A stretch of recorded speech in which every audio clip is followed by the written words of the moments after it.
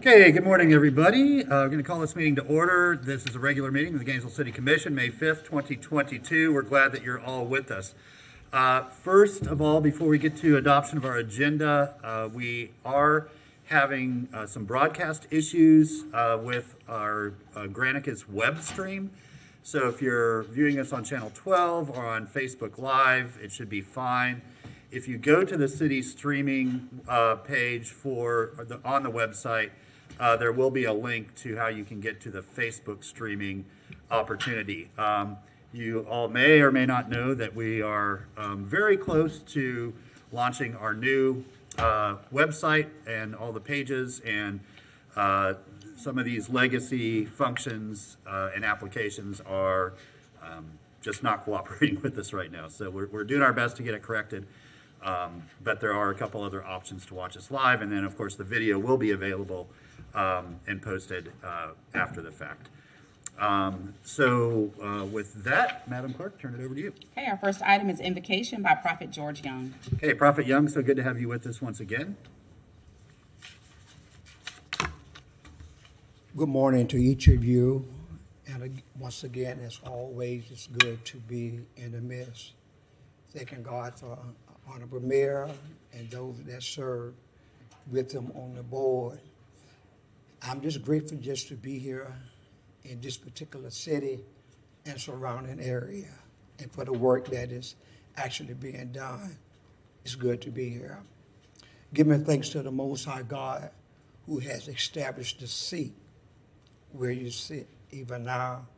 So it is to him that I pray, and I look to him even for the safety of everyone and all those in authority. We thank God for all governing authority, that the Almighty will keep us safe in our going out and our coming in. Most holy and righteous God, sovereign God, creator, maker of all mankind. Holy Father, I thank you for these that are gathered here. As already made mention, the mayor, each commissioner, for the business at hand. I thank you. And I pray even more so that you will order their step, their very thoughts, even as in time past, that there be no schism among the body, but for the best interest of this city, for all mankind, that even with the business at hand, that all will work according to plan. Father, for your glory, that your will be done and be acceptable in thy sight. And again, Father, I say thank you. I give you praise, honor, and glory as they move further in this meeting for your great name's sake. Amen, amen, and amen. Amen. Thank you, Prophet Young. Always appreciate you being with us. Okay, Madam Clerk. Our next item is the adoption of our agenda with updates. File 211135, appointment to the GACRA, GHRB, UAB, added item.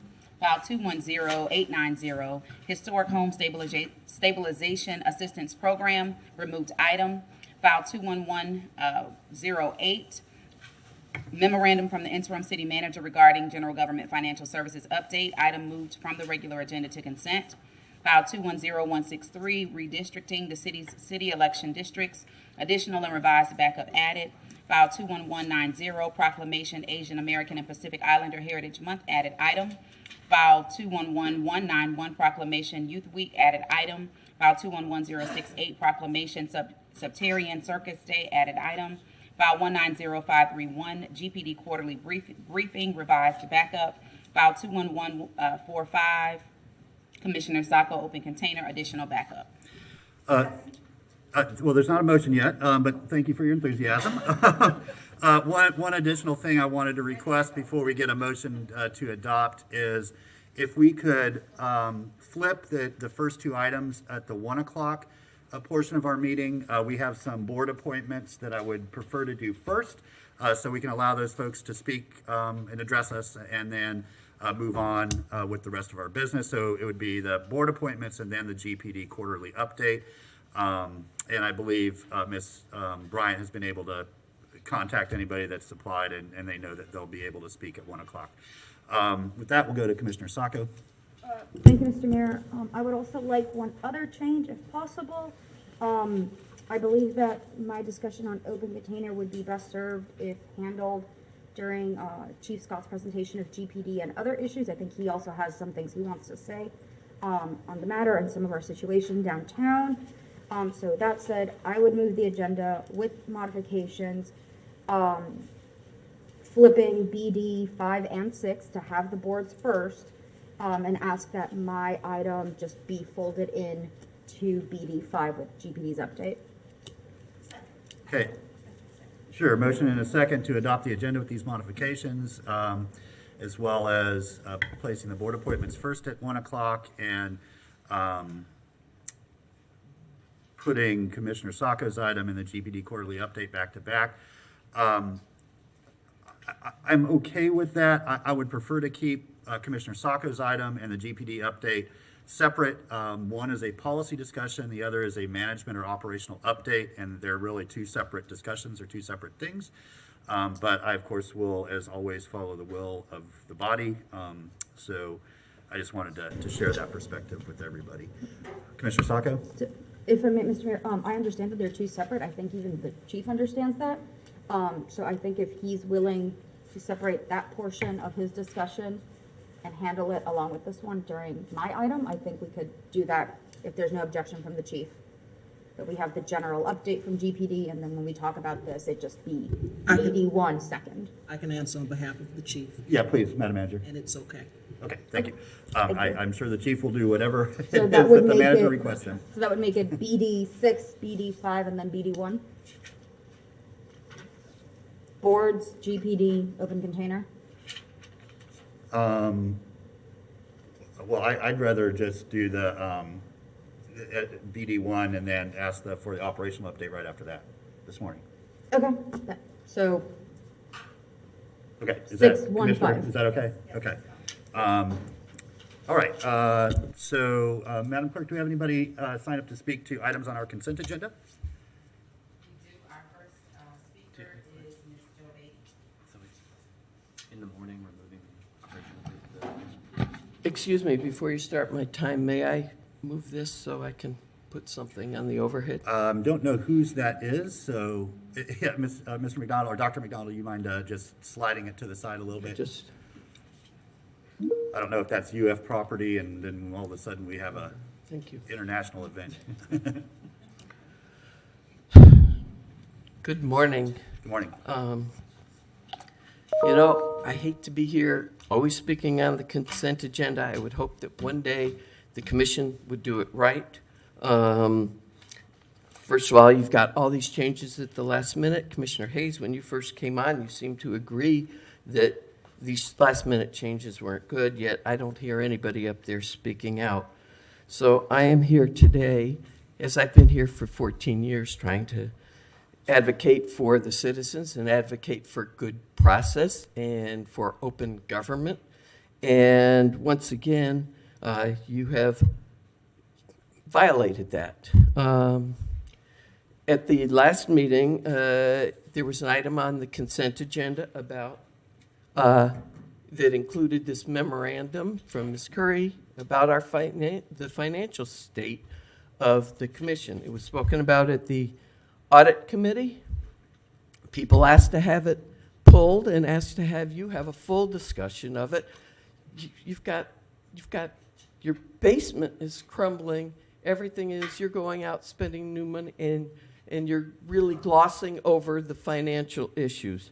So at the meeting following the audit meeting on April 21st, there was a motion by Commissioner Chestnut to remove this, as was appropriate, to continue it to a time when we could speak to it. There was a vote. This is for, so that the people out there know what's happening. There was a vote by the commission, 6-1. Mayor Poe was also in agreement that this should be moved. It was moved to this agenda. And at that, as of, I've got to get Monday morning, this was the agenda. This was as asked that it be on the, as a discussion item. The next day, Tuesday, the agenda changed and it's moved to consent. And then here you have it being moved to consent at Commissioner Chestnut's request.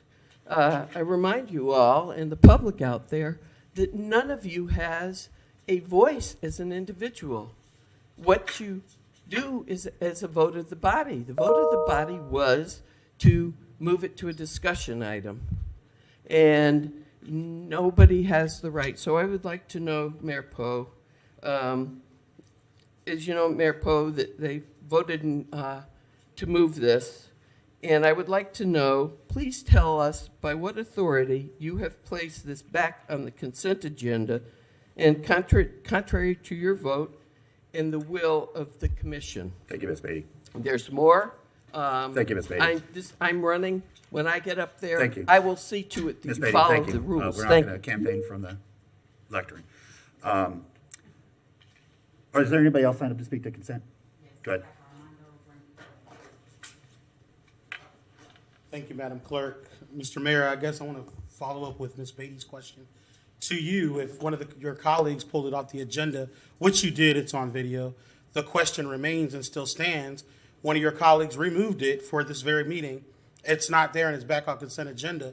Can you make that make sense? Can you help us understand? Yes. Because it's inherently does not make sense when a commissioner, which unless they're, to her, one of the points was made, they have the prerogative to pull off what they want or add to what they want, pulled it off, and we all saw it, you saw it.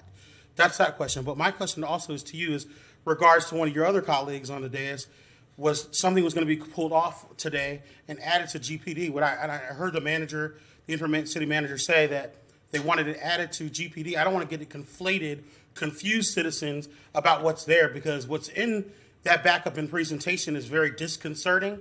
And I don't want that to reflect poorly on GPD. And what we need to have a very intricate discussion about that item because there's some very glaring things in there. Yeah, And I Mr. think we need to Gomez, have- I'm sorry. that item is Can you on cut our my agenda. time? That item is on our agenda. Can you so cut my speak time, to it please, at that Ms. time. Kaney? No, Mr. Gunny Gomez, this is about consent I items. am, and this is on consent. No, You it's just not. pulled It is not on consent. It is on the regular agenda. It's the first item on our agenda, followed by the It was second on, item on our agenda. the item was on consent, and she It added is it for not discussion, on correct? consent. It is on the regular agenda. So you'll have an opportunity to speak to that item when it comes up on our regular agenda. All right, so It the is question. not on consent. So the question still, Mr. Chair, Mr. Mayor, still stands. Please explain to all of us why, when Commissioner Chestnut asked that to be removed and had for discussion, we are not discussing it. Can you Absolutely. make that make sense? Yes. Thank you. You're welcome. Anybody else, Madam Clerk? Okay, thank you. The motion at our last meeting was to continue that item to this meeting. And then at the request, and I'll let Commissioner Chestnut speak for herself, but at the request of Commissioner Chestnut, because she was the one that made that request, that the full body then voted on, asked that it be placed on consent, which I honored that request. And so I'll let her speak for herself.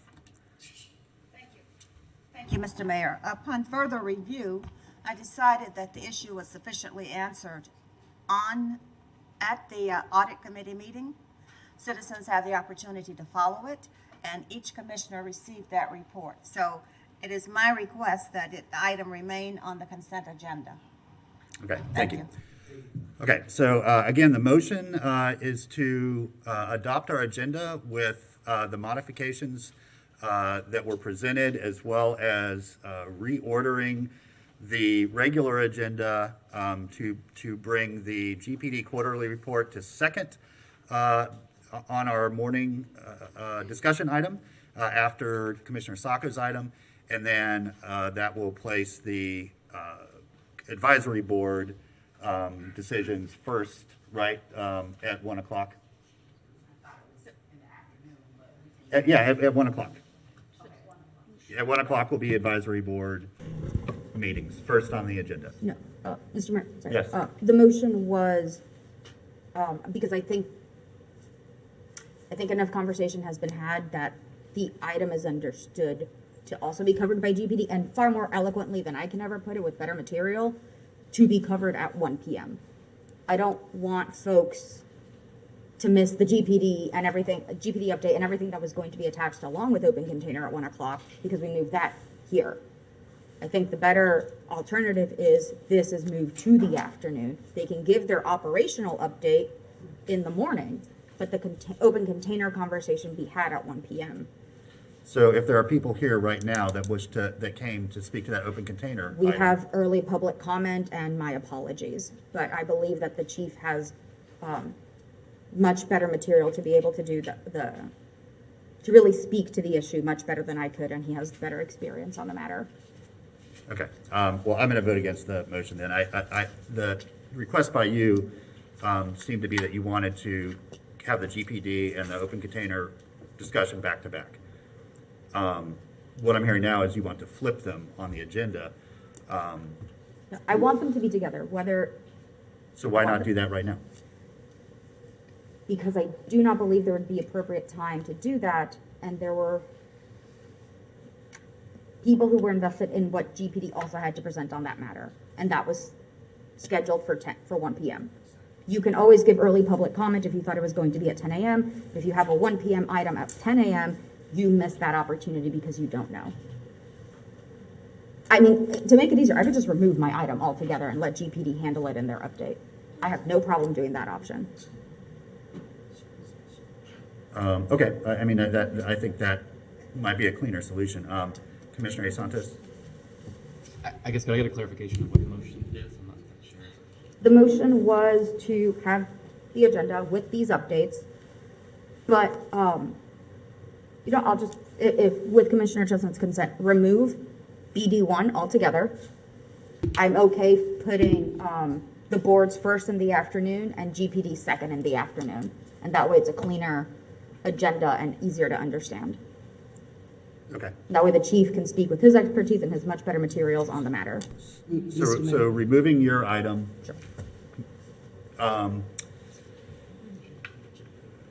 Moving board appointments to first in the afternoon and then GPD update second, Per and your you request, will, yes. you will make your Comments comments during or GPD. observations yes. during their, Yes. okay. And if the second is okay with that, I think that's a cleaner solution. Commissioner Chestnut?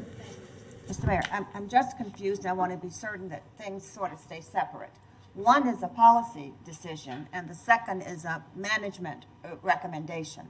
So am I understanding Commissioner Sacco to say that you're taking your item off completely? If it's making it to, Because yours is going to be a policy issue. yes, I understand. So I would like them to stay together. I do not think GPD should be moved to the morning. I would like BD1 moved to after GPD in the afternoon. Okay, I think, Mr. Mayor, I believe we have people that are here this morning to speak to the GPD issue, the police department issue That's in the afternoon. in the afternoon. Well, I'd rather keep them separate. I'd rather keep the issues separate. As I said, one is policy and one is administration, so keep them separate. So it's, in that case, then, it's how I originally asked for it, that we move BD1 to the afternoon following GPD, which will now be after boards to get those done quickly. Mr. Mayor, I think what would be clearer to the public, while we have the alphabets here, BD, if we would just sure. give the name of the item. Open container will be done after the GPD presentation, which we have now switched with the boards. So it will be the board appointments first in the afternoon at 1 o'clock, then GPD's presentation on the update, and then the conversation on open container after that, starting at the 1 o'clock agenda. Okay. Strike and merge. Okay. Commissioner Chestnut, was that all? Yes, Okay, okay, fine. okay, all in favor of the motion, say aye. Aye. All opposed? That motion passes 6-1 with a Santos in dissent. So with that, Madam Clerk, I'll turn it back over to you. Okay, so this may be relevant to some of you. We have 3 opportunities for early public comment on our agendas. This is different from general public comment. So general public comment is for anybody to share anything that's on their mind that is not on our agenda. So it's sort of a open opportunity. Early public comment, the opportunity that you have right now, is to speak to items that are on our agenda. Once you do that, you forego the opportunity to speak later in the meeting, but it is an opportunity to allow you to speak and then kind of leave and go on about your day. If you speak to just one item, and we'll ask you to share which item you're speaking to when you introduce yourself, you'll get the customary 3 minutes. If you speak to multiple items, you'll get up to 5 minutes. Just tell us what those items are so we can make a record of it, and then the clerk will handle the additional time there. Okay, so hopefully people are clear on that. Madam Clerk, do you have anybody signed up for early public comment? I had Mr. John Paul, but he may be leaving. I don't see him anymore. He may just come back at 1 o'clock. Okay. Board appointments, but no others. Okay, then we will turn back to you for our next item. Okay, our next item is BD2, Constituent Services and Intern Support, with the recommendation that the commission hear a presentation from staff and discuss. Okay, who's here to make this presentation? Welcome. Good morning, Mayor and City Commission. My name is Brandy Stone, and I'm the Civic Collaboration Specialist within the Department of Strategy, Planning, and Innovation, and I will be doing a brief overview of some of the student engagement efforts that we have here at the city, and then I will turn it over to my colleague Jacqueline Stetson for a demonstration of my GNV. Wonderful, thank you.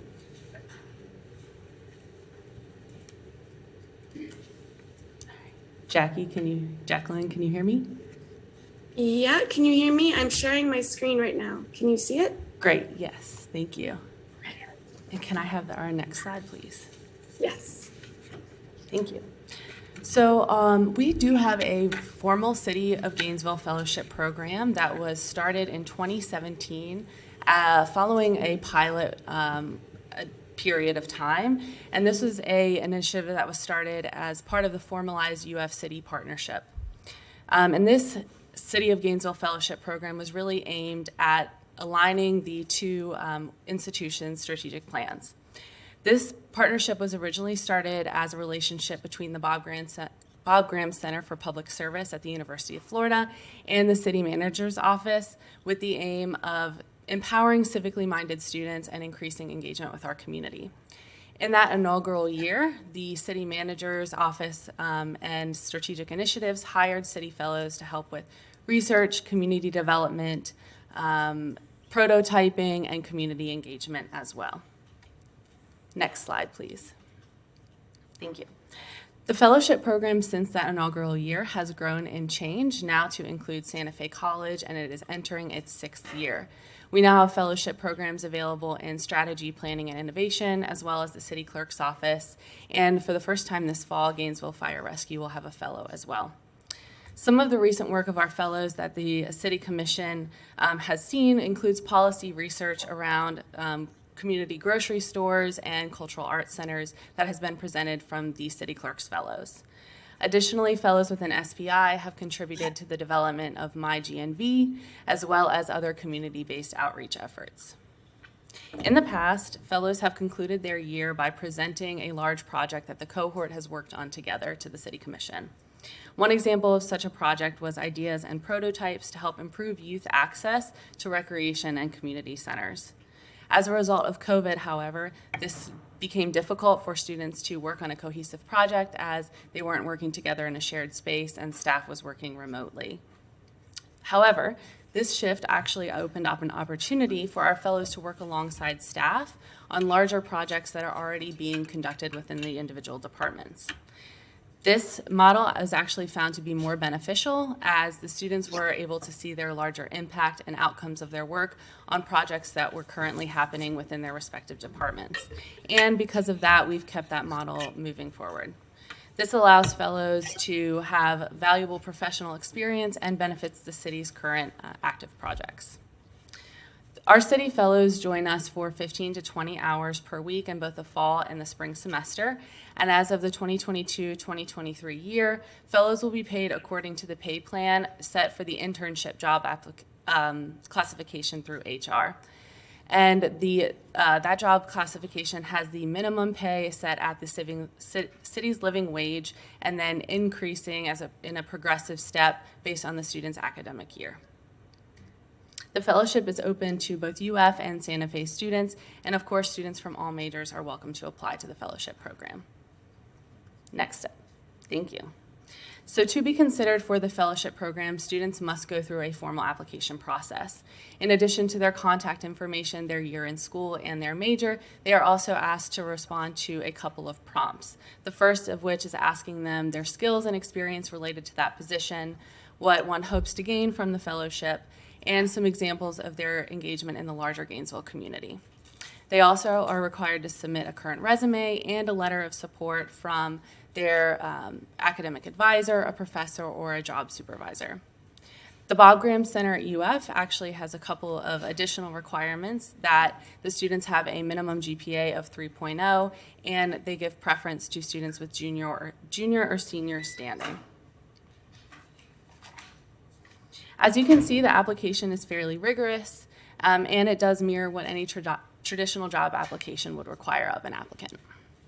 Next slide, please.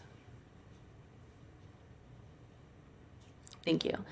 So in addition to the application, the recruitment process is actually facilitated in-house by UF and Santa Fe, respectively.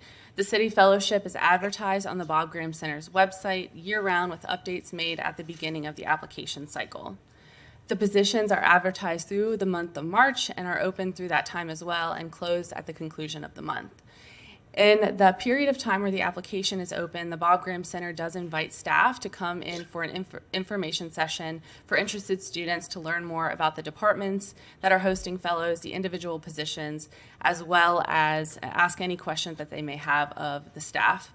Additionally, Santa Fe College students were welcome to attend this information session as well, further showing how collaborative this fellowship is in nature.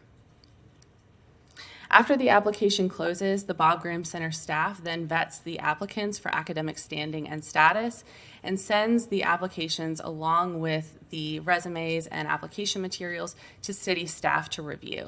City staff then review those applications and select an appropriate interview panel of staff, coordinate the interviews, and facilitate those, making fellowship decisions at late spring time.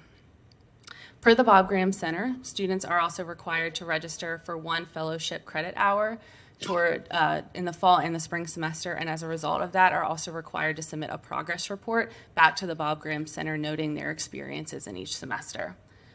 Although the application is housed at the individual institutions, the application and interview process do follow city HR policy, and upon acceptance, fellows are onboarded just as an intern would be through Workday with the city. Next slide, please. The fellowship partnership with Santa Fe actually started more recently in 2021, so it is fairly new, and positions are posted and advertised similarly as to the Bob Graham Center at the University of Florida. The Division of Student Life staff will confirm and vet applicants and sends the materials to city staff to coordinate interviews, and the Santa Fe students and Bob Graham Center students all go through the same process with the same timeline, and city staff are conducting interviews with both groups simultaneously. There is no course credit requirement through Santa Fe College like there is with the Bob Graham Center at UF. Next slide, please. Thank you. In addition to the fellowship program, the city continues to engage with staff in new and innovative ways, and here are 4 examples of that. The first is establishing course-based partnerships. These are established with faculty at a number of different universities, with city staff and faculty. And the reason that these faculty relationships are beneficial is it provides the structure and building a relationship with the faculty with the new and innovative ideas of students that come through that course every semester. City staff have partnered with faculty at the University of Florida, Michigan, Parsons School of Design, and even Alachua County Public Schools as well. And this advances projects along the lines of user experience, community engagement, and community development as well. By working with the faculty that instruct these courses that align with the knowledge and skill sets needed to advance city projects, staff are able to leverage the course assignments that students are already working on to further the strategic goals of the city. And the students are not required to do any extra work as a result of this partnership. However, that work just aligns with the goals and the current projects that are being conducted at the city. The second example is through the development of a set of volunteer toolkits. With a group of students from Engage Florida, which is a student group managed by the Director of Collaborative Initiatives at UF, staff are working to create a set of toolkits to support meaningful and intentional community engagement between students and nonprofits by providing resources and skill development information to interested students and providing assistance for nonprofits to host volunteers. The goals of these toolkits are to ensure mutually beneficial relationships between our growing volunteer base here in Gainesville and our nonprofit sector. A third example of community engagement is with the implementation of the Food Generating Business Survey. Through the drafting of the city's solid waste ordinance, staff train students to go to local food generating businesses and facilitate a survey to learn more about their waste reduction practices. And lastly is the Partnership for Reimagining Gainesville, or PRG. PRG is another result of the UF City partnership and is a model for community-based collaboration and meaningful impact. Students who are interested in community development are welcome to come to PRG and get involved with any of the projects working through the initiative, as well as support PRG operationally. Next slide, please. I will conclude today with an overview of a couple of the other city internship programs that we have. I will note that this is not an exhaustive list. These are just a couple of examples, and I want to recognize that this information was compiled by Morgan Spicer from the clerk's office. I'm just presenting it today for the sake of flow. Parks, Recreation, and Cultural Affairs does have unpaid interns who work about 25 hours a month, and they host about 2 to 3 per semester, depending on staff availability for supervision. PRCA does mostly tabling and attending UF events for recruitment, as well as posting the positions online. And the Cultural Affairs Events Office also has unpaid interns that are coordinated through UF's Tourism, Hospitality, and Event Management degree. They have about 5 to 7 interns in the fall, 3 to 5 in the spring, and 1 or 2 over the summer. Interns are brought on internally by PRCA, and there is a coordinator who conducts third-party background screenings on interns, and that is budgeted to pay the costs. HR is not involved in that internship process. Next, IT has service desk interns from Santa Fe College who are paid and work about 30 hours a week. These positions are advertised through the city, and a formal partnership is being developed to facilitate this process in the future. And lastly is Gainesville Regional Utilities, or GRU's water and wastewater interns. GRU typically has about 5 to 6 intern positions that are posted and advertised through our HR program, and these are students who are either civil engineering or environmental engineering majors who have a minimum 2.0 GPA. There's also a requirement that these interns work with GRU for a minimum of 2 consecutive semesters, and they work on a variety of projects, 15 to 20 hours a week. As you can see, some of the internships are more informal, while some are more formal. So in summary, the city has many opportunities to engage students in our community, whether it be through their courses, through volunteerism, and formal positions. The opportunities offer students professional development, valuable real-world experience, and a growing network. And they also help the city towards the completion of strategic goals, so it's a mutually beneficial relationship. And I will now turn it over to Jacqueline Stetson for the MyGNV demo. Thank you, Ms. Stone. All right. Hello, everyone. I am Jacqueline Stetson. I work in strategy, planning, and innovation. Excuse me. My chat today is to do an overview of MyGNV. I'm the program manager from the MyGNV service. So what is MyGNV? MyGNV is the City of Gainesville's neighbor portal, and it's available both on the web at mygnv.com or through mobile apps on Android and the Apple Store. And we focus on 3 core services for MyGNV. You can request assistance and services, you can report non-emergency maintenance issues, and you can receive personalized notifications. The idea behind My GNV is we want to make it easier to live in the city of Gainesville. And it's all about bringing city resources to our neighbors wherever they are. And it falls under the Goal 5 of the Strategic Plan, Best in Class Neighbor Services. My GNV launched in 2015 as 311 GNV.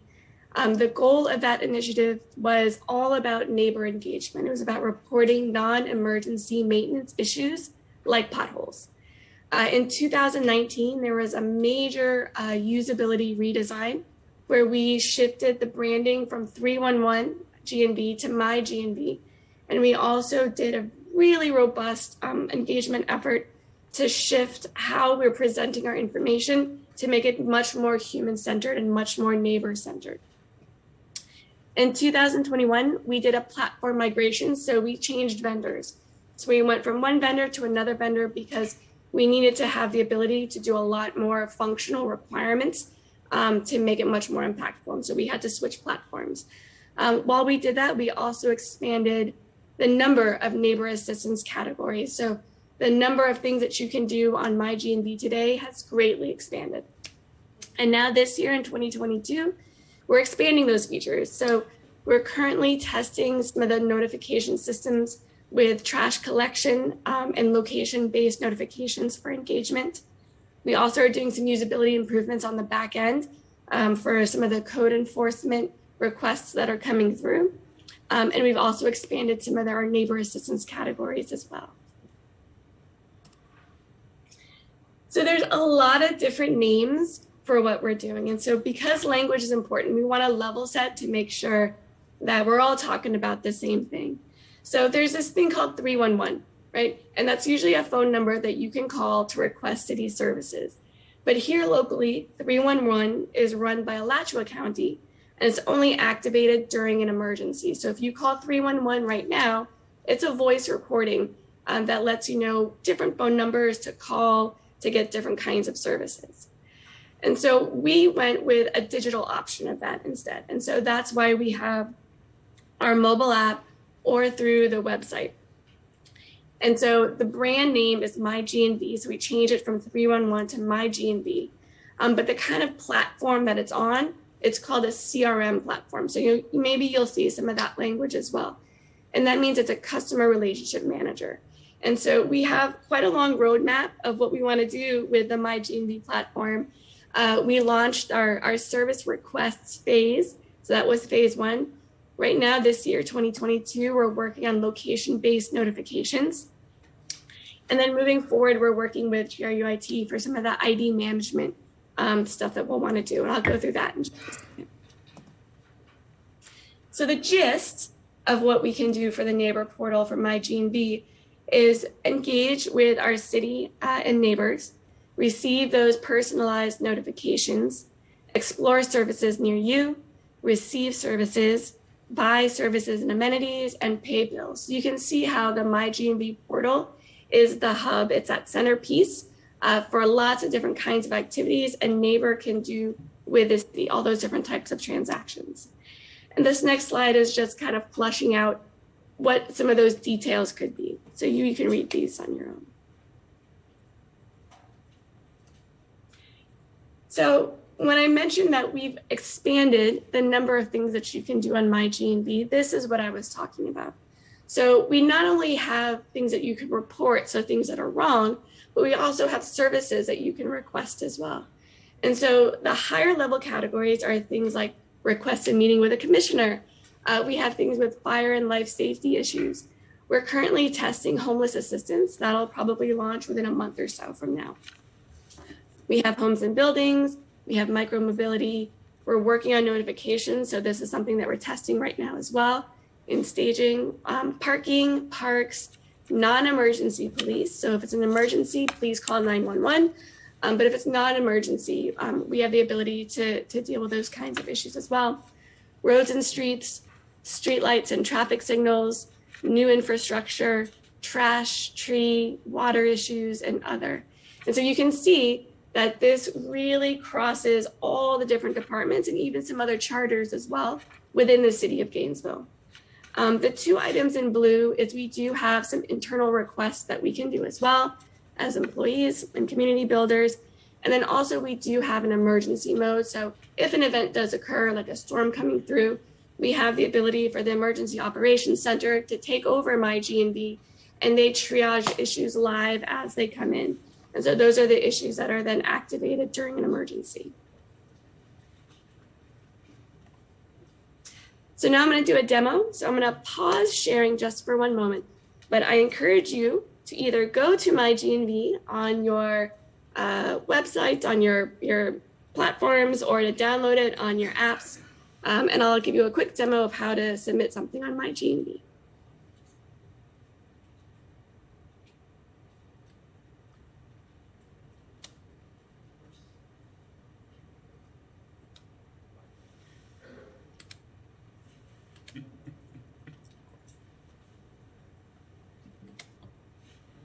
All right, so because I'm on a web, I am just going to type in mygnv.com.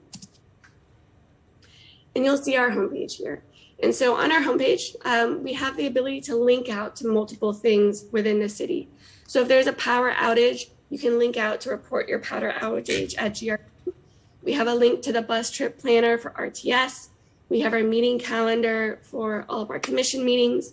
We have the ability to pay bills, explore GNV, and soon we're going to be launching the notification feature.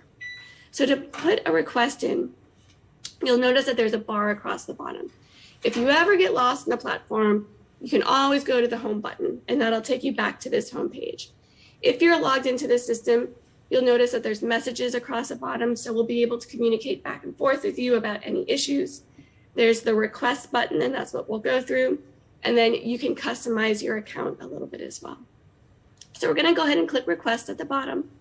And you'll notice there's three things. There's create a request. So we're gonna create a new request today. There's my request, so I can see the status of all the requests that I put in. If I'm logged in, I can see all the statuses of my requests. And nearby requests is I'll be able to see any of the publicly visible requests that are around me. So we'll go ahead and click create a request. And this is our main form that we're going to work with. So the first thing we do is we're going to select a request type. And here you'll see all those categories that I just showed. They're all in here right now. So we're going to go ahead and just click other because this is a live site. It does assign tickets and issues to staff members to go work on it. So we're going to pick one that goes to our staff internally within the MyGNV platform.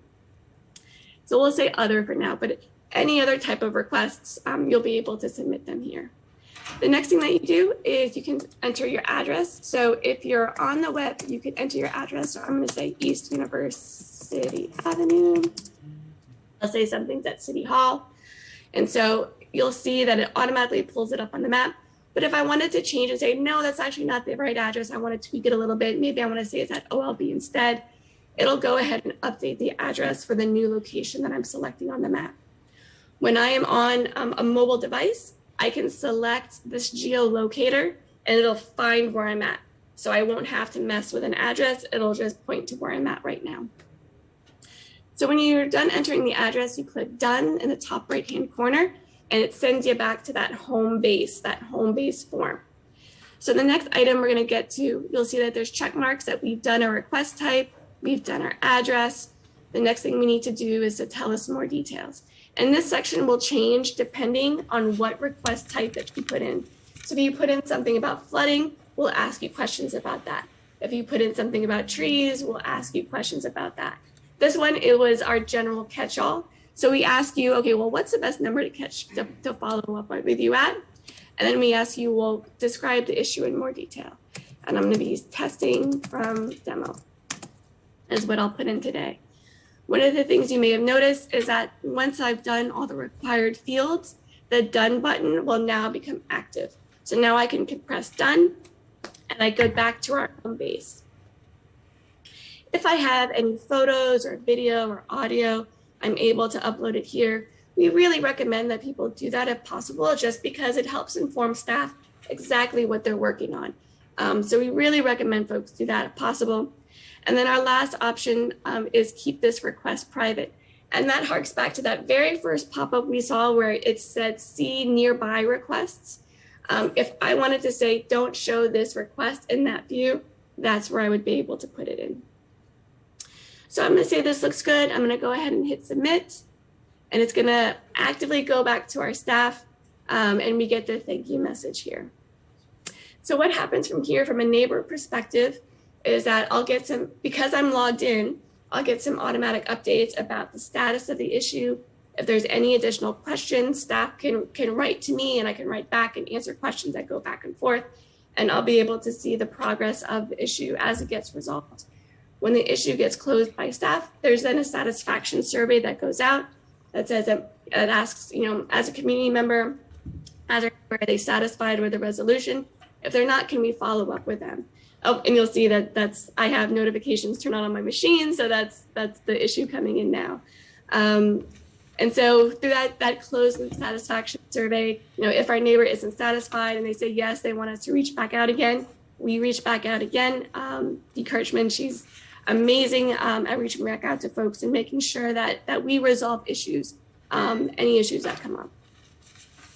So with that, I'll pause. I'll see if there's any questions. I'll stop sharing. Well, thank you both. It seems like you were so thorough. There are no questions, which is a sign of a well put together presentation. I really want to. They're both awesome. They're sort of different universes, but the Fellows program has just been amazing. I remember. You're going to hear a lot of these old man stories between now and the end of the year from me, but I remember that first cohort of fellows downstairs, and they had their own little, we made their own, own little office, and every time you went down there, they were just so excited to be working as part of the city, bringing forward, just really outstanding work, and it's become an instrumental part of what we do, and I think also, not only does it offer an opportunity for them to do real government work, not abstract stuff in a book or a case study, but hands-on, but also gives us an important perspective that sometimes we're missing. Young people are a massive part of our community, and making sure that we have those sets of eyes on some of the work we do, even if it's a fraction, is really helpful. So it's been awesome. I, and probably most of us, walk around town with my GNV at the ready. Once I used it the first time, I was like, this is amazing, because you get immediate feedback on what the issue is and how it's being addressed. And I always submit anonymously, always, for obvious reasons. I want to know how the system's working for whoever uses it. And I am just blown away by the short turnaround time for most issues that are submitted, even when they're sometimes complex. I love where it's going with hyper-localized notifications. And I'll just give you a quick example. Last week, the recycling truck broke down almost in front of my house, one house away.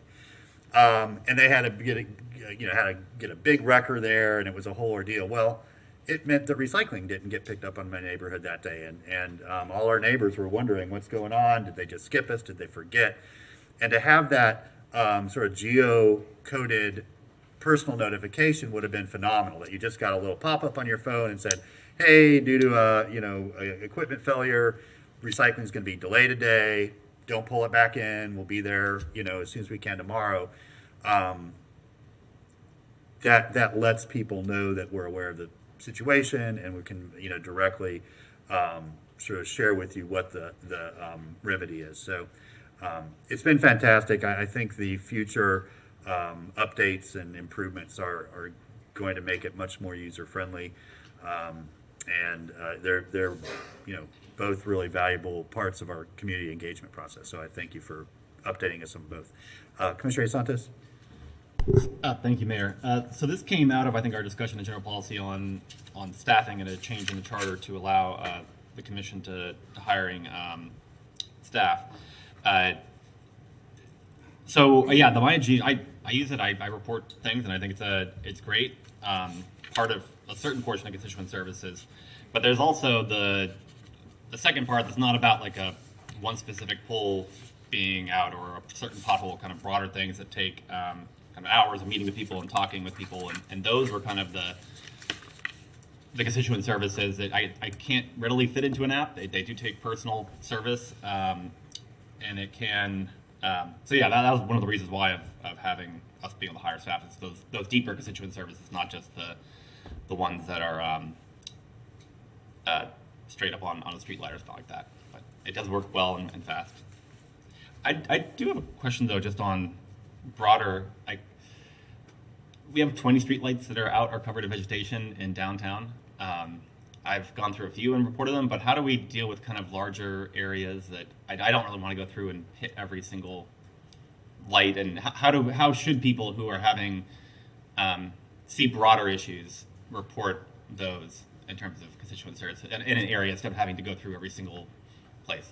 I would say, if I might, Of course. it's called in the manager's office, reporting it, and we would address it. Okay. Thank you, Mayor. Thank you. Okay, Madam Clerk, do we have anybody signed up to speak to this item? Nope, okay. No action, this was just an update, so really appreciate both your all's work on this, and thanks for being with us this morning, and just keep it up. We really do appreciate it on behalf of all of our neighbors. All right, Madam Clerk, next item.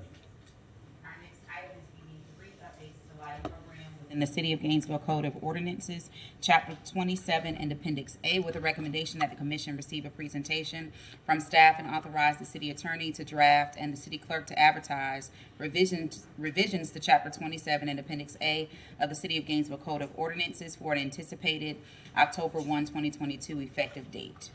Okay, thank you, Madam Clerk. And Mr. Cunningham, do you want to introduce anything here? Yes, please. Thanks, Mr. Mayor. So the next two items are lighting items. GRU staff will cover the first item, and city manager's staff will cover the next item. So we have several staff here. They're going to share a little bit of information about it. In addition, I just wanted to share that the UAB approved on April 14th. They approved our recommendation, but they had some suggestions. I'm providing more information to the commission so that you all are more fully informed as you make the decision. And so we'll be addressing that as in addition to the presentation this morning. And so with that, some of the GRU staff will get up and do a presentation. Thanks. Okay, thank you very much. Good morning. Good morning. Take this off for a moment. My name is, Mr. Mayor and Commissioners, my name is Kelly Rose, and I'm a Utility Standards Specialist for GRU. I currently oversee the GRU lighting program and would like to take an opportunity to briefly explain the program and discuss the request for the rate adjustment. And Ms. Rose, I'm sorry to interrupt you so early, That's but okay. if you just pull that mic down just a tad. Sure. There you go, perfect. Is that yes. better? So GRU's lighting program started over 30 years ago as a service provided for public roadway lighting for the city of Gainesville and Alachua County, and now also includes a rental light option. One vast difference in those two programs is a 5-year contract that is required for rental lighting. Public lighting does not have a contractual obligation. The benefits of this program are many, but these are the ones that I have identified as the top 3. First and foremost, there is no upfront cost that's required from the customer. GRU provides all the materials, labor, and maintenance for the light or pole as long as it is installed and is actively being paid for. Once the contract period is satisfied with rental lights, the light can be removed with no additional cost. If the light or pole needs maintenance, submitting a request for repair is as easy as making a call to customer service, visiting the GRU website, or as Jacqueline just mentioned, going to my GNV app or website in order to submit a request for outages. And to answer Commissioner Santos' question, if you submit the information, I can give you an email address to send your multitude of lights that are out so we can get those taken care of. And number 3, we conveniently bill the lights and poles to customers on their GRU bill. So this allows the customer to pay one bill with all of their services provided by GRU. To maintain a successful lighting program, it is necessary to evaluate the service and materials as well as to review the current lighting practices to ensure that we're providing a quality service that would be attractive to customers. In order to do this, it may be necessary to implement annual rate adjustments so the program is fulfilled and sustained by the customers using the service. In this presentation, we'll discuss the key takeaways from the program, review the timeline of how and why we're here today, discuss the cost of service methodology, review the estimate impact of the rate proposals, and then we'll summarize what next steps will be taken when the rate adjustments are approved. At the recent UAB meeting, it was requested to submit specific data to you as the commissioners as part of this meeting. Staff is prepared to present this info and as well as the impact on the City of Gainesville light and pole cost at the conclusion of this PowerPoint presentation. Please let me know if you're interested in reviewing this material at that time. You can go to the next slide.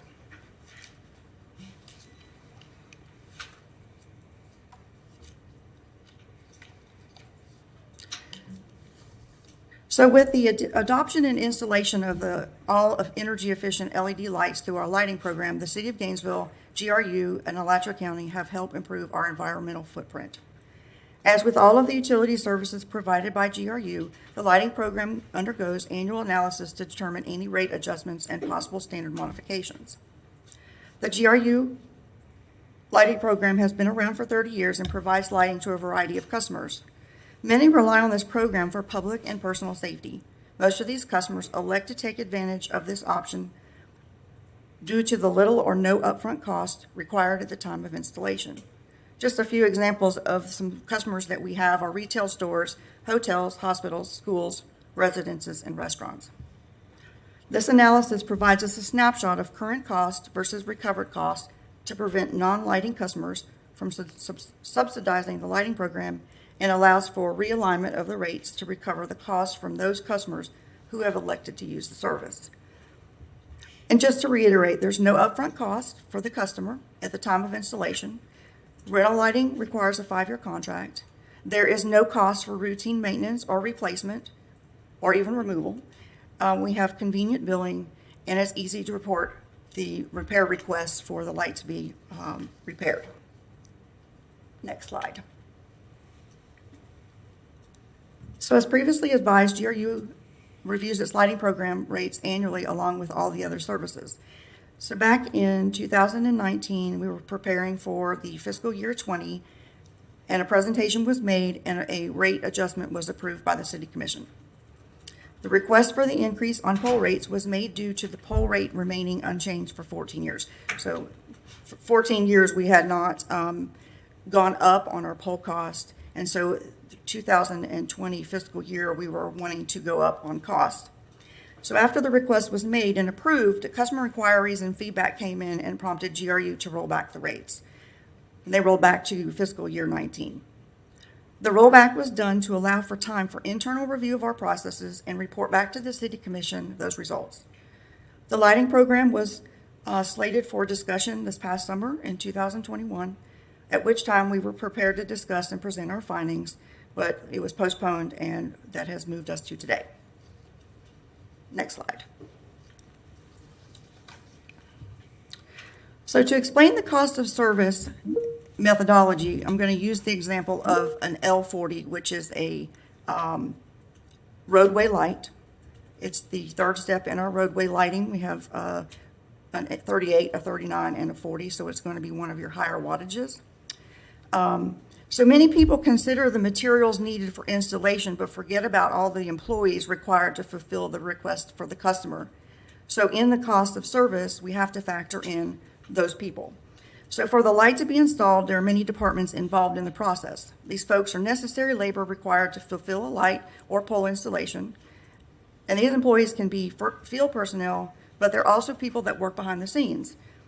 A few of those departments are customer service, electric engineering, billing, construction, GIS, our work order center, the warehouse, new services, and street light repair. So currently GRU is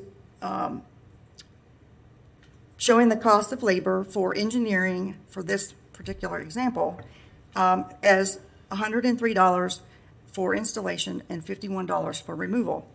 So keep in mind that that part for engineering encompasses the design, the work order, and the site visit that the customer receives when they request a light to be installed. So we have to go out and meet with them in person in order to determine what their needs are and get the request fulfilled.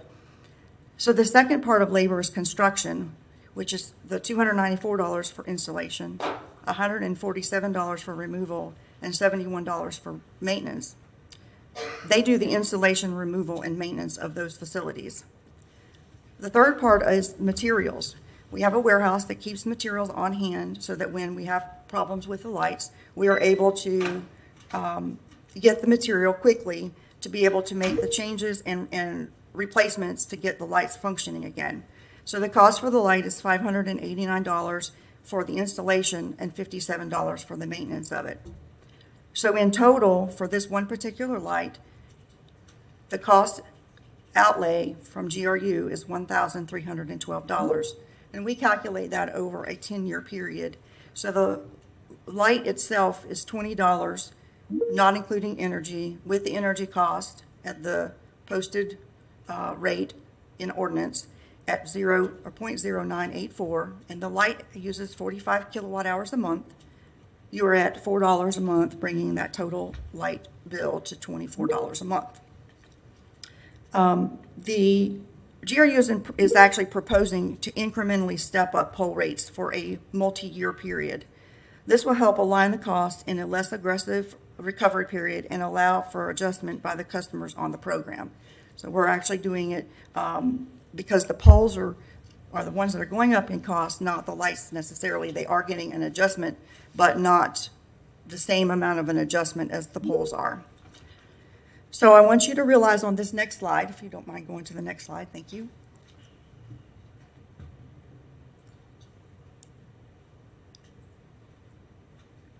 This is the estimated impact of rate proposals. This information that's provided is the impact for the entire lighting system. So it's not just rental lighting, it's not just street lighting, it's all encompassing of the entire program.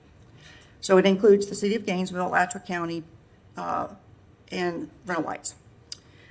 So if you notice in column 2, quantity, the base of it, the total is 58,091 lights and poles. So that's a combination of both, and a combination of both lights and poles.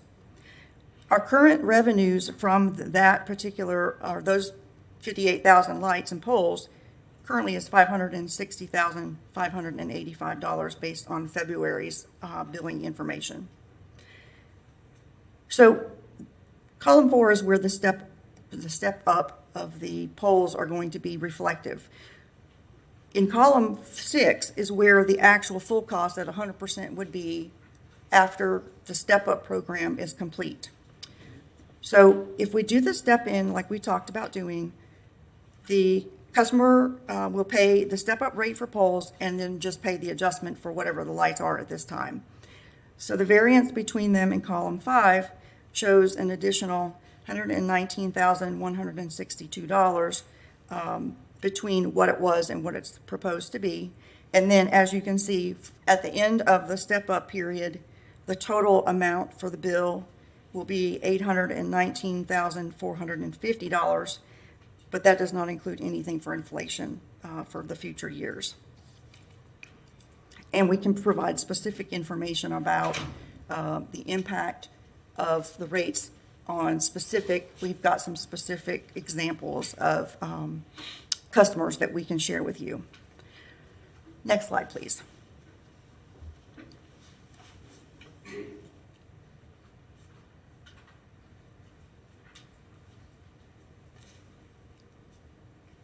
Thank you. So customers elect to use this lighting program, and the monthly charges that are billed to each customer goes to pay towards the initial and long-term expenditures that are associated with running the program. So upon adoption of proposed rates and during the realignment, we will make the necessary updates to the cost and wattage in the ordinance of Appendix A, retire or introduce lighting and poles to and from the GRU standards. We'll prepare for the FY24 budget year and presentations as part of our annual rate analysis. We will reevaluate and establish an energy delivery business process, whereas the lighting program will be evaluated for rates and modifications during the annual budget process. The lighting program is a valuable service to our community and customers, and I would encourage you to consider the benefits when reviewing our recommendation. Next slide.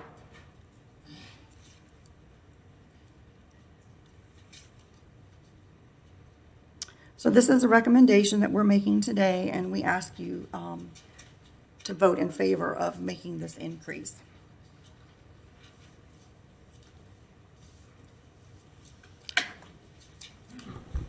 Are you interested in seeing the information, the documents that were prepared in response to the UAB's questions? Yeah, let's go ahead and do that now before we get back to the commission. Okay. I think that's I'm probably going to good. have Carmen Burst come up, and she's going to present the first part of it, and then I'll be back to do the balance of the information and then answer any questions. Sounds good. Thank you. Thank you, Ms. Rose. Morning. Good morning, Mayor, Commissioners. I'm Carmen Burst, the Energy and Business Services Manager. Thank you for the opportunity to present a sampling of data to you on the potential financial impact increasing our rental lighting rates will have on some of our large account customers. My team was asked to provide examples based on specific sectors such as the public schools, retail and apartment complex, and senior living. We reviewed the data for each of our business partners and used a small, medium, and large subset to create a graph to show the yearly impact. I'll start now with my first example for the Alachua County Public Schools. And thank you for being gracious to me, as this is my first time actually utilizing this platform and projector. They will turn that on for you. Okay, thank you. Ooh. With some special effects.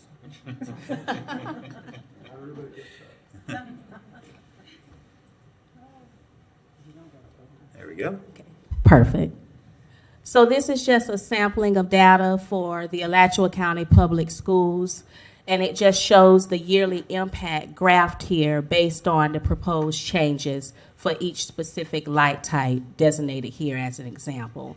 So for example, for this specific light type, which is an L62, it shows what the current yearly bill is, following the new yearly bill, and then lastly, it will give you an overview of the yearly impact based on the proposed changes. For the next light, which is an L63, it follows the same pattern of showing what they're currently paying, what the new yearly bill would be based on the proposed increases, and the overall impact. And the same follows for this specific light type. And again, this is just a sampling of data based on small, medium, and large quantities. I do have data holistically if you all wanted that emailed to you at a later time to show all of the lights and poles for the school systems to show the impact.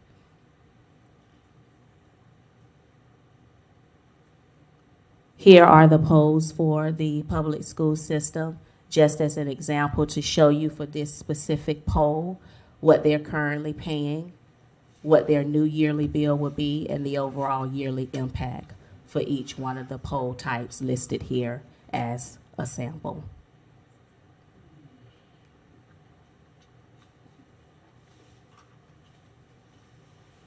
The next example is North Florida Retirement Village Senior Living. It also follows the same pattern in showing the impact, what they're currently paying for each specific light, what the newly yearly bill will be, and the overall impact. A couple of these examples indicate no change as far as the rates on the light, so there will be no impact for the examples provided here for these two light types. However, for the last one here, you will see the overall yearly impact based on the proposed change.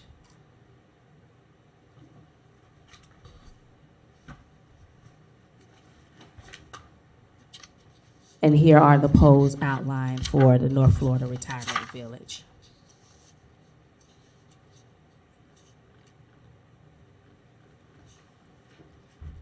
As an example of retail, we use Butler, which is one of our large account customers, to show the impact the proposed increase would have on some of their lights and poles. Following the same pattern here, it shows what they're currently paying, what the new yearly bill would be, and the yearly impact.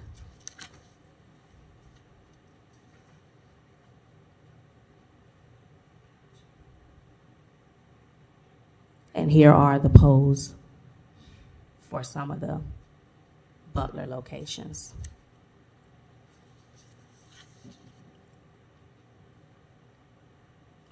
And lastly, as an example of an apartment complex, one of the Collier complexes, the Enclave, there were only 2 light types and 1 pole type, so I couldn't use the same approach as far as small, medium, and large quantity due to the limited amount of data to feature and analyze, but I wanted to provide the sample for one of the Collier Company properties, the Enclave, to show the proposed impact.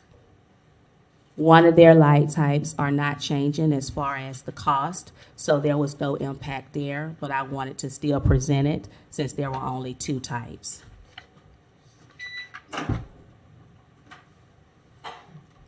And then lastly, here is information regarding the poles at this specific premise complex for one of the Collier companies.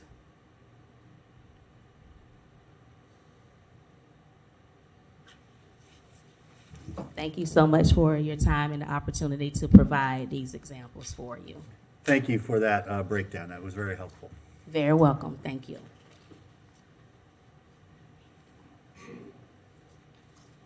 All right, Ms. Rose, bring us home. Yes. So part of the conversation with the UAB was about our methodology. I did cover that on our slide number 4. And if you can bring that back up so that if you've got questions specific to what the sample shows, I'll give you some information that may help with trying to understand where all of those values come from. That's where we talk about the labor for engineering, the labor for construction and materials.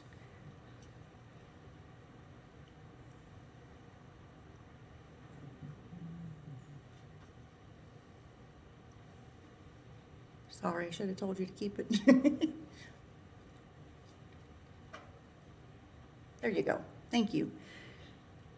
So the wattage for the light is used to calculate the energy charge that we would bill to the customer for the light itself. Lights are actually determined from the manufacturer what their usage is, and we just translate that to make it so that it's kWh for billing purposes, and then we just multiply that by the number of kWh by the energy rate. So the 0.0984 that we're using is the one that's the published rate. We also use it to calculate fuel adjustment charge, which is a pass-through for our customers on their monthly bill. We're recommending that we're trying to rectify, I guess, the lack of increases over the last 14 years. So that's why we decided to do the step up. We have an internal rate of return that we use, which is included in that $20 cost that's shown on the slide.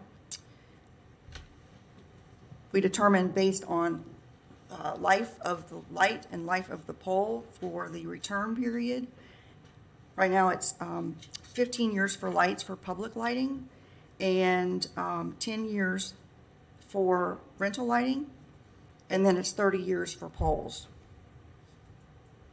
because we know that poles last a longer period of time. So the overhead rates, which is what I'm calling all of those customer or all those GRU and customer interactive accounts and departments inside GRU, those are the overheads. Those are all the people that do the paperwork and do the field work and all of those things. Those are what we consider overheads. And so all of those people and their time and their energy have to be taken into consideration when we're doing this program.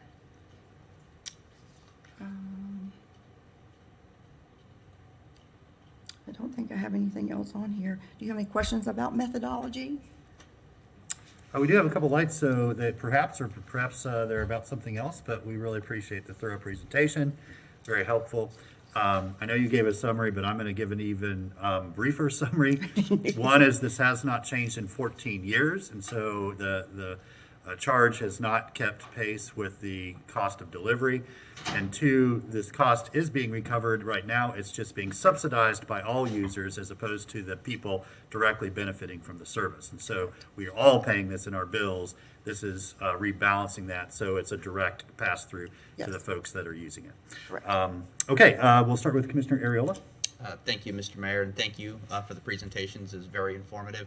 With that, Mr. Mayor, I'd like to move the staff recommendation. Okay, we have a motion and a second that we adopt the recommendation, which is to authorize the city attorney to draft and the city clerk to advertise revisions to Appendix A for the lighting ordinance. And we will turn then to Commissioner Ward. Thank you, Mr. Mayor. And thank you for the presentations. They're very useful and helpful. I'd like to try to get some frame of reference for what other communities do with this. Is this, have other communities put this off for as many years? Do we know? And do other municipal utilities offer this service, or is it traditionally done otherwise? I really don't know what other communities do. So I did a study to determine some benchmarks with other utilities. That's part of the UAB requirement. Every utility does what works best for them, and it's really difficult to do a fair comparison. Some don't even allow for rental poles. They require the customer pay up front or pay on time, but there is not a monthly billing charge that goes for poles. Some of them don't allow for a rental light. They have them pay for the light up front and then just pay for maintenance. So it's all over the map as to what their requirements are. I did receive some information from several of them that they don't have a real pulse on contracts and all of those things that go into effect, whereas that's something that we do make note of so that we can make sure that they're fulfilling the contract, and if they're not, that they are taking on a early termination fee. Gotcha. Okay. Well, thank you. I'm glad we're on it and truing this up. Thank you. Okay. Thank you all. Ms. Rose, for you, your staff, everybody that put a lot of work into this, we thank you for getting it to this point. Madam Clerk, do we have anybody signed up to speak to this? We have one speaker, Armando Brandy Gomez. Okay. Thank you, Mr. Mayor. The one question I did have is, I know you said it hasn't changed in 14 years, but the one question I have is the city was using high-pressure sodium bulbs for their street lighting, and I'm not sure if they've taken full advantage or if Mr. Cunningham or who can speak to the fact of, have we replaced high-sodium bulbs to complete LED bulbs for all of the city and streetscape and lighting? Because that would significantly also reduce overall cost and keeping up with not only inflation, but service cost and delivery. And I don't know who could speak to that, but I do also know, as of right now, not only with federal monies but that have been given, but federal monies are to be given, especially with Build Back Better, as well as transportation infrastructure dollars, and as well as places like Phillips and Siemens are giving municipalities LEDs, and they're replacing them at little to nominal cost. And if I don't know who that would be appropriately asked to, Mr. Mayor, but because somebody could answer that, I would like an answer to that question. Yeah, absolutely. We'll allow Mr. Cunningham to answer that. The LEDs certainly cut down on the energy cost, but all those other things that Ms. Rose spoke to are not affected by LED. It's still, that's what's driving this. But we can ask Mr. Cunningham to update us on where we are with the sodium to LED switch out. Mr. Cunningham? Yes, Mr. Mayor. So I'm going to have, as I start, Kelly, if you can come up to the podium and give a little more specifics about the change out to LEDs. But I did want to add one of the things Kelly was going to share, and I wanted to make sure the commission understood, is this has an impact on the city of Gainesville costs as well. So increasing these rates actually increases street light rates for the city of Gainesville, primarily Public Works, as well as Parks has rental lights. That analysis has been done a couple of times just to make sure what that bill is, and it's around $350,000 a year increase that the city of Gainesville will be paying with the change of these rates. So I wanted to make sure commissioners were aware of that. And then Kelly, if you can expound on that if needed, and then also address where we are on the change out to LEDs. I did have a follow-up question for him too, is what I wanted to ask. Sure. So they also, we're trying to reduce our footprint. It would significantly reduce our energy demands and our carbon footprint. So if they can speak to what that replacement look like, and I did not think about what it'll affect on general government too, but to the point, does the environmental impacts that it'll reduce energy, well, for certain, it's better lighting for overall, and that's what I want to also ask about if we could do. Sure thing, yeah, and the general government is the next item, so we'll get a little bit more clarity on that. But are we done with the, everywhere I go, I seem to see LEDs, but there might be some that still haven't been switched out. So we are about 90% done with the city lights. The ones that are remaining are the decorative lights. And because of COVID, there's been material problems with getting it through the pipeline to get all of the materials that we need in order to complete that. But it is something that we are still working on, and hopefully with staff and other things that we're dealing with, that we'll be able to finish that project up soon. And we are too working on the rental lighting change out to go to LED. And we're almost at 50% change out with that. And that's just through repairs. So if a customer calls in and said, my light's broken, we go out there, and instead of repairing the light, we replace it with LED, and they're automatically changed over to a new rate. So it's worked out really well. Just a real quick, the Tony Cunningham was referencing the increase. The only other part of that is the city's increase for their rental lighting. Annual increase at this time is just about $28,500. And another note is the cost that we've mentioned on both this one and the $350,000 does not include taxes, fuel, or fees, which they pay that now. It's just going to be different when the rates go into effect. Okay, thank you very much. So about 90% done with the general switch out, and then the rentals are being addressed as sort of needed. Okay, well, thank you very much. We do have a motion on the floor to move forward with the ordinance change. This is not the ordinance, so yeah, this is just a voice vote. All in favor say aye. Aye. All opposed? Motion passes unanimously. Appreciate all the work. Thank you all. Madam Clerk, next item, please. Our next item is BD4, Streetlight Asset Transfer from General Government to Gainesville Regional Utilities, with a recommendation that the City Commission approve the transfer of streetlight assets and authorize the manager or designee to execute all necessary documents for the transfer of streetlight assets, subject to approval by the City Attorney as to form legality. Hey, Madam Manager. Yes, sir, Mr. Mayor and members of the commission. There are some streetlights that are still managed on the general government side. We'd like to transfer those to GRU. That's what this item is about. The previous item that was discussed does have an impact on the general fund. On the general government side, it's a little over $900,000, but it's over the 3-year period of the increase, so it is a phased. Mr. Cunningham was absolutely correct in terms of the impact in the current year for next year, starting October 1. Been a little over $300,000. This is an additional item. These items are the ones that are still on the GG inventory that we're trying to transfer over to GRU. There's an impact as well, but it will be discussed. Okay, thank you very much. Welcome. Thank you. Good morning. I'm Chase Knight, an engineer with the Public Works Department. Did you say Light? What's that? What's your last name? Knight. Oh, Knight. Yes. That would have been too good. Okay. Good to have you here. Thank you. So as Madam Manager already discussed, this item is a request to transfer ownership of some streetlight assets that are currently owned by general government, and to transfer them over to GRU in order to align with the ordinance requirement for GRU to own and maintain the public streetlights, and for general government to reimburse for the operational and maintenance costs. So the fiscal impact is approximately $300 per year. And in the analysis. $300 with three 300. zeros at the end, right? 300,000. I said 300? Yes, 300,000.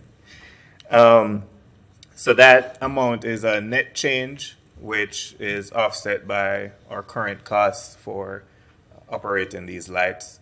And one of the big benefits of doing this transfer, obviously, is better service for our neighbors in terms of response time and GRU's expertise in operating and maintaining these lights.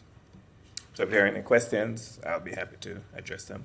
Okay, thank you very much, Mr. Knight. Madam Manager, anything else you wanted to add? No, Mr. Mayor, thank you. And y'all been working on this for how long? I'm not sure how long, but it's been quite a Precedes while. you. Yes, and Mr. Cunningham and I have aligned, we've met, we've tried to make sure the numbers are on point, and they'll be addressed in the fiscal year 23 budget.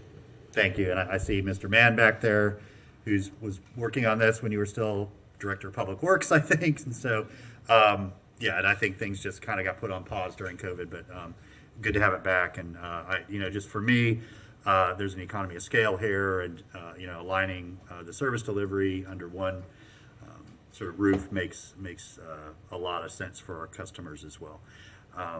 So there are no questions. Anybody interested in putting a motion on the floor? Commissioner Sacco? Thank you, Mr. Mayor.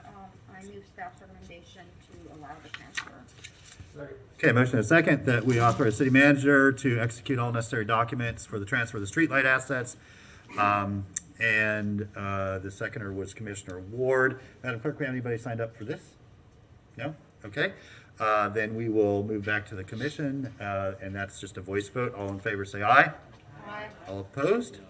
Motion passes 6-1 with Areola in dissent. All right, Madam Clerk, I believe we have reached the end of our business this afternoon, or this morning. Okay, so we will be in recess. We will reconvene at 1 o'clock.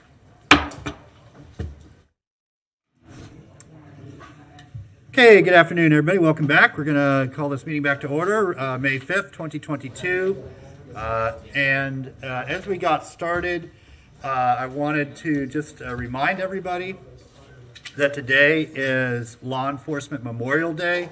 This is a day that we honor our law enforcement officers across the nation with all departments who have fallen in the line of duty.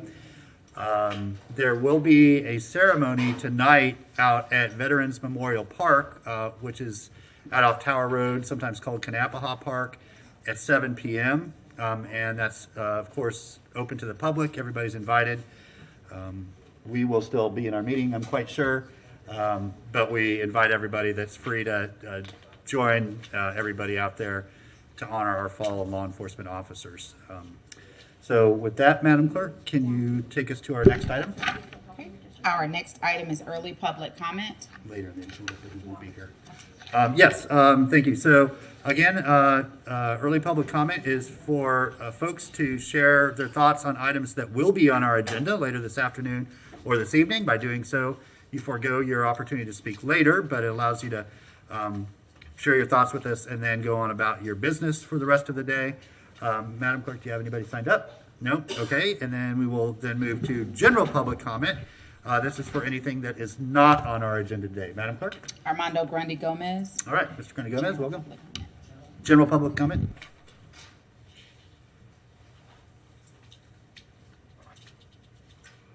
Thank you, Mr. Mayor. I want to give a acknowledgement, Mr. Mayor, to our District 1 Commissioner and appreciating her for recognizing the work that's been done and that you all are going to finally want to address the corridor along 8th and Waldo. I also want to give a shout out to the interim city manager for that work about to start getting done. The one thing I wanted to bring to your attention, Mr. Mayor, Commissioner Duncan Walker was exactly correct. This is not the first time that you all have heard about that presentation. As a matter of fact, you heard about it as recently as last year. I know the information was given that it was 2018 and 2019. It was not. It was during a joint conference. As a matter of fact, people that spent money whether it be for engineering studies, hydrological studies, you're looking at the person that did that. Went up and went and did the market study, you're looking at the person. So what is unfortunate, and this is what we talk about, the continued dehumanization of people that look like me, it's just most unfortunate when it happens when people want to take credit for other people's work. And it's just completely unauthentic. But what I do appreciate that is that, to Commissioner Duncan Walker's point, to the interim city manager, and Commissioner Chestnut's point, we need to get the work done. Something needs to get done. And I'm glad to hear that, some of the folks that were up there last year that were not in favor of it are in favor of it now. It's most refreshing. But I want y'all to know that the county had a study done last year. They said it was on 15 acres. It was not. It was ground truth. Did the GIS study. You're talking to the person. They said that it was a landfill. It was not. We need to have facts. It's just the unfortunate thing, it seems like whenever we want to do things, and Mr. Mayor, I'm also talking to our interim city manager, is that we want to go small. And I don't see that coming from the interim city manager, but putting a facade on a 75-year-old asset that is old is just not what we need to do. And I appreciate Commissioner Duncan Walker looking after it, because it seems like everybody wants to put soccer stadiums, but it's only catering to one segment of the population and not a collective group that wants something useful with their tax dollars, because people that live over there also pay tax dollars. But what we do see is that energy be giving our tax dollars to the western side of our city. So it's interesting when I see commissioners wanting ice rinks or soccer fields, but they don't cater to us. And we've had those same conversations. We've never heard that before. We only heard it whether it be for coppers or for other people, but it never seems that we have that innovation and creativity for a community that wants it. We hear from people that say we don't want it, or our side of Waldo Road doesn't want it, and that the black side of Waldo Road, they're whatever. We can do better than food trucks. We can do better than facades on stadiums. We can have a real economic engine. And, Commissioner Chestnut was a part of that conversation that's been happening since 2018. We know that. So it is not the first time that it happened. Thank you. Thank you. Madam Clerk? Our next speaker is Ms. Jo Beatty.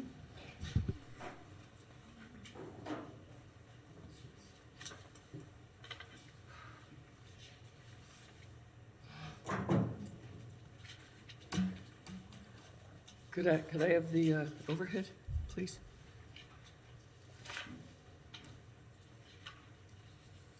I'm Jolie Beatty, and so much to say in so little time. 3 minutes doesn't really do it. I'm really disappointed that, Mr. Mayor, you chose to not follow the will of the commission and the request of citizens who wanted the item that was presented at the audit committee about the city manager's two-page memorandum, which was a summary, like an executive summary of a 12 or 13-page memo that you have from Claudia Rasnick from GRU about our financial situation. So it's a shame you didn't follow the will of the commission, though just a few moments earlier, before you denied the request to pull that back and put it on the agenda to be discussed, so that the people of Gainesville know the financial conditions of the city and know more information. But that's been happening over the past 14 plus years that I've been sitting here in chambers and talking to you and trying to make things transparent for the community and to have the citizen involvement. If you recall, every organization chart that you put out, the citizens are at the top of it. But over the past years, under your leadership especially, our ability to talk to you, to engage with you, is really severely limited. I tell the people out there that if anybody wants some information, if you want to know where to find these memos and read about the financial condition of the city, feel free to call or text me, or you can email me. I'd be happy to do it. There's more than I could ever hoped to say today, other than it's a real disappointment to see how you are working for us, the citizens.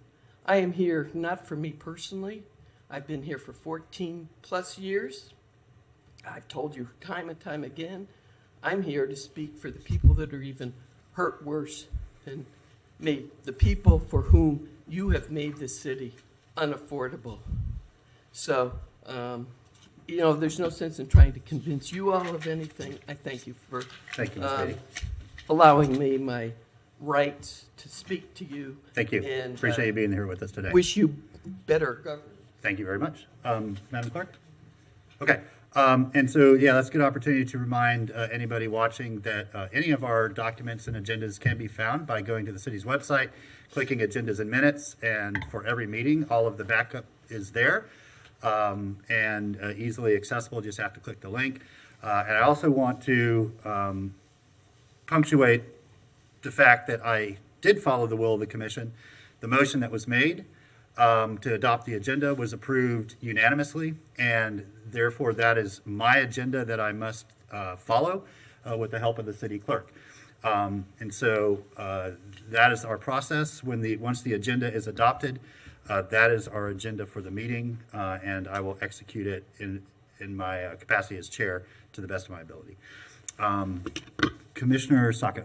Thank you, Mr. Mayor. Just a question about clarification of our rules. In the last modification, we banned electioneering from the podium, right? Commissioner, I will tell everyone on the commission, I'm going to be very cautious about limiting what people say unless they cross the line of being indecorous or preventing the orderly running of the meeting.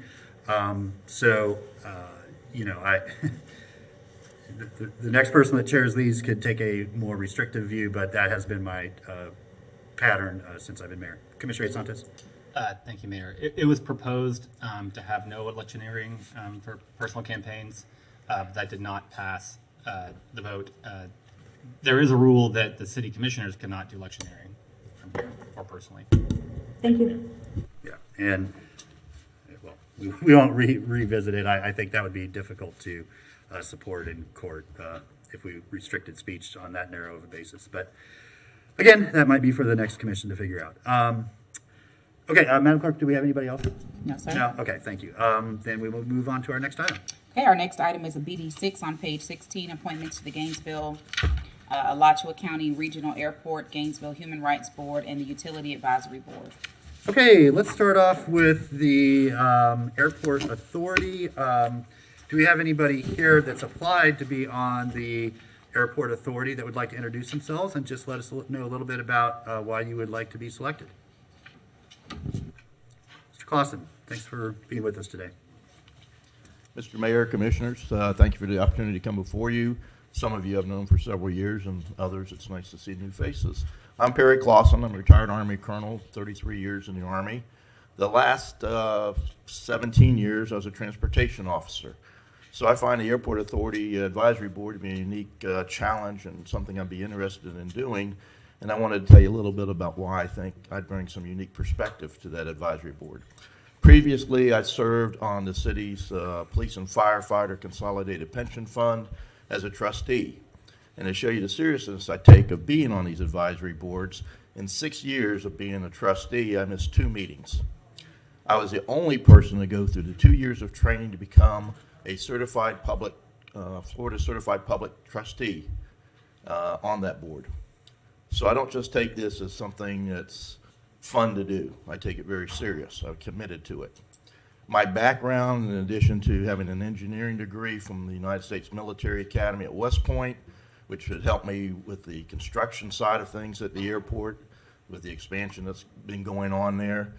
I also have 2 master's degrees. While I'm not an aviator, during my time in the military, I commanded in combat both airport terminals, seaports. So I'm very familiar with the requirements, the logistical requirements, the financial requirements, everything that goes into air terminal operations, the costs. Just as an individual, I'm a lifetime Delta Gold Medallion because I happen to have flown quite a bit during my life. So I know what the passenger side of people are looking for when you go to an airport. So I think there's a lot that I bring to that. The only thing I'm not is I'm not an aviator. I never learned to fly. I've jumped out of planes, but I never learned to fly one.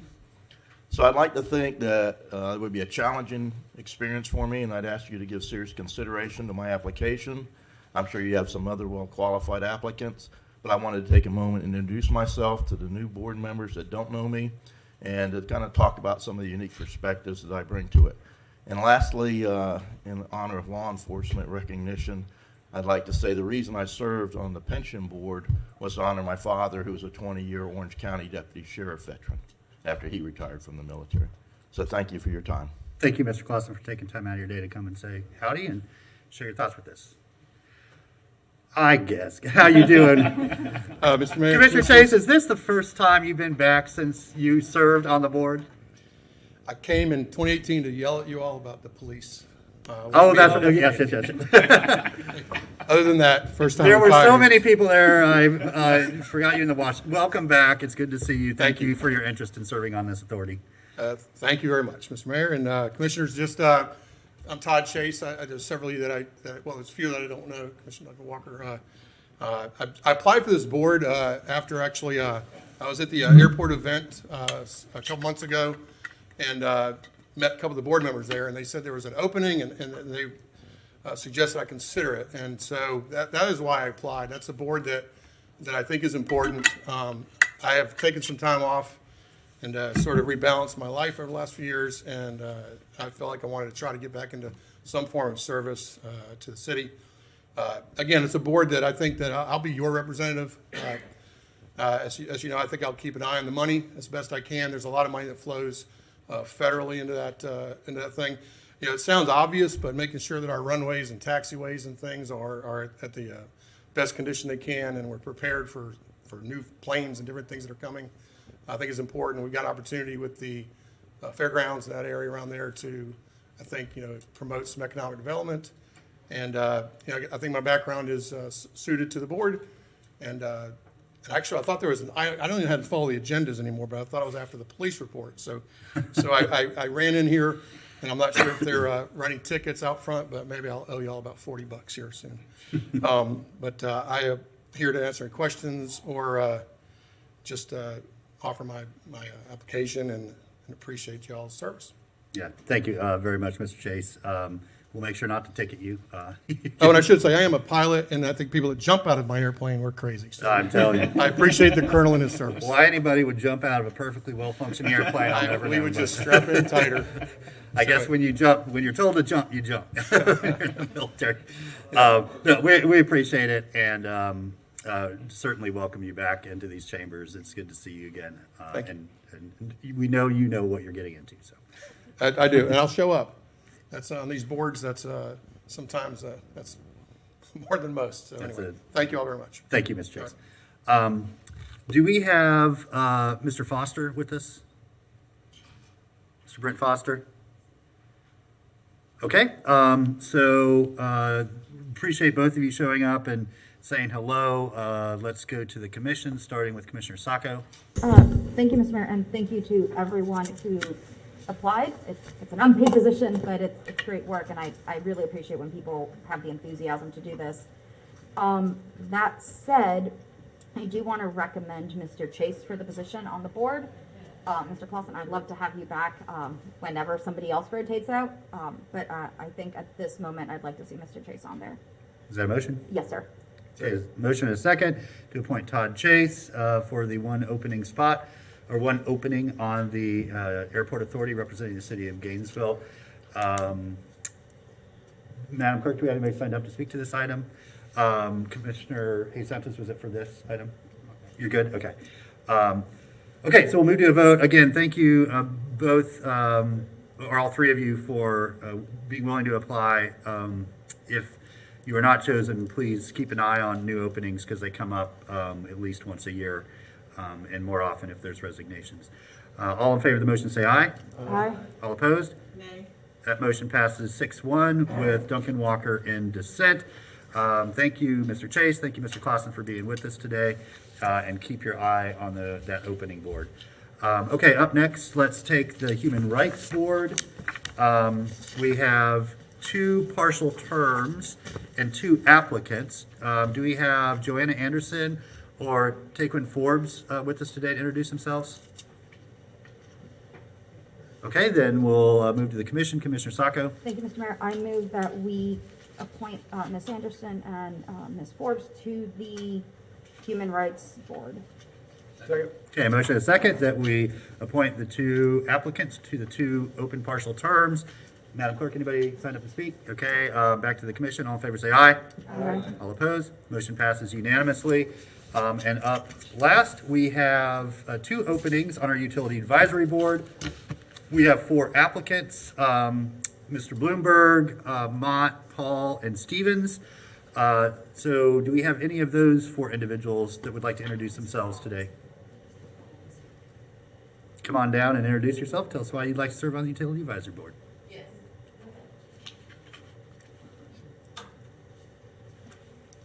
Good afternoon. Welcome. Good afternoon. My name is John Paul, and thank you for giving me the opportunity to address you today. I believe I have the experience in both the power and the telecommunications industries, which would be a value add to the advisory board in utilities. I possess an engineering degree, an MBA, and it was sponsored for executive training at the Utility Public Policy at the University of Michigan. I worked 31 years for Florida Power and Light and 10 years for PacifiCorp. PacifiCorp provides electric service to the communities in the 6 northwestern states. Started at FP&L in distribution engineering. However, after several years, I transferred into a group that was in technology, and I was tasked with the job of developing and managing the telecommunications group.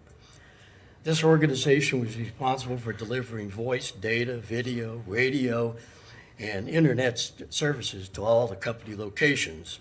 It also supported core power operations, including system load control, customer call centers, automatic meter reading, and crew dispatch. Telecom was also very integral to the hurricane planning and restoration service process, and that included Andrew in 1992. We did all this with internal engineering and maintenance staff in FP&L infrastructure. This included 1,000 miles of fiber, statewide radio and microwave networks, and this is what the fiber actually looked like. During a work stoppage, I received some practical hands-on experience working on a line crew. During another work stoppage, I worked in a power plant for over 2 months. In the 1980s, I was deeply engaged in Florida Power and Light's quality program, installing quality techniques into the company processes. In 1989, Florida Power and Light was awarded the Deming Award for quality.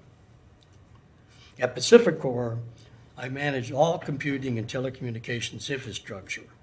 This included computer centers in Salt Lake City and Portland. These centers housed IBM mainframe computers, the Sun computers that managed the electric network, and 1,000 servers providing applications like email and file services to the 6,000 PCs. Since retiring, I have kept abreast of the transition to renewable energy. This includes solar generation, alternative fuels like hydrogen, and battery storage. More recently, as part of a resident team at OCAMIC, I performed much of the technical and financial analysis to justify the deployment of a 300 kilowatt solar system. And thank you for your time. All right, thank you very much, Mr. Paul. Certainly seems that you've had a lifetime of experience that would lend yourself well to this position, so we appreciate you coming and sharing that with us today. Do we have anybody else that's applied for the UAB or Utility Advisory Board that would like to introduce themselves? Okay, we'll turn back to the commission. Commissioner A. Santos. Thank you, Mayor. For me, I want to thank everyone who applied. For me, I was looking for people who live in the city but also have the experience necessary to be on the board. I would move that we appoint John Paul and then re-advertise for the second position. Okay, motion and a second to appoint John Paul and re-advertise. Madam Speaker, anybody signed up? Back to the commission. All in favor say aye. Aye. All opposed? That motion passes unanimously, and Ms. Bryant will get that advertisement out for the remaining open seat soon, I'm sure. If not today, soon. Okay, thank you, commissioners, for making quick work of that. Madam Clerk, our next item, please. Our next item is BD5 on page 15, Gainesville Police Department Quarterly Briefing, with a recommendation that the commission hear the presentation from speakers and ask any questions as it relates to the presented information. All right, thank you very much. Madam Manager, you want to introduce us? Yes, Mr. Mayor, members of the commission, Chief Lonnie Scott will give the quarterly update from GPD. We do this quarterly. I think at our next meeting we'll have Gainesville Fire and Rescue do the same, but today we will hear from Chief Scott relative to activities in the department. Okay, thank you, Madam Manager. Chief Scott, welcome. Glad you're with us. I had a brief conversation with Chief Scott just a few minutes ago. This is a rather detailed presentation, and so the chief is going to, I think, with each of these areas, point out some sort of highlights or critical pieces of information. But at any point, if a commissioner has a more specific question having to do with any of the information on any slide, just put your light on, and I'll ask the chief to pause and answer your questions. So we make sure that everybody has the information that they need. With that, Chief Scott, the floor is yours. Thank you. Good afternoon, Honorable Mayor, Commissioners. It's my privilege as the Acting Chief of Police to present the update for the first quarter of 2022. What I have here to my left, before we get into the actual presentation, this is an update through April 26th of where we are using the NIBRS report for crime. As you can see, based on that, if you look at the first category there, we're up 1% in violent crime. However, in property crime, we're down about 13%, and that gives us a total reduction of about 10.71. Our primary concern, quite frankly, is the violent crime. We'd like to see that in the negative as well, and we're working toward trying to accomplish that. Okay, at this point, we'll go to the presentation, to the PowerPoint. And as you see, everything we do is about community, and everything that we put forth is about community. This first slide here was, I got an update to that, and that's why I brought this one here. There you saw that, in fact, that was at March 29th. And just between March 29th and April 26th, it went from a negative 4.04 to a positive 1. And that's with the dynamics of the activity, I think with COVID receding, or at least the protocols receding, and people getting out more, we're having a little more activity as far as violence goes. Next slide, please.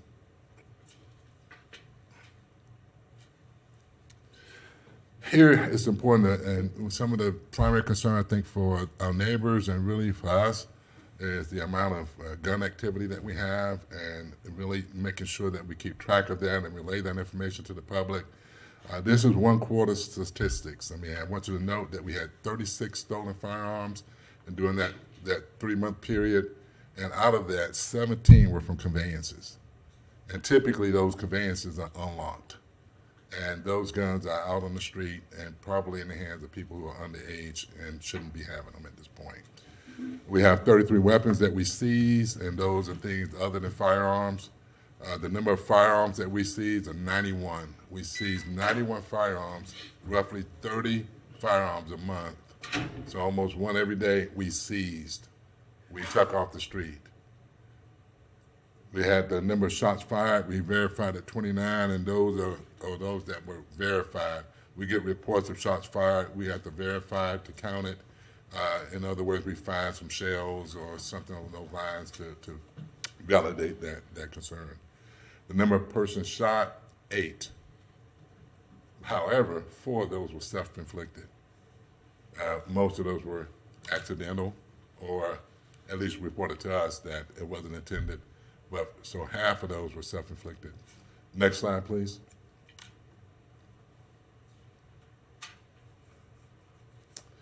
This is just to give you an idea of what we're doing, you know, so the community can have a good idea. Our neighbors know what's going on, and we try to make sure that we're as transparent as possible.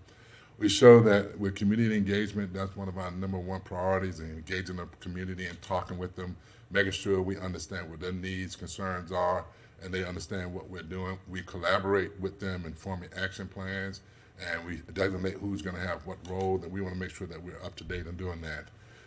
You see how many neighborhood meetings our officers attended in that quarter in District 1. That's in District 1 alone, over 30 neighborhood meetings. Next slide, please. District 2, which is primarily the east side and really a lot of the north side, more residential area. This area, and I know the print is a little small there, but it really points out that we have been active in trying to be proactive in dealing with some of the interactions that we have with people that are different. One of the first things up there is our communications, our attempt to partner with one of the local radio stations, and we have this Fiesta effort that we put forth. With that effort, we have our officers that can speak Spanish, go on a local Spanish station, and provide information to our Spanish neighbors about what we're doing and how to use our services and how to get in contact with us. And it really has been something that I'm really proud of because it was self-initiated by our personnel. We also have the Oasis Car Wash that we've been working with. These are residents or businesses that are trying to be responsible and asking for our assistance. And we're working with them as far as dealing with issues that deal with noise and or trespassing on their property. And we work collaboratively with the Oasis Car Wash and Mr. Keith Watson. Animal Shelter, we work with them, and as well as Charlton Square. I also want to point out that we're dealing with numerous other businesses as far as activity that they have. We had a complaint, go to the next slide, please. Complaint from the Lotus, about the Lotus Cafe, reference internet gambling. And we were able to go up and address that. And I know several of you have had complaints from our neighbors that you forwarded to us. And that's just one of the issues that we dealt with and resolved in that area. Also, we had some noise complaints that we were able to deal with, and our approach to that is talking to the businesses, and you're going to see further later on where we can explain what our protocol is going to be moving forward for noise. If Yes, I may ma'am. really quick, I think we may want to specify for those viewing that these are your police districts and not city districts. Yes, it is. As you're listing locations, it did not look like city districts, Yes. and I realized it's Yes, GPD. this is GPD districts, and basically you have the Senate City and everything in the Southwest. That's one district, and then you have the East, everything I think east of 9th Street and North is going to be the second district. So just thank you for bringing that out. The next slide, please.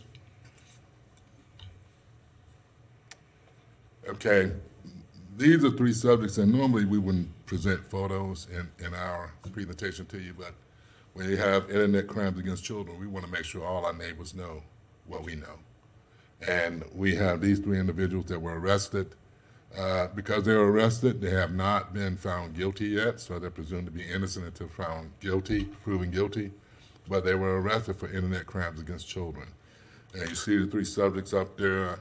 You can read their names. I won't go through any more than that. But these 3 subjects, and one of the things we want to show you is the diversity in who we're arresting in these offenses. We get people from all over. The ICAT unit had over 5,200 tips, and they coordinate services from Brevard County all the way through the Panhandle. And we have the headquarters here in Gainesville. We have the grant dollars, and we really lead that hub for internet crimes against children for the northern part of the state. The next slide, please. This is reference to traffic crashes, and as you can see, in the first 3 months, we've had 6 fatalities on our streets. We've had 11 people that were injured seriously. You know, that's 6 fatalities in that short period of time. And again, if you look at the addresses, there's no commonality to them. They're not all happening on one road. There's an assortment of roads as far as where they're occurring. We have folks that are out there trying to, with the resources that we have, trying to be proactive in addressing some of the things that contribute to that. But just want to highlight that at this point we have 6 total. Point of clarification, Chief. Thank you, Mayor. The complete ongoing back to patrol, what do those mean? Say it again. There's on the far right of those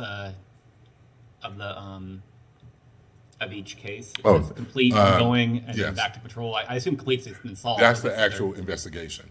So when you see THS, traffic homicide investigation, when it's completed and we've determined charges or if there are any appropriate, what the cause was, it's completed.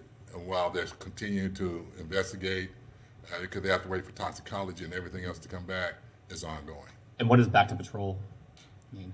That if it's back to patrol, that means it was assigned back to patrol because the person wasn't dead. Or so typically, if it's not a death or a really serious injury, where there's still a possibility, they send it back to patrol. Thank you, Chief. Thank you, Mayor. Yeah. Next slide, please. Here we're going to get into noise-related calls for service. As you can see, we've had in the first quarter 676 calls for service. We've issued 37 noise warnings, and we cited 6 individuals during that same time period.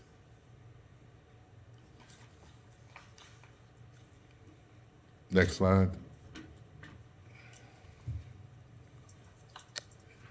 This highlights our partnership with Meridian, and we have the correspondence program, which is a program that's designed to deal with folks that have mental health issues and try to get them some services.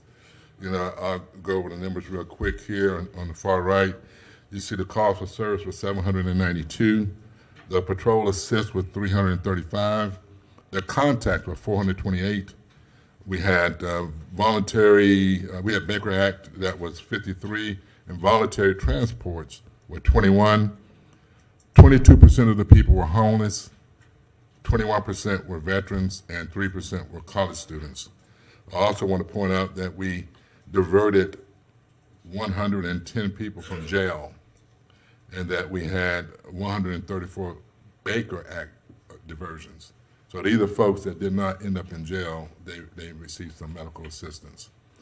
We also had 57 people that had emergency situations, typically the people that might need medication.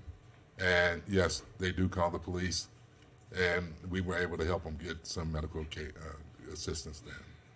And that's just the first 3 months of the year. That's for the first 3 months, yes. So that's a busy group. You know, we have 4 of those teams up now, and they're paying dividends for us. Next slide. This deals with the pre-arrest program, the diversion program. We have a total of 42 people that have been processed through this at this point in the first quarter. And these are folks who otherwise would have criminal records, but because of this program, they will not. And you can see the assortment of charges, and you can see the demographics there. And we think it's important for us to monitor the demographics to make sure that the equity is built into this, or we'll be able to explain why it's not reflecting equity in the numbers. Next slide. Okay, the GNV program, I think all of you are familiar with the GNV program. Chief Inspector Koenig championed that from our end, worked with the group, and is still involved with, I think, with Mr. Folston's group as far as implementation. And in fact, I saw an email today regarding identifying different forms and applications that we have that need to be translated for using the GNV program. Next slide is the GPD body-worn cameras, the Axon cameras. That was something that he graciously funded several years ago. I think it started back in 2000 or 2021. All the officers have these cameras, and the cameras generate a tremendous volume of video. The issue with that is that we have to store it, and then when the public requests for it, we have to view every minute of the video to release it, because we cannot release anything that would violate Marshall's law, or there's other state law that pertains to what has to be redacted and what can't be released. So that in itself has taken up, I think we've identified a request for 2 additional people to do just that. Next slide. This is another collaboration that we're very proud of. We work with local pastors and community folks to come up with a program to try to help assist us with stopping youth from becoming involved in violent crime. And we felt that we had to identify a mechanism that would both appeal to their empathy and also their fear. Empathetically, we showed this was a dramatization of a person that ended up using a gun to resolve conflict. What happened to him? You know, the fact that he was sent to prison for 20 years, that when he got out of prison, that more than likely one or more of his relatives were going to be dead. The other side of that is the person that was killed and the impact that it had on that family. And so the dramatization takes the youth through that, and we had a good attendance to that. In fact, we've been asked to do it again. We have a video of it that we're still working it out with the school boards and some churches, that we will take this on the road and start doing this around our community and trying to appeal to youth to use better conflict resolution skills than a firearm. Next slide. This is our neighborhood policing initiative. Again, this is our attempt to integrate ourselves back into the community. We don't want it to be a mystery about how we do what we do and why we do what we do. So we sit down with our neighbors and we go through the history of law enforcement. We go through what we provide. We also identify how we provide those services. We want to partner with our neighborhoods to tailor the police services for their respective neighborhoods. Everybody doesn't want to be policed the same. There's certain things that they have as far as quality of life issues that they want. It might be more of an emphasis on traffic enforcement as opposed to patrolling the streets for narcotics violations. So we have to tailor that with the community. This program sits officers and our neighbors down in the same room, have those discussions, go over it, explain what we're doing, why we're doing it, and the neighbors get a chance to ask officers questions about why they do certain things and how they feel. I could tell you that I've had some officers that have come forward and said it changed them. It changed their perception about how and the same thing with our neighbors. So it's something that we consider very valuable. You see the dates there. It's ongoing. We've probably went over a little more than half the people that we need to train, and we're trying to get the rest of them taken care of with this. Next slide, please. The next program is about the Inspire Interrupters. Again, this is based on the Cure Violence model. These are individuals that are from the neighborhoods and who are out there in the community that have their fingers on the pulse of folks who are having conflicts and help guide them toward other resources that might be able to address their conflicts and try to tamp things down. They also communicate with us when they think things are getting a little heated. They're a good resource for us, and it's really, there are people in the community that can really communicate with us and the folks that they live in the communities with. And some of these folks have had problems, you know, and those are some of the best people that you want to engage because they know where they went wrong and to help stop some of these young folks from going that same direction. Next slide, please. This is about crime prevention, and you know that's probably one of the kingpins for our efforts. Getting out there in the community, talking with them, trying to prevent crime. It's one thing to get there after the crime has been committed. It's another to try to stop it from ever happening. And so our crime prevention unit has been very active in that, engaged in SUPTED activities, as well as trying to reestablish the different neighborhood watches that we have and getting those active. So we really appreciate their efforts and like to commend them for what they do. Next slide. Our most precious resource is our youth. And the youth services is something that we really need to invest in, and we're going to be talking about that later on. But I think we all know that Chief Jones championed the Riker House, and that's going to come up next, and other programs, and really kind of guided us toward making sure that we were involved with the youth. And those are the problems for tomorrow. If we could fix them today, then we won't have them tomorrow. So we're looking forward to expanding our services with youth services. Next slide. This is giving you a little bit about where we are as far as our personnel, because the number one thing that we need to make anything function is personnel and having those personnel on board. Right here, I think you can see that we have 35 sworn vacancies. Our authorized strength is about 283. We have 20 civilian vacancies. And just give you some idea where people are in the process. I'm happy to say that we have 12, I think it's 11 or 12 that will be starting in the next couple of weeks, sworn officers that we will be taking through the process. But just to give you some idea, those officers will not get out and be functioning on the road until almost the end of the year, maybe around December, January. It takes that long for people that are already certified. Any questions? You're good for now, Chief. Okay, good, thank you. All right, next section. This deals with, next slide.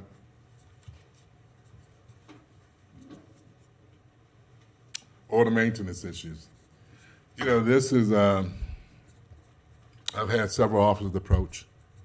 I've had a couple of commissioners ask about our order maintenance, and I think one of the things I have to emphasize to you is that we're at the point now with the staffing that we have and the challenges that we face that I'm concerned for the safety of my officers as well as the neighbors.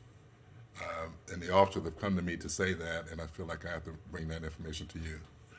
It's imperative at this point that I'll give you a prime example. We have 50 additional officers working for Easter weekend. On that one night, Sunday night, my officers had to hold over the evening shift till almost 4 o'clock, dealing with crowds. The 50 additional officers weren't enough. That was what was used to tap me on the shoulder and say, "Hey, Chief, we need to do something about this. We need to be a little more aggressive in trying to bring this issue forward." And there's all kind of contributing factors to it. There's not one, but we're going to talk about some of them later on. Next slide, please.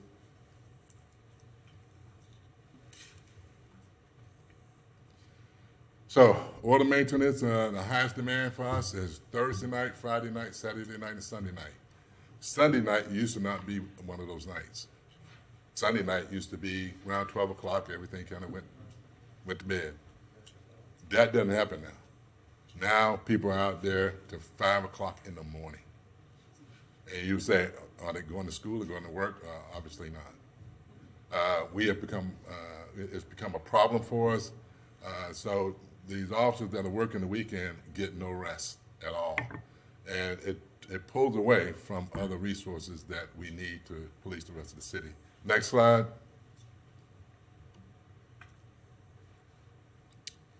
So the consequences of that is that we don't really, I want you to think about this, and I won't put the specific numbers out there, but if I send 3/4 of my resources to deal with issues downtown, that leaves 1/4 of my resources for the remainder of the city. And downtown and midtown may only account for a small percentage geographically of what we have.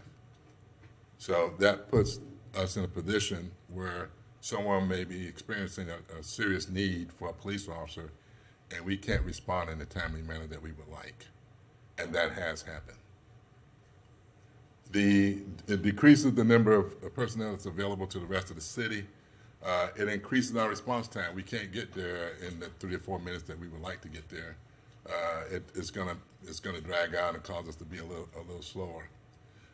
It increases the risk of physical encounters between officers and neighbors because One of the things I want to point out, and it was something Chief Jones provided me. In gun violence, in the homicides that occur, about 48% of those involve alcohol. 48%. I didn't know that until I saw the report. It's a Boston University study that was done, and it corroborated some other studies that had been put forth that indicated 50%, 48%, 37% of those people, I think, were intoxicated. The other 47% had already tried, or 48% drank alcohol just prior to committing the homicide. That was an interesting statistic that I didn't know, and if you want the reference, I can get that to you. Next slide, please.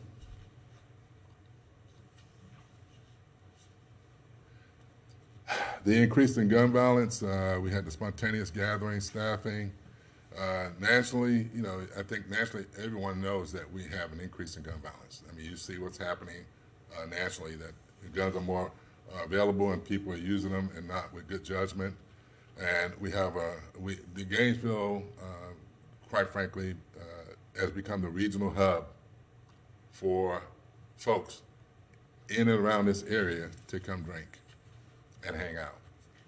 They're coming from as far south as Miami.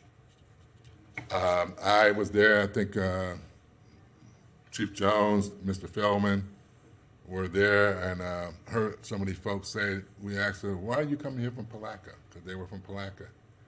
And they said, we can't do this in Palatka. And that seems to be a resounding theme to a lot of the folks that are coming here, is that they can't do what they do here in Palatka. And what I mean by do what they do here, they can't drink openly in the parking lots like they do here. And that's become a serious issue with us, and that's some of the crowds that we're chasing at night. We have traffic concerns as a result of that. We also have concerns with noise, and I think you get the complaints just like we do about the amount of noise that's out there. We are trying our best to deal with it, but in all candor, there's only so much that we could do with the limited personnel that we have. You saw the numbers that were up there earlier about what we are dealing with. Those numbers reflect that our staffing is challenged, and so I have folks that have had to mandate that they work certain events, which is not something I like doing, because I'm telling you that your plans that you have for the weekend are gone. I need you to come out here and work on Sunday night, on Easter night, in fact. I have another diagram I want to show you here. This is a reference to noise. If they can hit the projector for me. This is what we have, just pull these numbers, statistics, so you can see how things have transpired over the years. We've gone from 2017 when we were at 3,600. You note that in 2020, we had 4,286. In 2021, we have 4,564. Today, well, for the first quarter, I'm not sure if that's April 1st or what, but I think it's April 1st, you have 1,512. If you multiply that by 4, that's 6,000. I would venture to say that we'll be somewhere between 5,000 and 6,000 by the end of the year if we don't modify anything. That's just the noise complaints. Noise complaints, as far as priorities go, are lower on the scale, and because they're lower on the scale, we may get to them and we may not. You know, what's higher are life safety concerns, such as aggravated batteries or batteries, violent crime. Those are higher on the scale for us. I think you have a question, Chief? Yes. Yeah, thank you, Mayor. The numbers on slide 9 are different from the numbers on this. You have 676 noise-related calls through period, and this is 1,500. Yeah, that's for the quarter. And that's and this is noise warnings and citations that were issued.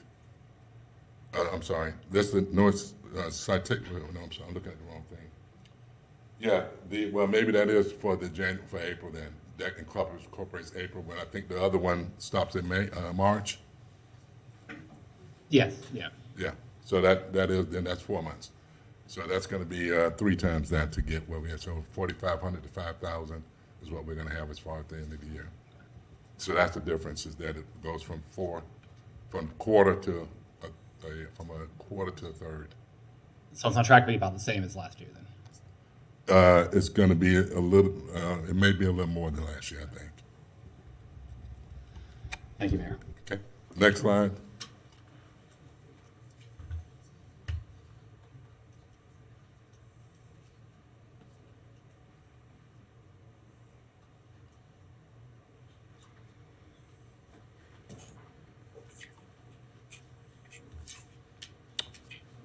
Okay, we're going to show you a video, and this is a compilation of just some of the activities that we engage in, and this is why, this is some of the things that's driving our concern at this point.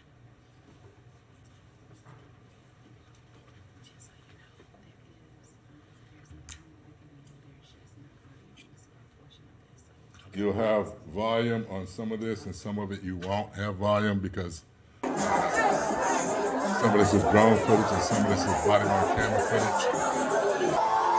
I'm just trying to show you the crowds that we have to deal with and people we have to deal with. Not always well behaved. As you can see here, officers are running. If they're running, they run towards something. And if you look closely, you see somebody fighting right there, and then further down, there's another person fighting. So he passed the first person who was fighting, let the second officer take turn, and he ran down to this other location.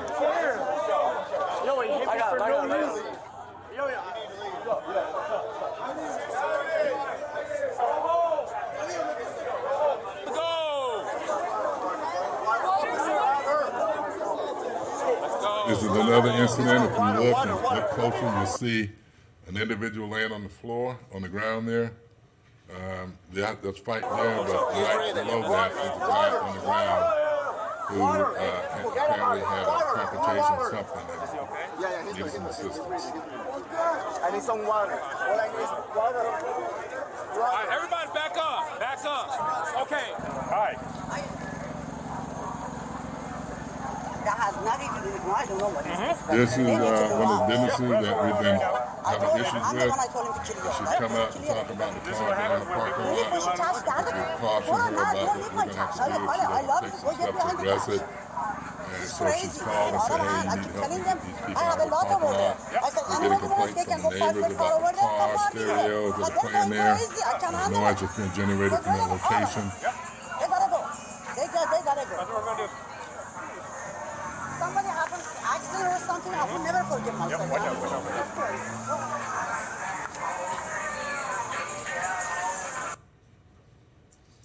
Okay. This has a little bit of twist. You'll see right now somebody trying to run to get away. At that conflict, the officers chase him and were able to apprehend him at the location there.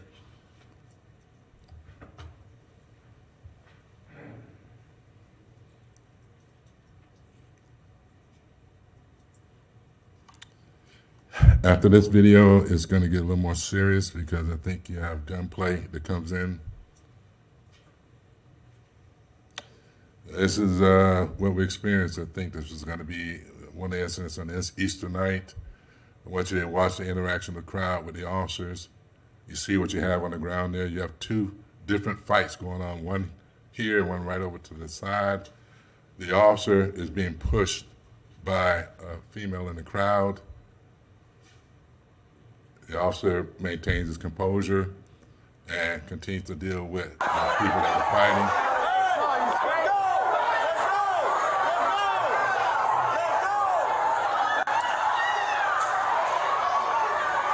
This one, I want you to pay close attention to the guy in the green pants.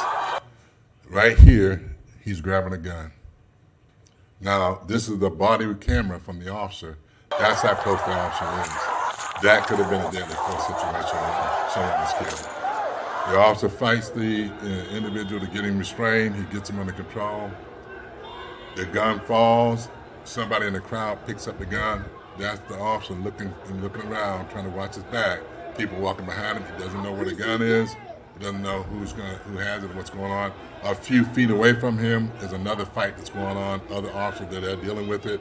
Some of the officers see what's going on here. He calls over to them. The officers start to come over, and you're going to see them come on scene in just a minute. They're on scene here. This is the body worn camera from the officer again. He's holding the individual down, still does not know where the gun is. Another fight is in the side over here. It's bedlam in this park. This is in the park garage.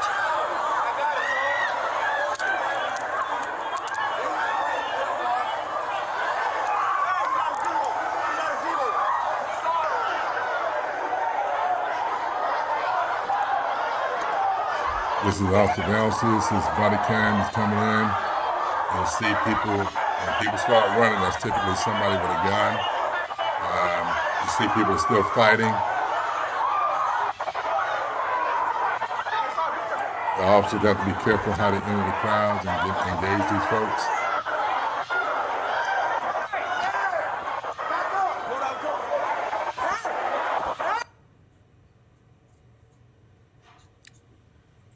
Okay, again, the primary reason we show you that is just to show you that when I tell you that we're getting to the point where we may not be able to control all the crowds, this is the evidence of it. And I worked downtown for I don't know how many years, back in the 80s, the 90s, and the 2000s, and I've never seen it at this level. We've always had crowds, we always dealt with them, but we always were able to manage them. We're at a point now where I think we're being challenged to manage the crowds that we deal with right now. A large part of that is because we're not just dealing with Gainesville folks, we're dealing with people from all over the area. I have a slide here that I'd like to show. This is just to give you some idea of violent crime and the way it's being handled right now. As you can see, that solid line reflects the trend, and you see that trend is increasing. If you look at between 18 and 20, you'll see that it was on the downside of that line. But since 20, everything is happening, or most of it is happening on the upside of that trend line. Okay, thank you. Back to the slide, please.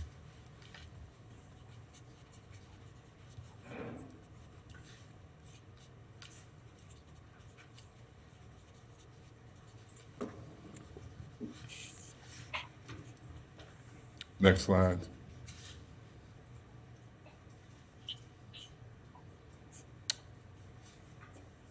I think you went one too many. Back one. Yeah, that's the next slide, Chief. Okay.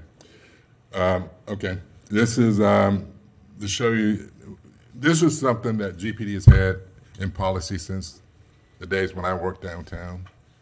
And what we found at the time is that when we were giving out just the cash or the monetary fines, people were accepting those as the cost of doing business. So we would go in, we warn them, we come back, we write them a citation. They were making $30,000, if not more, that night. They just accepted that $271 as the cost of doing business. It went up to $521 for the third offense. So what we decided to do at that time was to go ahead and set up a protocol that said, if we come to you 4 times in a year, the 4th time that we come to you, you're going to get a notice to appear. You need to go to court. If we come back to you a 5th time and subsequent, it's an arrest. And we wanted to relate to the property owners, it's your responsibility to help keep these crowds manageable.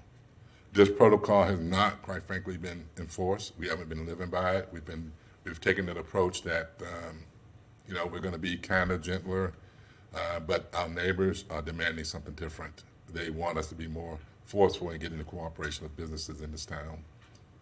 Next slide, please.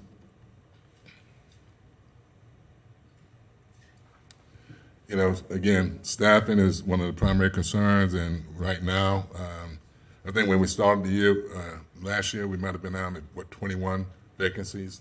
Now we're at 35, and I know of maybe 3 or 4 of the people that are retiring.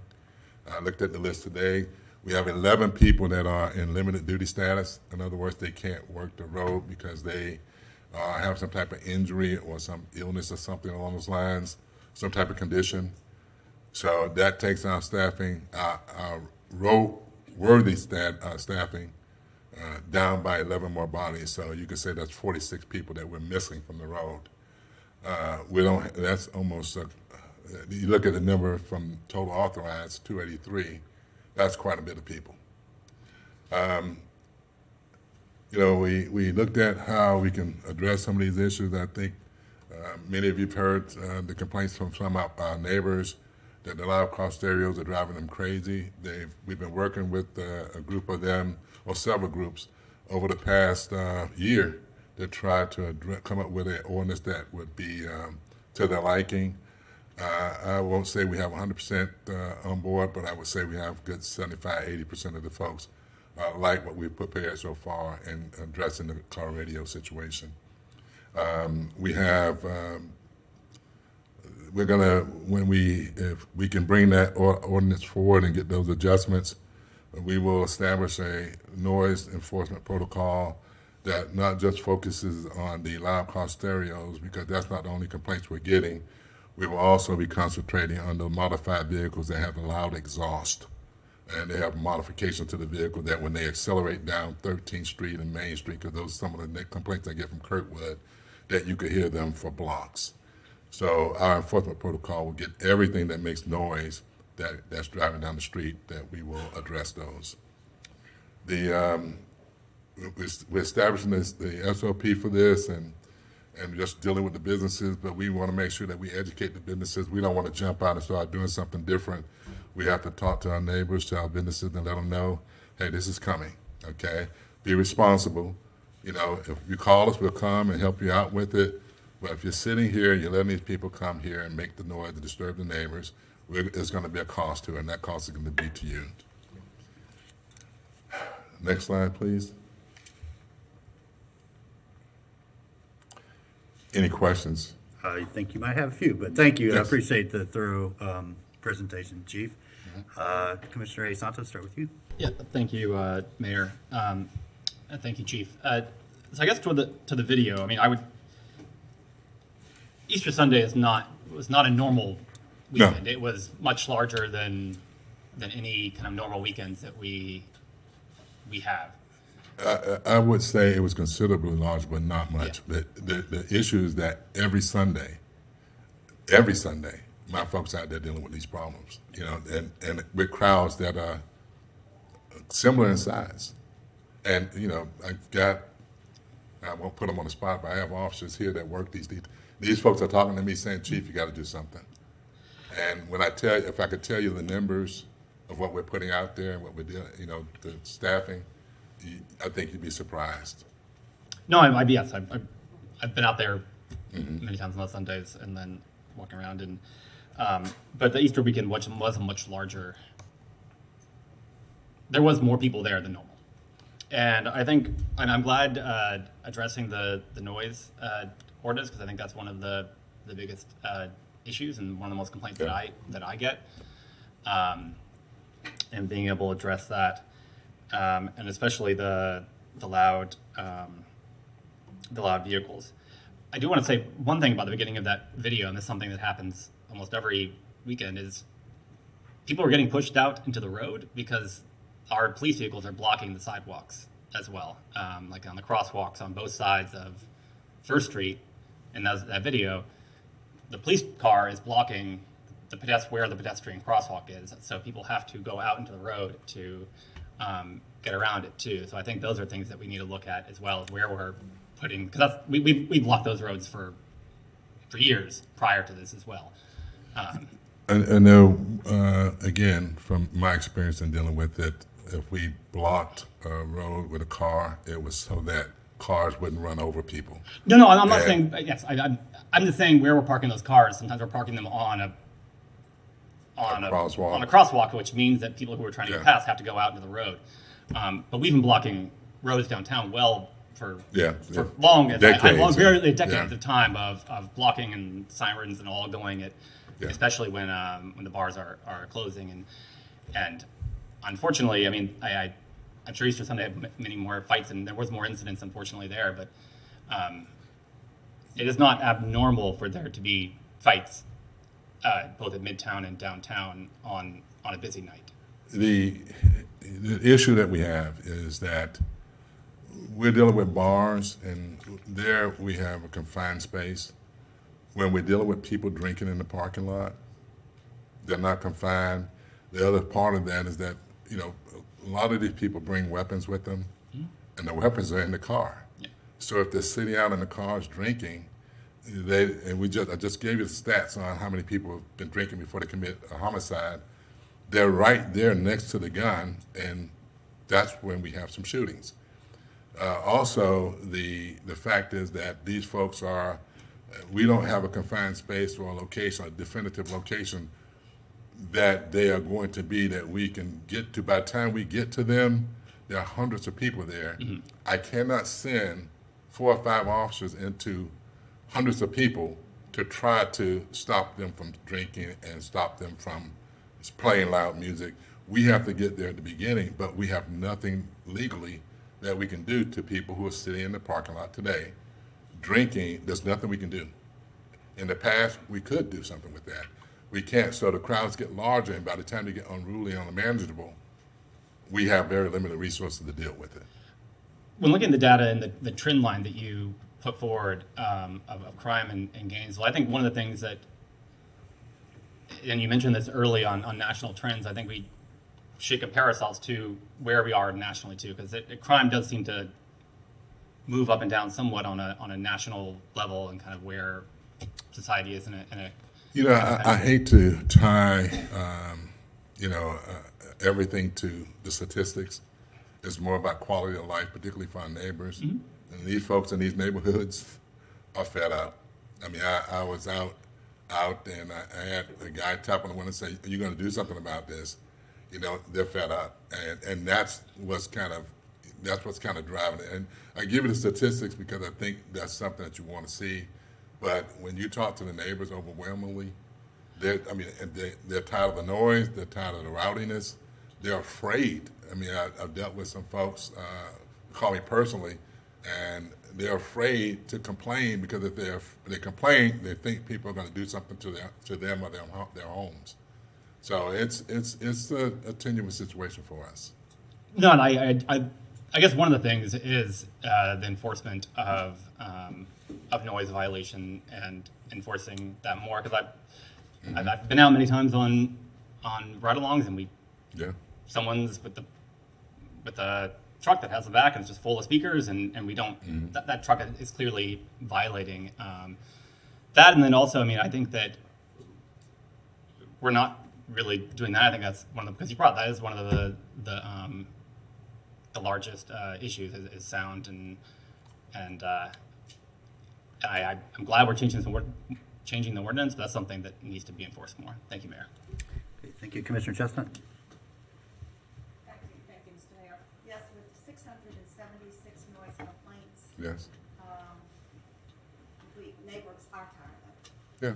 My neighborhood is tired of it. You can hear the sound from way up, far up the street on Saturday night because people are having, at one of the facilities there, they're gathering, and you can hear it all the way down to my house and throughout our neighborhood, so that is a concern.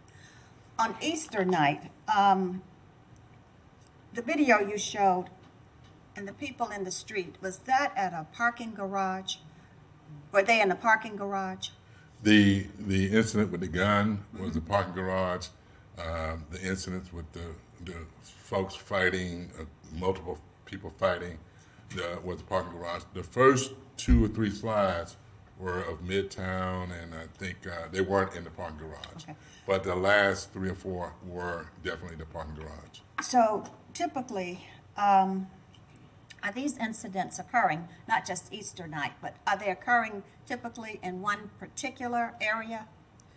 In one particular garage? They're all over. What happens is that, when the bars close and when, or they leave an event, or they get to a certain point and the crowd is really big, they start moving from location to location. Migrate, huh? So they go from, the parking garage or city lot number 13, and they'll go from there and go down to either Wawa or start heading west, and they might end up at Home Depot, You know, they get the parking lots, and you come out there, and there's hundreds of cars.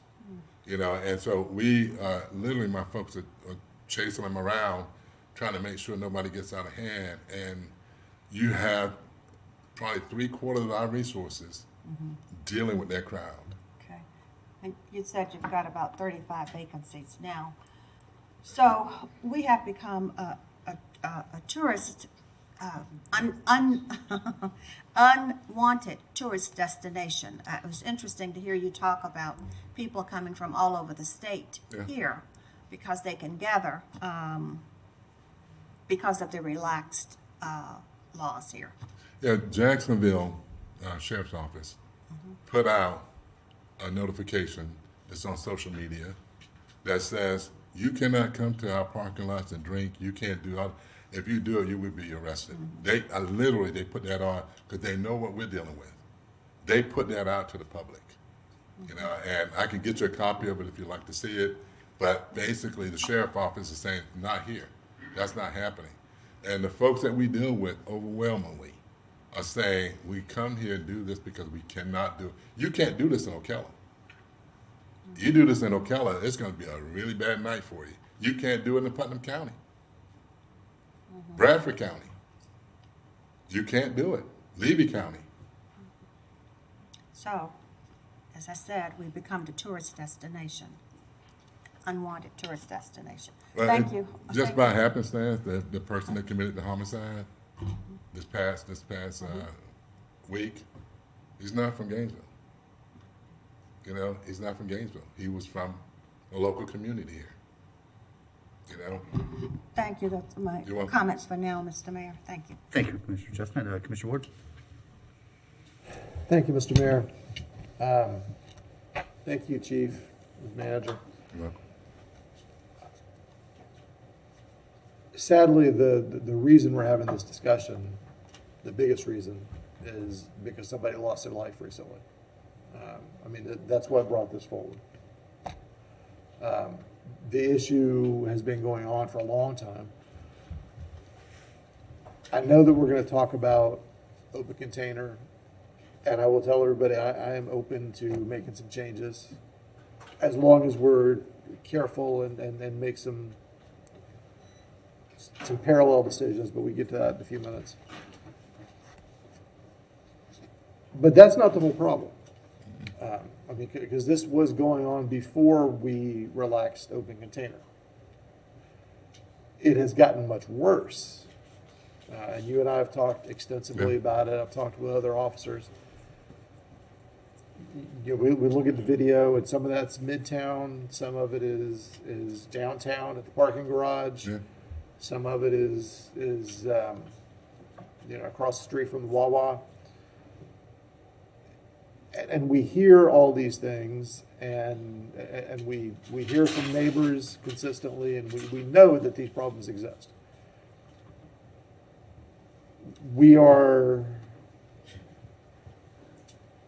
I think we've given you some good tools to get more officers hired. Yes. And it looks like we've got some in the pipeline, but as you said, it takes a long time for the officers in the pipeline to become officers on the road, actually able to do things. We're not in a vacuum on that.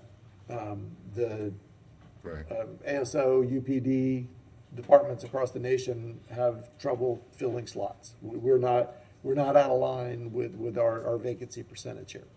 Yeah. So it's important for that context to exist. But it's also important to make sure that you've got the tools to do the best you can to deal with the problem. A thing that really jumped out at me when you showed the slide about what we do with business owners who are consistent problems. You know, the first time you get a warning, and then you get charged some money, then you charge some more money, and then you get a notice to appear, and then somebody gets arrested the fifth time. When it comes to the parking garage, Southwest parking garage, we are the business owner. Yes, we are. We are the business owner. Yeah. And it's not a traditional business, I get that. But we know that stuff goes on there regularly that is dangerous, that people get hurt. Somebody got killed. But we know people get hurt there. We know it's a dangerous situation for the people who are there and for the officers who are trying to do something about it. So we have to do something different. And I know that we have some plans for how we can manage traffic in and out of the garage and who gets to park there and that sort of thing. And that's all very good. What I have had communicated to me is that a lot of folks, it seems like, are coming to Gainesville for the moving party. Yeah. More than one moving party. It's not just one, one thing going on here. But they're not necessarily buying, paying the cover charge and buying drinks in a bar. They're loading up and bringing it and starting their own party because they can. I was out in front of repealing open container because I really, really believe that most people can be reasonable and can be trusted to walk over to their neighbor's house with a drink. But not everybody can be. And sadly, we've gotten ourselves into a difficult position here where groups of people are creating a dangerous situation. If somebody is having a party in a parking lot and is drinking, that means they're going to drive away from there. We know that the roving party is a roving party probably of drunk drivers. Yeah. There are a lot of things that our officers can arrest people for in this situation. There are a lot of tools available. The problem is you don't have, when you enforce open container, or if it existed, when you arrest somebody who is fighting, when you enforce the noise ordinance, that takes an officer or more out of commission to go deal with that for some period of time, and you don't have enough anyway. So I don't know what we do, honestly. I do know that I don't want to harm, I don't want anybody to get hurt physically. I also don't want businesses to get shut down. I want us to make good choices as we do whatever we're going to do here. But I do want to point out again that, the big crowd in Midtown was happening before we repealed open container. The big crowd and the driving party, the moving party, was happening before we repealed open container. But certainly that hasn't helped. So I'll wait and hear from my colleagues and see where we go with this, but I don't want to do something just to do something, but I do want to take action that is helpful, that saves lives. Thank you. Thank you, Commissioner Ward. Commissioner Duncan Walker. Thank you, Mr. Mayor. I want to begin with, by acknowledging the challenging situation that the Gainesville Police Department and those tasked to keep us safe are facing. I can appreciate the information that Chief Scott has brought forward today, and I want to be mindful not to mix my comments for our next item in with this one, but invariably the two are intermingled. There is so much that this presentation has to unpack. But one of the greatest things for me that you also stated to us, Chief Scott, last year when we were talking about the open container ordinance was that you didn't have the staff. And even then, there was a predictor that we would draw in more crowds. You didn't have the staff then, and you probably would not be able to address some of the safety issues that undoubtedly would arise throughout the city. And as I watched the video and as I watched the information that you provided to us, and you gave us a lot of great information and a lot of great data, That was one of the main things that stuck with me. Because what I don't want is for any event, and I want to be clear, it's not just Easter Sunday. It is UF football games. Yeah. It is festivals that draw on you all to come to huge gatherings like that and larger, where you will be challenged to get out to other parts of the city when something happens. And you stated in this conversation today that things have happened while you've been dispatched to these large gatherings. It's not lost on me that not only are the lives, the safety, and the well-being of our neighbors in jeopardy when we are understaffed, but the lives of the officers are also in jeopardy, and that is troubling to me. I share that.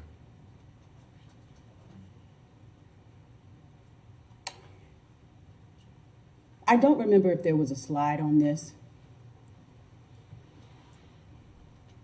And I'm trying to be careful as I frame this question because I want to be fair. It may be a hypothesis and perhaps it's not fair for you to make, but if there is data that supports this, I'd be grateful if you might answer this question. Do we know that the crowds in Gainesville have increased? I mean, the conjecture is, But do we know that the crowds have increased as a result of our open container ordinance? Now, I will say that I've spoken to people. I've been out and about, I've been around. I've talked to people who've come from other places and frankly was blown away when I talked to somebody who came from Miami. What? Yeah. As much as Miami has to offer, Yeah. you'd figure you might want to stay down there on the beach and enjoy your drink on the beach or at one of those restaurants, but you cannot do, as you articulated, in other places what you can do here. And I think we need to kind of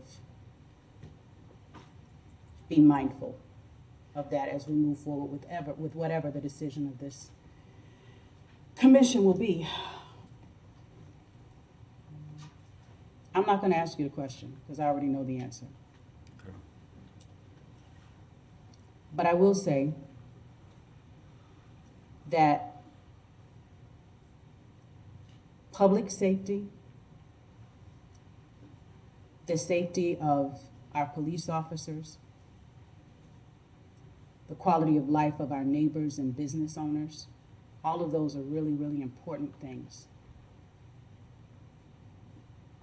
We've got to figure out a way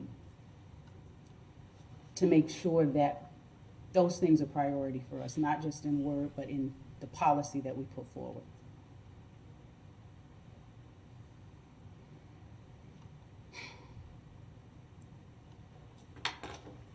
When you showed us the slide about gun violence, I started to grab my bag and walk out. Because that's one of the things that sent a chill up my spine last year, and now seeing it live and in real time and in your data is just a reminder. So I just want to thank you for the information that you provided. I want to thank you for your service. Well, And I want to say that as an individual, I support your efforts to keep us safe, and I believe and pray that it is the will of this commission to support that through the decisions that we'll make a little bit later today. Thank you, Chief. thank you. Commissioner Saka? Thank you, Mr. Mayor. Thank you. So thank you for the presentation. I will agree with a couple of the folks who have spoken just before me now. But I do have a couple of questions as far as staffing. Because we are down the 35 plus the 11 who can't be on the road. As far as shift commanders trying to figure out who to put on, you're supposed to have a certain set. Like these are the people who show up for night shift on these days. Right. Are those shifts being filled, or are we having people call out? It's a little bit of both. we have a recommended number that we would like to staff the shift with that we think is optimal.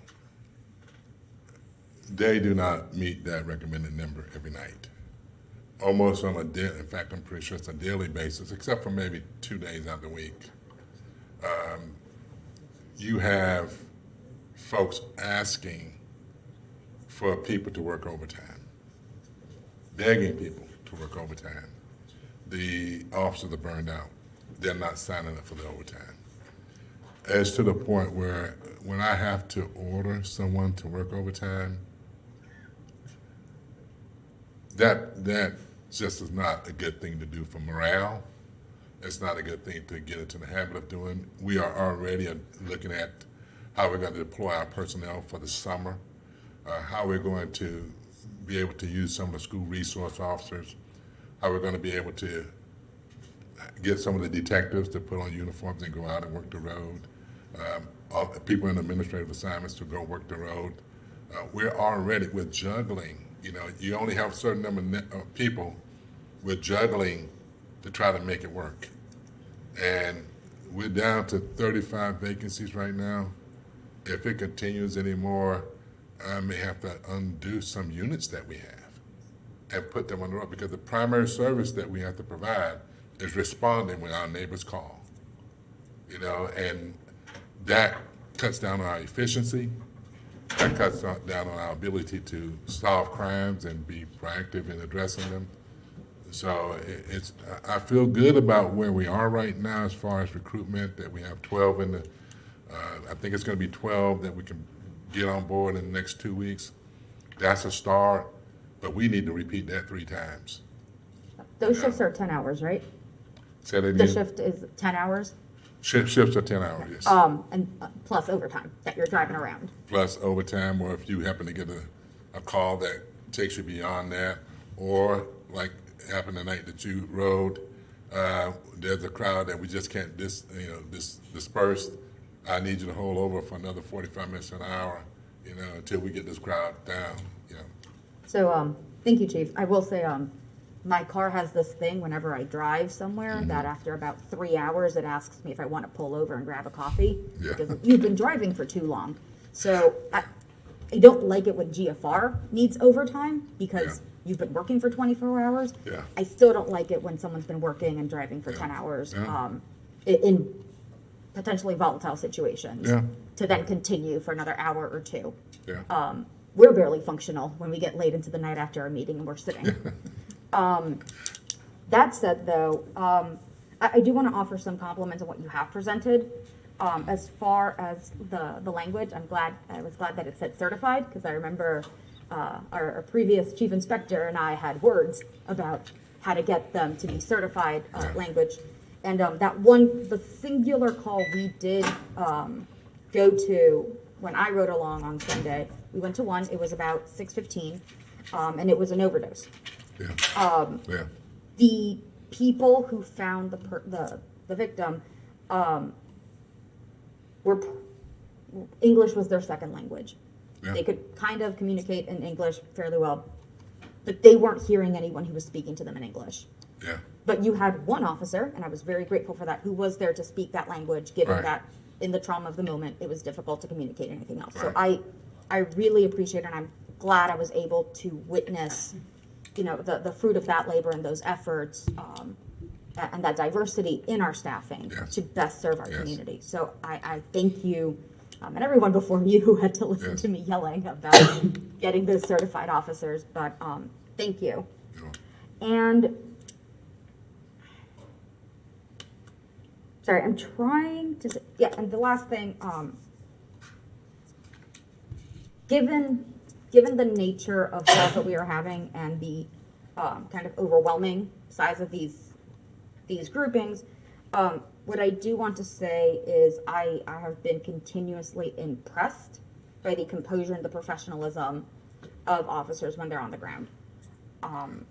You're outside of your car, you are in a crowd. I am very grateful for that level of professionalism that your department is showing. I'll give, for example, as far as noise complaints, We were trying to go up to people like, hey, very politely, turn down the volume, and they say, yeah, sure. And they'd get 10 feet from you and blast it again.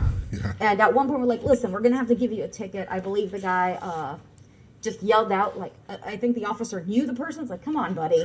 And he said, whatever, write me a ticket, drove off, raised the radio even more. So I think as far as like, how do you address these kinds of issues, I've seen the form you have to fill out to even cite someone, and it is a lengthy form. Yes. For something as simple as a noise complaint, it is a very lengthy form. How do you stop someone from driving off as you're trying to still write that ticket and get it to them? It's not as easy as they show it in the movies where you're like, here you go, and kind of throw it. It's like legal paper size and then some. For something as simple as you're parking in handicap or you're blasting your music, it is quite a bit of work.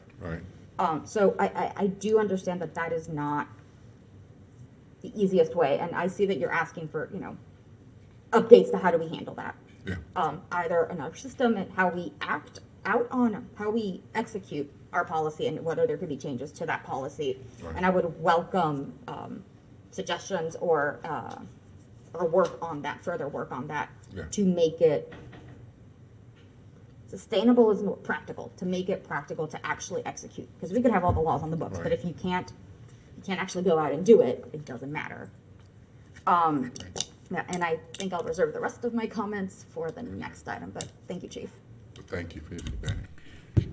Thank you all. Before I go back to Commissioner Ward, appreciate the update. It's nice to see that come back to us again. We were in that habit for a while, and then COVID came, and we got out of it. So glad that we'll be getting these quarterly updates.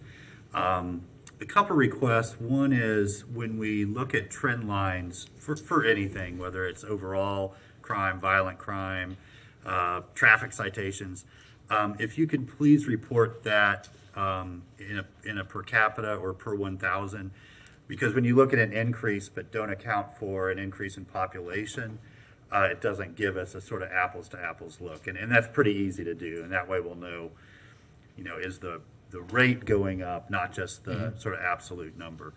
Then I want to, really kind of zoom the lens out, because whether it's the next item or several of the topics that have already been discussed, we have mainly heard about symptoms of a problem. And if we're going to have sustained success in protecting public safety, we must address the root causes of these types of behaviors and activities. And so let's ask ourselves, why do people come from all over the place to hang out in a parking lot? Right? Yeah. It's an important question because they do. We've been trying to figure it out. Right. And so I will tell you, in high school, me and my friends would show up to the Gainesville High School parking lot on Friday night and hang out. And why did we do that? Because we didn't have anything else to do.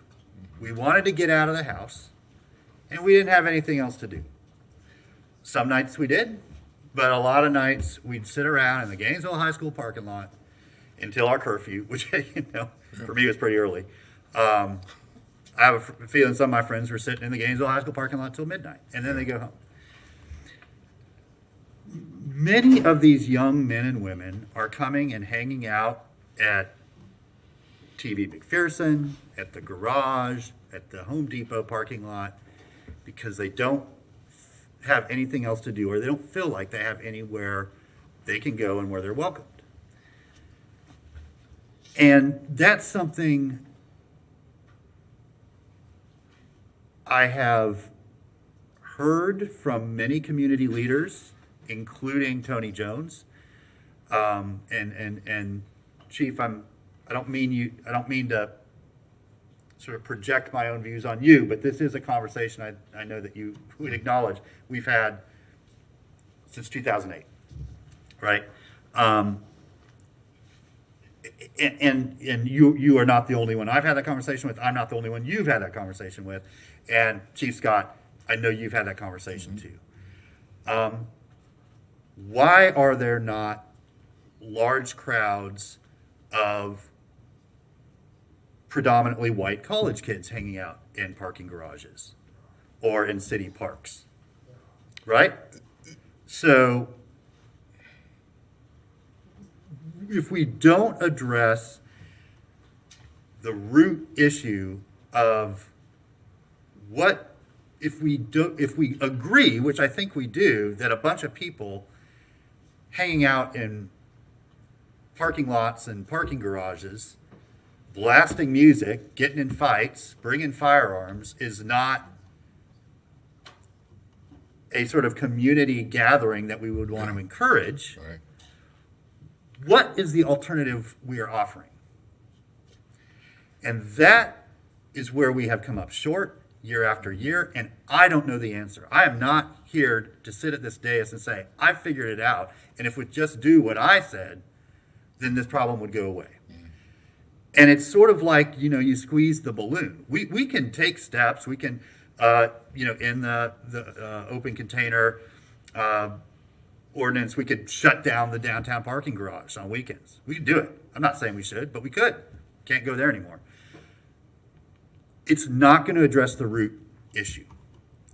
And so whatever discussion we have, we should not just talk about our reaction, but proactively, what as a community can we do better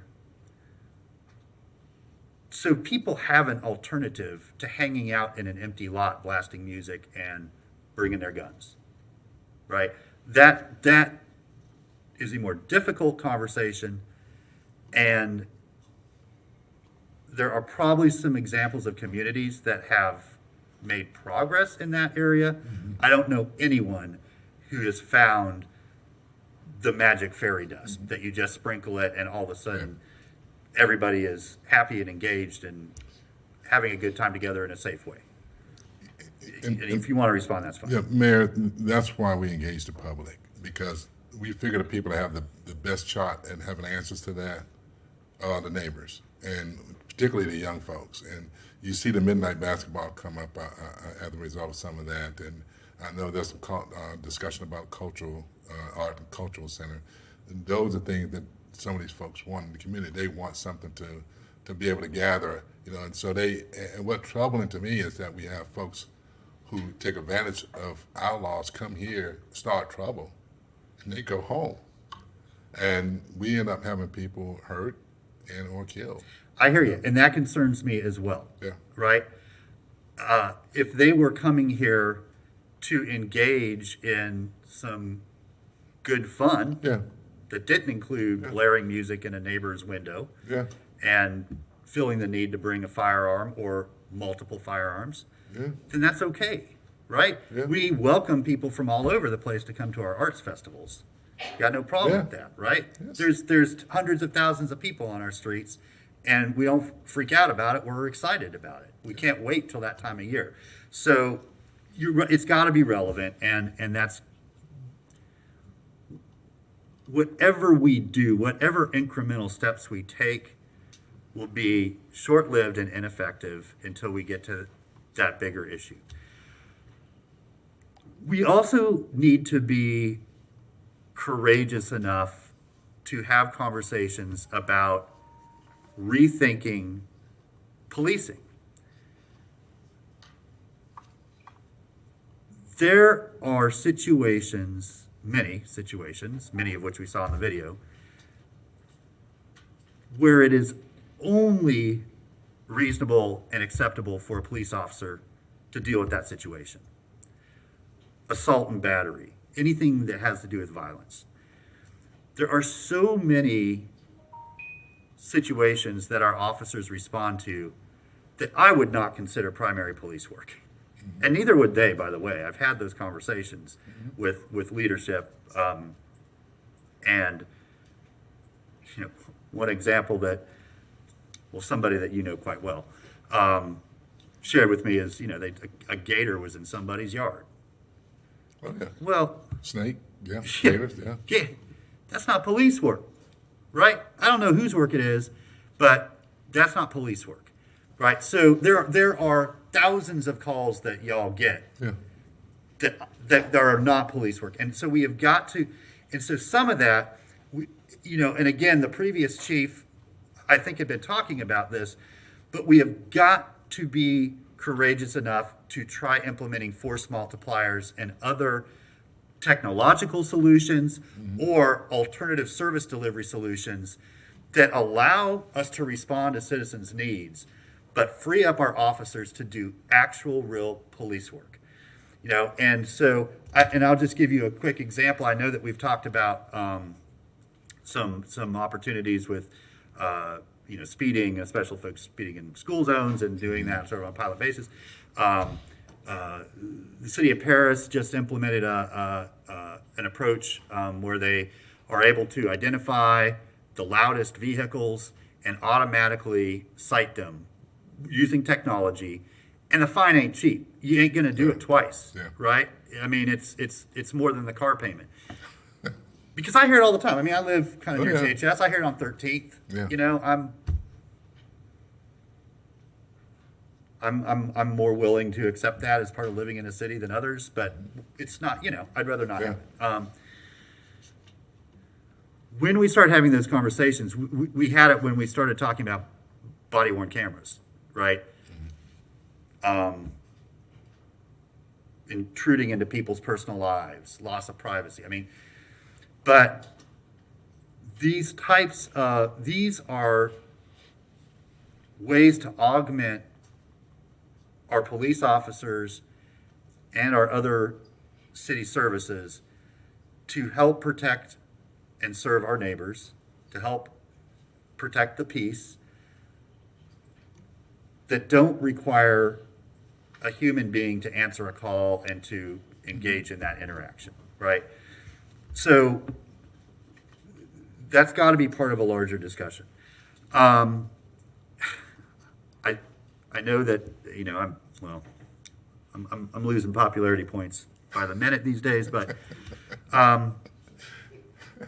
is it more important to have an officer out answering crimes that deal with domestic violence or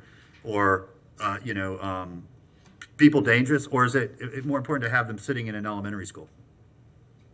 Right? I know my answer to that. I know where I'd rather have that officer. I know all the reasons that they are supposed to be in the schools as well, and building the relationships and all that. Yeah. I get that. Yeah. But when we're down and when we're consistently looking like we're going to be down, what's the highest best use of that individual? Those are the kind of hard questions. Finally, let's not lose sight, colleagues, that Gainesville has and will always be a regional hub. You look in a 9-county area around us, we're what's happening, right? We're all what's happening. We're going to continue to be what's happening. And so folks are going to come here. And they came here before we made changes during COVID. They're going to come after. We're going to have large crowds. I was curious, because the most effective crowd control unit we had was the equine unit. And I'm just curious, did we end that because of staffing and cost? Yeah. That's another question. I mean, another conversation. I mean, it's a specialized unit, right? It costs, you can't you can't just park the horse until you need it. Yeah, we had the downtown unit, right, and we had the horse unit, the mounted unit, and those were personnel that were dedicated to downtown and midtown. They could, assist with those problems, and then we went with those units because we kept drawing from the rest of the city, and we started having issues where we weren't responding timely or available for us in more serious calls. It's a little more than babysitting, but if we're not there, things are going to happen, and we have to be there to stop it from happening. So, and we've had this discussion amongst the shift commanders. Do I put people out here, dealing with these crowds, or do I just let what happens happen, and then we'll respond to it, and we go deal with the issues that we have in the city? And none of us want to be responsible for somebody's dying. And for me particularly, on my watch now, I want to make sure that my officers go home at night. You know, when they're at the end of their shift, that they go home, and we'd like every neighbor to go home as well. So that's what our ultimate goal is, and what we're doing, and how we're doing it, and why we're doing it. Yeah, I hear you. I am incredibly respectful of that. I am often reminded, and the video showed was just the latest version of reminding us all that most of the time that our officers are interacting with our neighbors, it's not the neighbor's high point of their day or their week. Yeah. It's usually a pretty low point, and you continuously see nothing but professionalism, under the most intense and severe of situations. And so Very proud. I very much respect that. So, what I don't want us to do is take small incremental steps that make us feel like we're addressing the root causes of these situations, because they will be temporary, they will be illusory, and they ultimately will distract us from doing the really hard work that it will take to create systemic change that ultimately makes sure that everybody who comes here, regardless of the day of the week or the time of the day or where they come from or whether they were fourth generation Gainesville, that they have something positive to do, and that does not involve disturbing the peace, disturbing our neighbors, violence, or putting our officers in jeopardy. And that will continue to be my North Star as we have this discussion. Okay, back around the horn, Commissioner Ward. Thank you, Mr. Mayor. I won't take long, but I just want to note, because it needs to be said, that it's absolutely absurd that much of what we're talking about is gun violence, but we are not allowed to do a single thing about guns. Thank you. Thank you. Commissioner Santos. Thank you, Mayor. I want to touch on the point you brought up about being a regional hub. I mean, we have been a regional hub for a long time. I mean, Ocala is not Gainesville. I mean, Ocala is, the people who live there do come up here, the surrounding counties do. I mean, there's not much to do in Palatka. I mean, there's a new brewery there. That's, I think, all they have there. I think a Chinese buffet. Another group of people who have always come here is LGBTQ youth and stuff like that. People have come to Gainesville from the surrounding areas because I don't feel welcome for a reason in those areas to come out, and they don't have a place to go as well. That I think one of the reasons why we have always kind of been a hub is it's that reason. I also, if we could go to slide number 2, because I just want to confirm this. If we could bring that up on the crime stats for first quarter.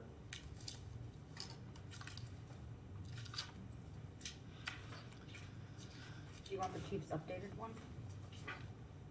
The one that's on the... Yeah, he showed us a different one that was updated.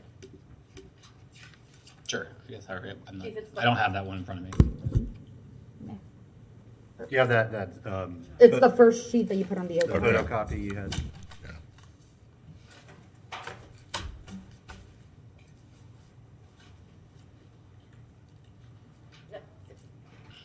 No, I think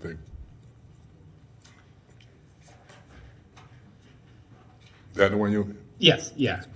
I mean, looking at our first quarter compared to last first quarter, violent crime is down and property crimes are down, and overall crime down is 13%. Is that correct? Yes. They're good. Okay. All right. The last slide I showed you incorporated April. Okay, I haven't seen. I think that was the first one I showed. Okay. It wasn't part of the presentation. It was sort of. That was one. It was a 1% increase on the violent crime. Yeah. Okay.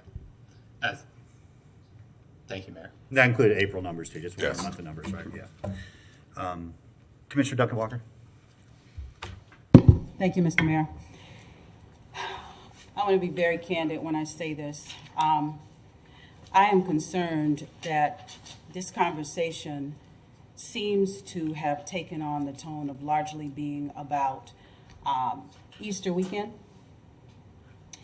And that's concerning to me because that's not at all what I gathered from Chief Scott's presentation. As a matter of fact, what I saw in Chief Scott's presentation was not just Easter weekend, but I'm not even sure what the other gathering was, and I'm just going to boil it down to those challenging conversations we say that we're ready to have. Easter weekend was Black people in downtown Gainesville. And at the end of the day,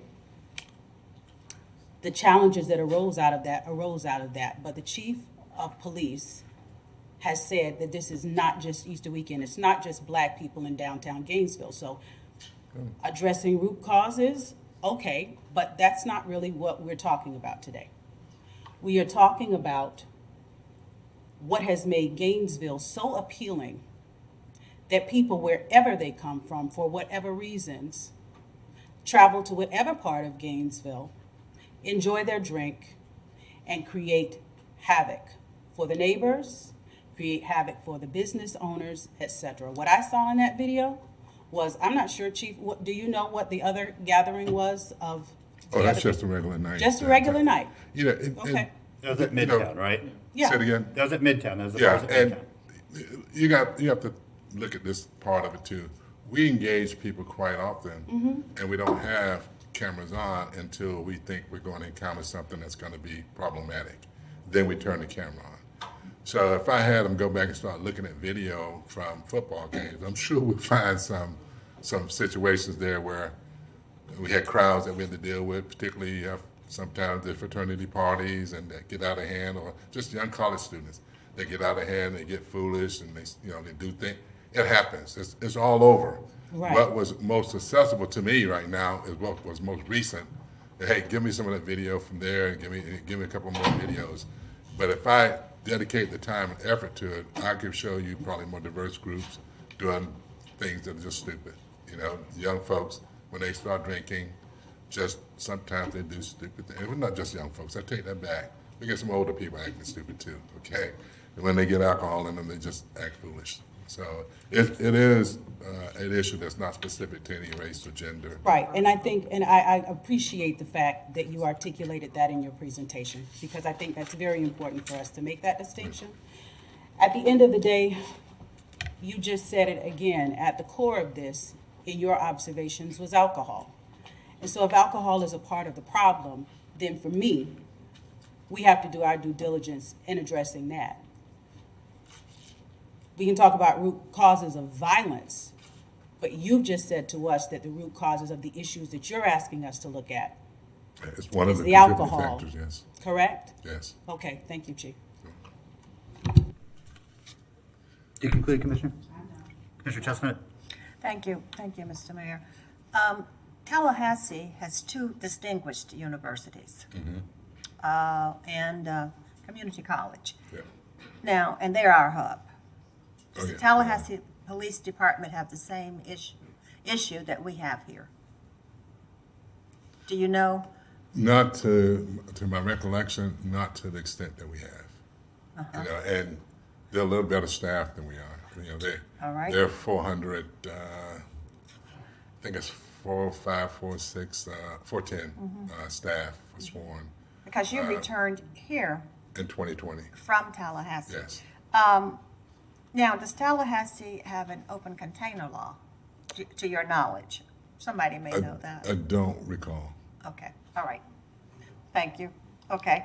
Well, Mr. Mayor, our charge here then, are we going to accept the report and then move on to the item where I think we're going to I've be? got more of the. Oh, you got Yeah, some and more? so actually, one more section. per the city manager's request, we're going to defer the cadet conversation Yes. to a future meeting. Okay. So- Because it's just not fair for that program to sort of mix it in with. I'm good this with that. conversation. I know you are. And I appreciate your willingness. Yeah, so, at this point, I think it would be appropriate for us to see if any members of the public have signed up to speak to this item. But we still do have the more focused discussion of Right. Commissioner Sacco's next, yeah. So, okay, Yeah, so this was just an update. I mean, there's no action all right. required, absolutely. okay, thank you. So, yeah, maybe we're ready to hear from the public, or I think they want to hear. I think we're close. Commissioner Sacco? Thank you, Mr. Mayor. I'll try to be brief. Although the chief is moving, I'll start with this. I don't think anyone here would say that there is a singular problem for the situation at hand, and I think it's a whole situation that's at hand. We are short-staffed. It's a national problem. Violent crime is going up. That's also a national problem. We may need revisions to some of our policies, either ordinance or internal at GPD. We need a very multi-pronged plan for this. There's more than one situation described here. That said, as far as to Commissioner Duncan Walker's point, it's not just Easter. So Sunday morning, when the manager alerted us about the homicide, I then went Sunday night to downtown. I figured, you know what? When I do drive-alongs with GPD, I see one very specific thing. Maybe if I go by myself, it might be something else. And I drove by. I think it was about 11:30. So not even 24 hours after someone had died in the garage, and cars were piling in. And the state attorney's lot was already packed with people. And that's 24 hours after someone died here, people were still coming in to party. So it's not just Easter, it's not just because we had a concert, it is consistently there is something going on. And I will agree, we need more activity for our youth, we need more things for a variety, a diversity of people to go to. I don't think the city provides any activities for people at 1 a.m. Like that is not a service that we provide. I don't think there is something we can offer at 1, 2, 3 in the morning, because no one has anything to do at 3 in the morning. You should be sleeping. So it's not, I don't want to say there's one cause to any one thing, or there's one answer to solve what is frankly a dilemma. So I want us to just be open-minded about there is a multitude of issues and a multitude of potential solutions as we go forward. That said, I would move that we accept the report and we can go to the public. Okay, there's a motion and a second. Commissioner Duncan Walker. Thank you, Mr. Mayor. I just had one quick question for the chief.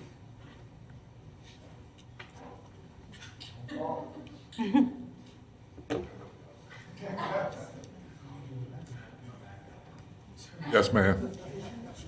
Chief Scott, can you tell me, and I apologize if you may not have this right off, but I would be interested in knowing this, from 2020 to the present, how much has staff been reduced, your police staff? From 2020 till now? Yes. I believe it's going to be about 15 people. Would you say that, Tony?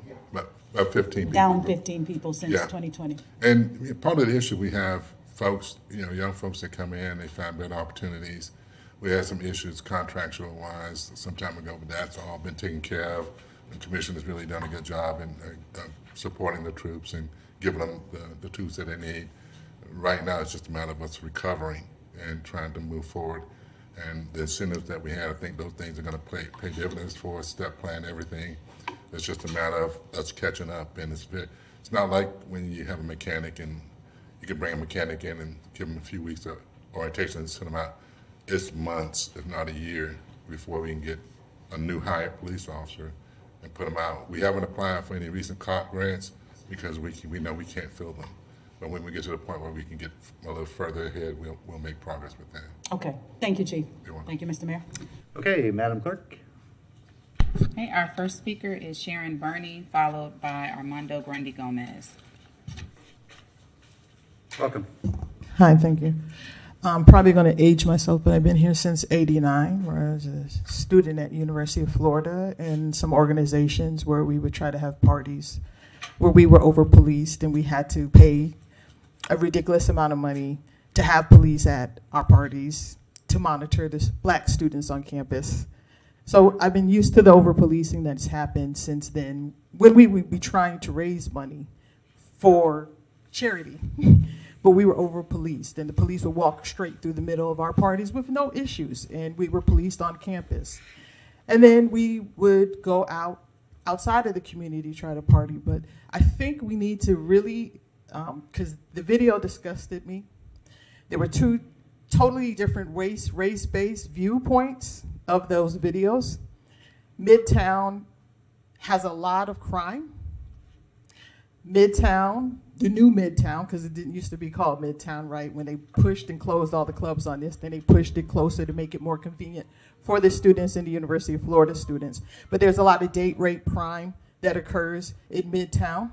There's a lot of outside fighting and partying in Midtown. There's a lot of open drunkenness during the football games, which is why we started, just to get honest about why we really started the open container, to accommodate football games and all the money we make from the football games. So what I guess I'm saying to you is that race is always going to be present in America because it was based on race. And I want to think about that. And the issues are, there are no places for the black people to go party because we've lost all our clubs. Clubs that were created for black people playing their cultural music that they want to hear, for a place to go outside of white gays and congregate. That is part of what's happening. They have nowhere to go, so they're congregating outside. Because gentrification has steamrolled through their communities and taken away all of their outside issues. And people are suffering, and it is a national trend. We lost 1 million people to COVID, but we're not talking about it because capitalism must move on. We're not talking about the gentrification that causes angst that people want to drink and escape. That there's nowhere to go, that they're suffering. So we can't sprinkle an MLK quote on top of it like we do during Black History Month, but we need to think about all our policies that we're creating that creates this monster that you quote unquote see now. And it's race-based. Some of it's race-based. The extra policing is race-based. And the first thing you want to do is put policing on it, but who is the first people? The black people are the first people that suffer the most from extra policing. Let's pull all the statistics while we're pulling them. So I say, you can't take away everything for the outlet for them and then go, hey, why are you congregating? Where do you want them to go? Thank you, Ms. Burney. Appreciate you being here for us today. And who do we have after Mr. Burney? We'll have Ms. Beatty and Aaron Green after. Thank you, Mr. Mayor. To echo the sounds of my sister Sharon Burney, I couldn't agree more. What I find interesting and disgusting, Mr. Mayor, is a lot of the dog whistles and subtle racial overtones, and not only in that presentation, but we're talking about the staffing levels of GPD. When last August 19th, when it was Commissioner Gail Johnson that was there, and Commissioner Duncan Walker, they sat there and told you, Mr. Mayor, you actually said, well, we're doing it because homeless people and black folks are being arrested, so we need an alcohol ordinance to have an open container law. Commissioner Johnson sat right there from the dais and said to you, the statistics doesn't support you. Commissioners, now the Chief Scott, said to you all, they weren't in favor of this, and you all marched right along. And the commissioner that now wants to rescind it was all fought for it. Yes, we need it, and look who is being targeted, just as we told you. And the racial overtones is interesting. Some of you look at black people as disposable. Some of you even running for higher offices do the same thing. Somebody said, well, I need 5 people I need to go talk to that are black in East Gainesville. Make it make sense to me. So when we ask you that we have nothing to do, places and spaces, some of you all were talking about 8th and Waldo for, 4, 5, 6, 7 years, and other things. We want to have great imagination and innovation there, but when it comes to this, not so much. We'll let the blacks, we'll let them wait. We'll let the blacks wait. And then when we have representation that looks like us, sometimes they go along with white supremacy. I cannot make this make sense for enough of me. We don't need a history lesson, folks. We watch a video where you're clearly putting people that look like me and Commissioner Duncan Walker and your interim city manager look like them, and you want to make it like it's violence. I'm tired of, as a black man in this country that served this country 8 years, to be treated like I'm disposable and have city commissioners ask, well, what do black people want?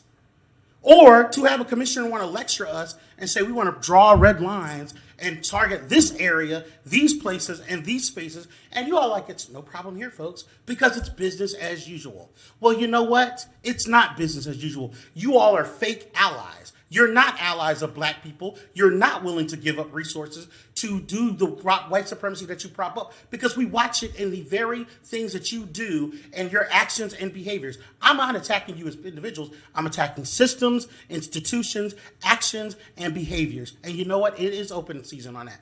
Just like and for the commissioner, the chief to say we're short-staffed. You wouldn't be short-staffed if GPD was not on an 8 multi-county jurisdictional with the state attorney's office. Why are the police working there in 8 other counties if we're such short-staffed? Where we clearly have a violence crime issue here. Make it make sense. And we know how that isn't a lie. The sheriff, Clovis Watson, can prove that. That's record. So make that make sense on why we got our GPD that is understaffed, under-resourced, and underfunded, handling other counties, but we're not handling violent crime here. And I don't buy the 1%. Thank you. Mr. Green, welcome. Watch the language, please, Mr. Gomez. Mr. Mayor, Commissioners, Aaron Green's my name. Former owner of Fletcher's. I'm the most loved and hated person in town right now. Loved by the neighbors in and around Fletcher's and Pleasant Street and Fifth Avenue because I retired and closed the bar in 2019. Hated by my former customers who I see all the time, and they want to know, when am I going to reopen it? I have to deal with that almost every day. But I'm not going to reopen it.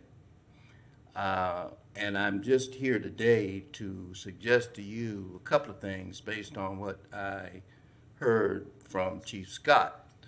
If you would take these seriously from a person and a family that was in the bar business for 61 years. We opened the business in 1958. I closed it in December of 2019. I can't overemphasize what Chief Scott said about this being a regional hub for entertainment. People coming from Marion County, Columbia County, Cross City, Chiefland. I ran into a couple of young men in the military from MacDill Air Force Base just on a Saturday night. They heard about Gainesville Fletcher's come up here. Wildwood, Bushnell. And I've talked to the police about this. I had a lot of dealings with the police. The police know me very well. I couldn't operate the business without them. And they'll tell you that. And we did fine over the years. We probably taught 3 or 4 generations of people to drink and how to act and when to stop. You've had enough. And it just got to the point where there was just a new generation of people coming along that their approach was a little bit different. The younger generation today. It was not my daddy's, Mr. Fletcher's bar in 2019. He wouldn't even recognize the crowd. But one of the things that I think you ought to grab hold to that the chief told you about was on this idea of Jacksonville putting on social media, you can't drink in the parking lots over here in Duval County. And they know that they can here. You are being taken advantage of by having that kind of relaxed rule. Yeah, thank you, Mr. Green. Yes. We appreciate your time. The open container law worked very well for us. Thank you. And you're being modest. It's former commissioner and former mayor commissioner Aaron Green. And in this chamber, that should always be acknowledged and recognized. And also, I will go on record as saying the coldest beer I ever got served in Gainesville was at your bar. I still don't know how you did it. Madam Clerk, our next speaker, please. Our next speaker is Dottie Fabacy, followed by Layla Fakori. Okay, the next one, I apologize. And followed by Anthony Rue, I believe. Hello, my name is Layla Fakori. I'm one of the co-owners of How Bazaar, which is a retail store that opened in the Southwest parking garage recently. So I wanted to firstly pay my respects to the young man that was killed this past weekend. I was actually there when he was shot and saw him get pulled out.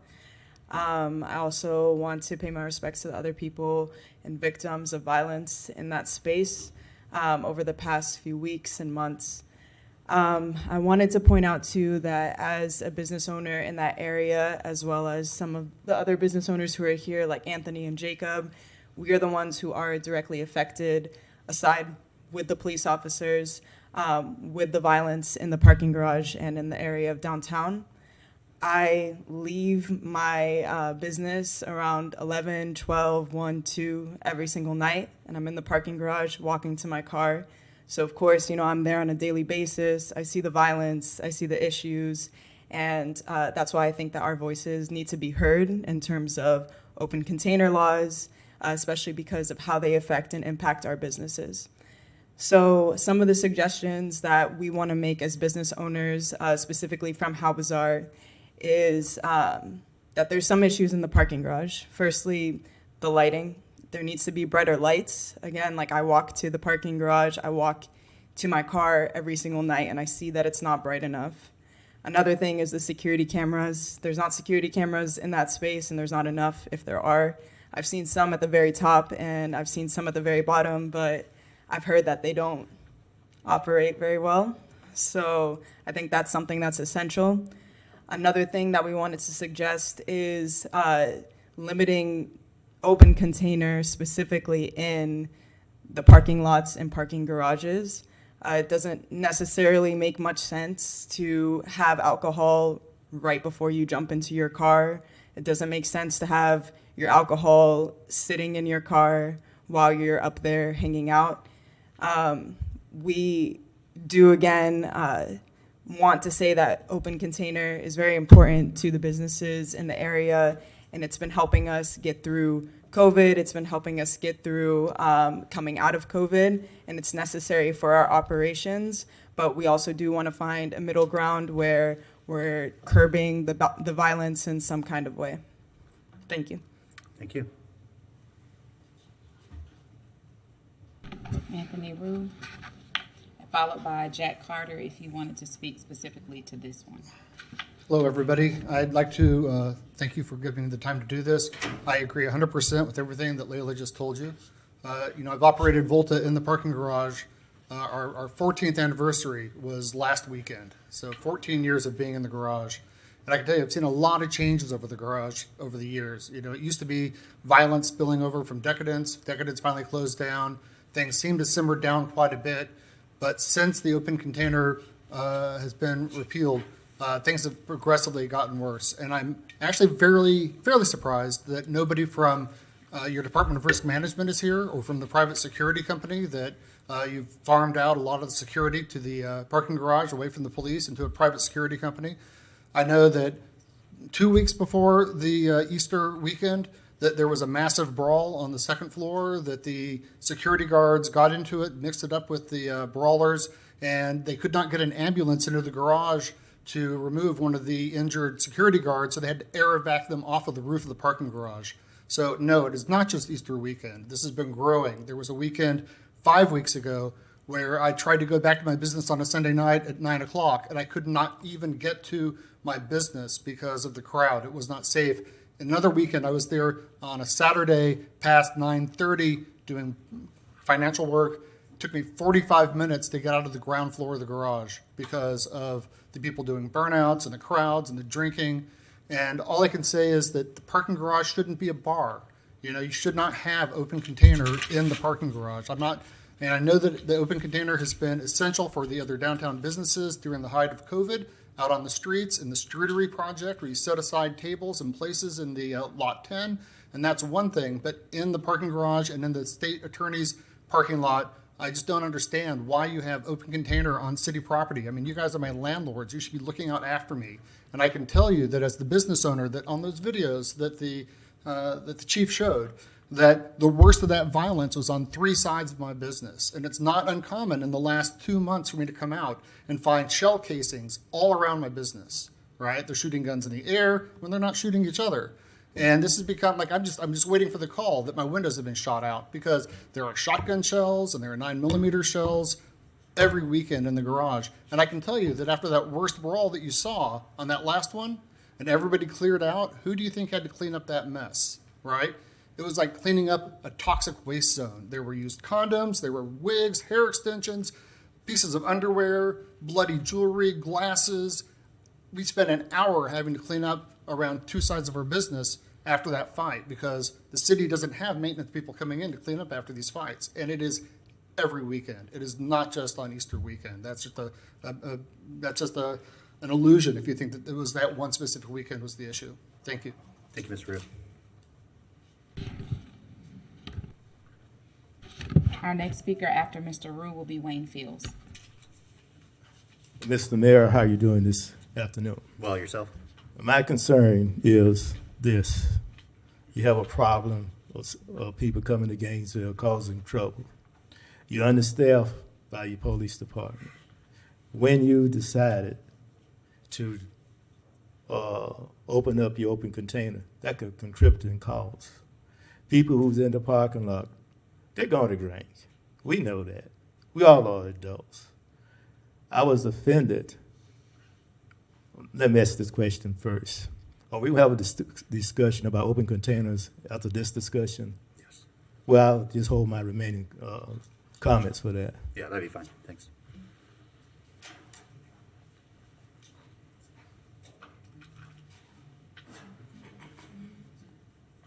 Good afternoon. Thank you all for allowing me to come before you. My name is Wayne Fields, and I, along with former Commissioner Mr. Aaron Green, was a bar owner. We had a bar downtown, and then we also had a nightclub, which turned into an after hours. And after that, we had numerous people who supported our program. And then we moved out to another bar out on Southwest 16th. And so the one thing that we did not have back then was an open container law. What we did have was a very strict law that made sure that consumption took place inside the public facility. As it relates to the peaceful Sundays that the chief spoke about, my recommendation would be to expand T.B. McPherson. I live across the street in the neighborhood that's known as Hollywood. In our neighborhood, we have numerous residents who are very involved in the community, including myself. What we need on Southeast 11th Avenue is a roundabout to slow down those who are going every day, and not just on peaceful Sundays, but they get up to 75 and 80 miles an hour. The dirt bikes that do wheelies on 11th Avenue, could you slow them down at least? In our neighborhood, Yvonne Hayes Henson, Leonetta McNeely. I think we know what's happening in that area. So I asked for help. Young lady came up here before me and she asked for better lighting. I can tell you we need the same thing, Ms. Manager, City Manager Curry, that we need lights that's on 11th Avenue as well, because we have school kids who are walking home after school and they're walking almost in the dark with the current lighting system. And so we need that type of help. Do we need more police officers? The residents and neighbors in our neighborhood would say yes. Please, I hope I do not exceed my time, but let me please say this to you. My next door neighbor, who had a son, the Jones family, who a few years back was found on the road with a bullet to his head. He was killed, viciously murdered. The shooting that took place in Lincoln Estates, where there was another young person killed, that same family had a grandson, the Jones family, who lost the house next door to us in a gambling bet. Thank you. And it was Thank you. taken over by a gang. Thank you, sir. I'm afraid your time has expired, but we appreciate you being with us today and Thank sharing you. your thoughts. Please make a difference and do something Thank you. about Yeah, what's we'll happening. we'll do our best. Madam Clerk? That's it? Okay, thank you very much. So we have a motion to accept the report. All in favor say aye. Aye. All opposed? Motion passes unanimously. Up next, Madam Clerk. Up next is BD1, open container. Okay, Commissioner Sacco. Thank you, Mr. Mayor, and thank you, everyone, for helping with the agenda juggle to get this where it is. So I want to kind of reference a lot of what the chief already said for BD5. I think his video said a lot more. The video I was able to get, because I don't get a body camera when I go out. I have my cell phone. And at times it's not necessarily possible in a crowd to start filming people. That gets attention. So I want to show some of what I saw from when I was in a vehicle or far away enough that we could get some shots without really putting anyone in danger. But I want to have this conversation again because of what I saw, what I'd been hearing before, and what I saw after. I was one of the folks who voted for open container, and I agreed. It is policing when we have who is allowed to have alcohol, when we're allowed. It does real harm to our homeless community. I still believe that. That said, our policy needs adjustment. I think Commissioner Ward said, we tried to do something great, and now it's being abused, as many of our neighbors said. Not from people here in our community, from people coming in. And I think that I'm smart enough to know that we need to adjust what we have. And we need buffers, parameters, bumpers, like you do, something around it to better regulate what has been an enhancement for a lot of businesses, what has been an amenity for many of our neighbors who do enjoy it. But the way it is now is not sustainable. And it is definitely not sustainable for GPD or safe. That said, could we pull up my PowerPoint real quick, Madam Clerk? And I'm not going to pull up the videos because I think the chiefs had most of them even better and in better quality instead of jumping between them. And I think some of my photos reflect most of it. And while that's coming up, I will, with the permission of the commission, bring up the redistricting item next, so we hopefully get to that before our break. I know y'all have been here for that, so we'll do our best to get to that before we break for dinner. I'll try to be pretty brief.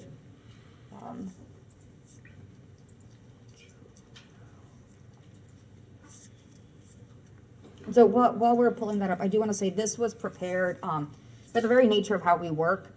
We can't talk to each other, so I have no idea what my colleagues think until a public statement is made to the press, until they talk about something else, until they speak up here, until other neighbors speak, and we kind of have to send in materials by a certain time. So what I originally prepared, with conversations with the community, with conversation with staff, some changes have been made, but overall the aim is the same. We have to change something.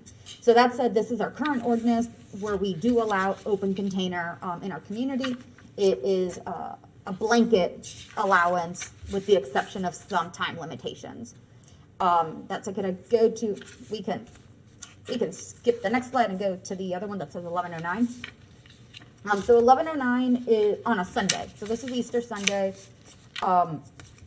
That parking lot was already full. But it had, this is looking at the parking lot due west of the Wells Fargo parking garage. That's a view from the second floor, which is the roof. There were approximately, I want to say, 70 to 80 vehicles, and more were coming. But at that point, it was about 70 vehicles. And I didn't think about this until we had another problem with the 4th Avenue Food Park. That is a dirt lot. And people are parking at it at all hours. And I don't think it's a matter of signage, because signs don't matter. And you can park wherever you want, because code enforcement isn't going to be around. Neither are our parking ambassadors. But it gets, I'm assuming without the invitation or acknowledgement of the owner, it just becomes fair game. And that said, there was a variety of activity that night. It wasn't just drinking. It was people publicly urinating. I saw things I did not want to see that night. It was folks trying to blast the radio just to show off like how cool their speaker system is. It was folks sitting in the window trying to get on top of their cars to show off or yell. I'm not sure which one. But that was normal. That went on until 2, 3 in the morning. And it only got worse. So the next slide, please. This is looking south from the Wells Fargo building, and you can see just past the tree line, this is the state attorney's lot, or the state attorney's office with their lot. That had actually been closed off, so they couldn't get in. That said, on foot, some people did start gathering. But the people off in the distance are people packing the sidewalk of University. As University, all lanes are operational and cars are going through it. So you will see later on, like, folks were in the street, even as it was happening. So next photo, please. And so about an hour later, crowd is still there. We tried, GPD tried to block off that smaller road to kind of redirect traffic, what was get a better control of the situation. Cars were still going in and then honking at each other and then yelling at GPD, because even though they were told they can't go that way, they were still going. Like, I get to do whatever I want here, and it's more than just a matter of alcohol at that point. And the next 2 photos, our drone operator, Officer De Castro, was on the scene that night. 2 little red dots in the sky over all of Midtown from 8 p.m. until 3 in the morning. Observing and keeping track so GPD would have a bird's eye view of where things are going on and better react. So it is just, it's not a matter of simply alcohol, it's also a matter of crowd control. And the chief said we had 50 officers out that day. We also had the SWAT team in those 50. But with 50 officers, I know you've been asked, Chief, like, how many people are there? You can't count this many. There's no way to sit there and count each individual person to see how many are coming up. GPD was, quite frankly, outnumbered. GPD is outnumbered last Sunday when I went down and nothing special had happened. They were already outnumbered. And I don't think that's a sustainable situation. And the one thing in common was alcohol. And I mean alcohol everywhere. I don't think I saw an empty hand. That Sunday, other Sundays I've gone, but what I saw as the crowd started clearing was bottles smashed everywhere. And I think one of our tenants mentioned that, 3 a.m. when we finally kind of got people to move, there was trash and broken glass everywhere. And I wondered the next morning how it got, like, where it all went, and now I know some of our tenants are cleaning it up themselves. But I also saw Parks and Rec people cleaning up extra trash from the weekend around. That's a cost that we are bearing. I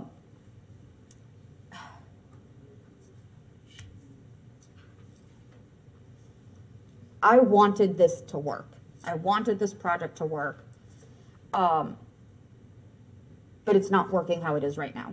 And I'm not going to let it continue in this fashion if I can. My original ask, if we go, we can go to the map. This was an original, my original suggestion was reducing the area, so it is one contained space. We know where it's allowed. Beyond this line, you can't do it. Conversations with our neighbors and with staff have suggested, that's my time, I'm up. Have suggested alternative ways of reducing open container to something far more manageable while GPD gets their forces up, while we find a the many multifaceted additions to how we can control the situation. But I am no longer suggesting this map. What I would suggest is I would suggest repealing it across the city for, I believe the chief and I have spoken, he'd like to see it until the end of the year, approximately 8 months, to get new cadets on board, to pick up more people, to give them a breather. Folks I was out with on Sunday were calling out for the next day because they just couldn't. And the chief has said that people are tired. If you are dealing with this 40 hours in 4 days, back to back or longer, you are exhausted. Our officers are just calling out. You have to pull from somewhere else. It's not capable. So I am asking for a total repeal. However, what I want alongside that, after conversation with a lot of our staff across many charters, is the companion piece to that repeal is we have a, call it a permit, call it an application process, call it at least many systems where if a block does want this amenity of open container, if they do want it in front of their business, that you can apply to have it with the approval of other neighbors within so many feet. I don't know the metric. I would leave that to staff to figure out the most practical and equitable method to figure out how to allow it if people want it. The logic behind that being, I have my own home and I want to have it in front of my house. My neighbors are going to say no. We're in a residential area. No. But if I am a bar surrounded by other bars, more than likely we'll be on board for this. This is fine. I want to leave that part to staff to figure out how to best offer that to the community. And I cannot stress this enough. I do not want the repeal to happen until we have a stopgap measure for that allowance available. I don't want to hurt businesses who have been doing everything right because people who don't live here have come to take advantage of something we intended to be good. So ultimately, my main ask is that concurrently, we ask staff to produce some kind of permitting system based on their own objective metrics to allow some businesses who want this during the pause, but citywide, we repeal it for a number of months. I think the chief had suggested about 8 or 9 just to give GPD a break. And in that meantime, I would like a much deeper conversation between staff, between businesses, between our neighbors on what to do long term. I don't think either end of this pendulum is the answer. I don't think free for all or not at all is the answer. This works in other places. There has to be a way to make it work here. New Orleans isn't burning to the ground every night. There is a system in place that works for them that they have figured out. I want to give our staff, one, GPD a break, but also our staff that time to figure out the long-term method to do this. But in that meantime, have a way for businesses who are in agreement to have this to have it. And I know that's a huge ask out of multiple departments, but I think we are capable of doing this and making it fit to Gainesville without adopting some other city's standard. So that is a lot different from what we did here. But it is, I think, the most equitable way to see how to address this. And to protect neighborhoods who are being bothered and harassed late into the night and morning, without punishing businesses who at noon are doing perfectly fine and doing everything right. So with that, Mr. Mayor, I will entertain questions or comments. Thank you. Thank you, Commissioner Ariola. Thank you, Mr. Mayor. And thank you to everyone who's come to share their opinion. I've been listening patiently for 2.5 hours on the issue. I'm ready for us to take some action. We're not obviously going to be able to take final action today. We will have to wait for our staff to bring back direction. In that action, here's what I would like to see. I would like us to explore the possibility of excluding parking garages and parking lots from the open container ordinance. And I'd like to see us address the security issues that were raised. I'd like to see solutions for the lighting in the garage and as well as the security issues. I do not think creating a special district is the solution. That makes it more of an amenity rather than a rule of law. And as for timelines, we went back and forth about 24 hours or capping it at 2:30 a.m. We could go back and forth for another 2.5 hours debating between midnight and 2:30. The reality is you're only going to be changing the times. You're not going to be actually addressing the root causes. We have a lot of educating to do in this community. I'm willing to go forward with these suggestions because one of the issues and concerns for me was law enforcement's ability to deal with the externalities that come from this change in law. We have now heard from law enforcement. They are asking us for help. I'm not going to let that ask go unheard. But I think we should all take a deep breath when we start to attribute the root causes. This has been a long, long issue in this community. Anybody who grows up in Gainesville knows that this has been a long issue. We have to continue day to day pushing the right things to do and trying to save young people from destroying their lives with alcohol. Simple as that. Thank you. Thank you, Commissioner Ward. Thank you, Mr. Mayor. Let's first clean up a little language. We had an open container ordinance for a very long time. Open container ordinance means you can't have an open container. Now we do not have that. We repealed open container. So just to make that clear, what we're talking about is reinstating the open container ordinance. That's where we're going. And to do that, we have to have an ordinance in front of us. And that would have to have 2 readings. So we're looking at a minimum of 2 more meetings to do that. In that space, what I think I'm hearing, what I would like to do is charge the manager staff through planning with bringing back a solution that we can use to permit businesses who are already playing by the rules and who are not having issues and who are creating an amenity for the community that is being well used, particularly along Southwest First, how we could permit that in a way that makes sense and is legally possible and doesn't cause trouble. There's time to bring those ordinances in parallel, and that's what I move we do. Second. Okay, motion and a second. Can you state that a little more succinctly just for the clerk? I'm going to try. Thanks. I move that we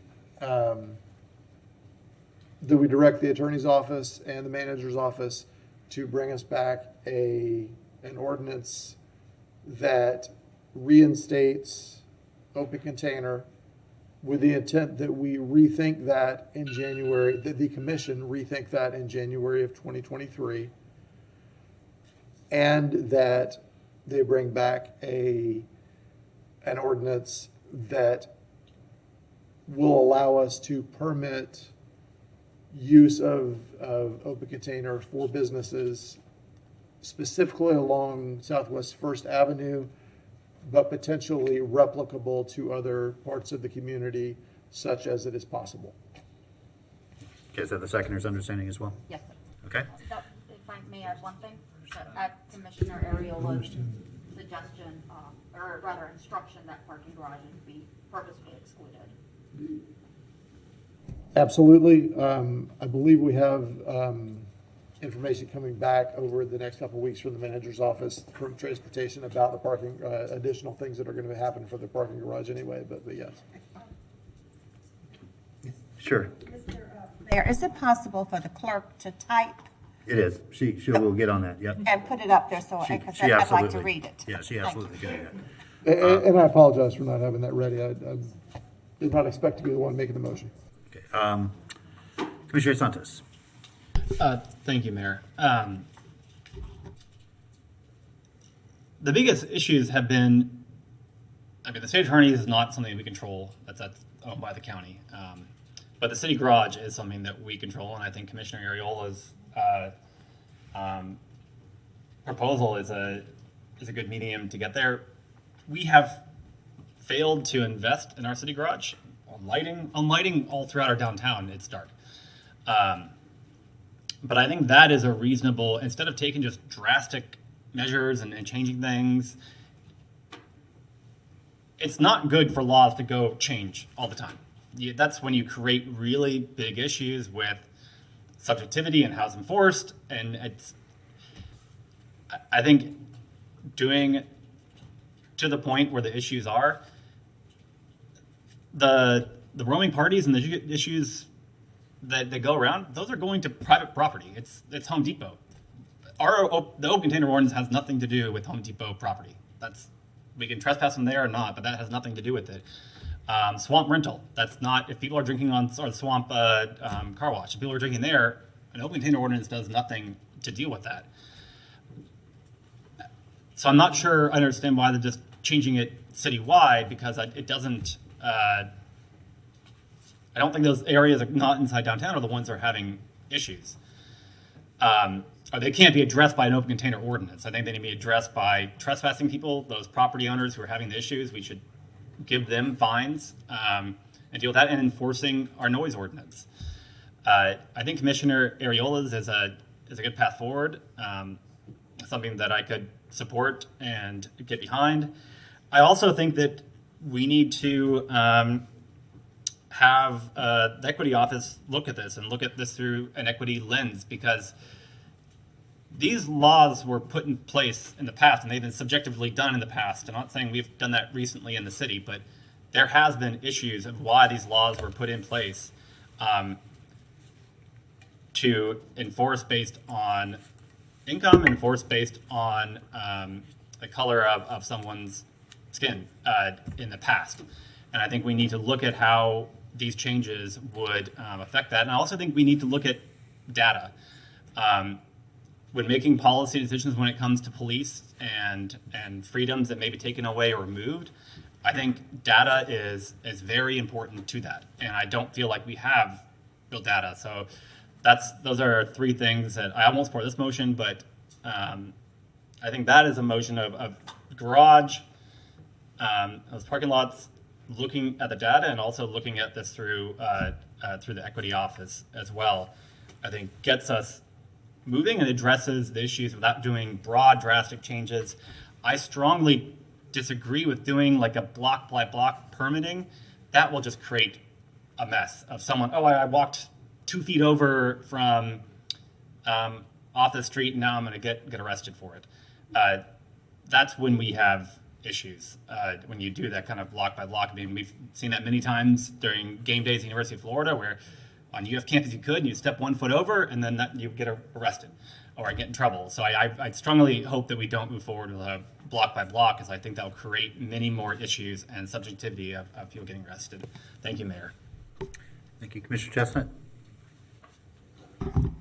Mr. Mayor, I'm confused and perplexed.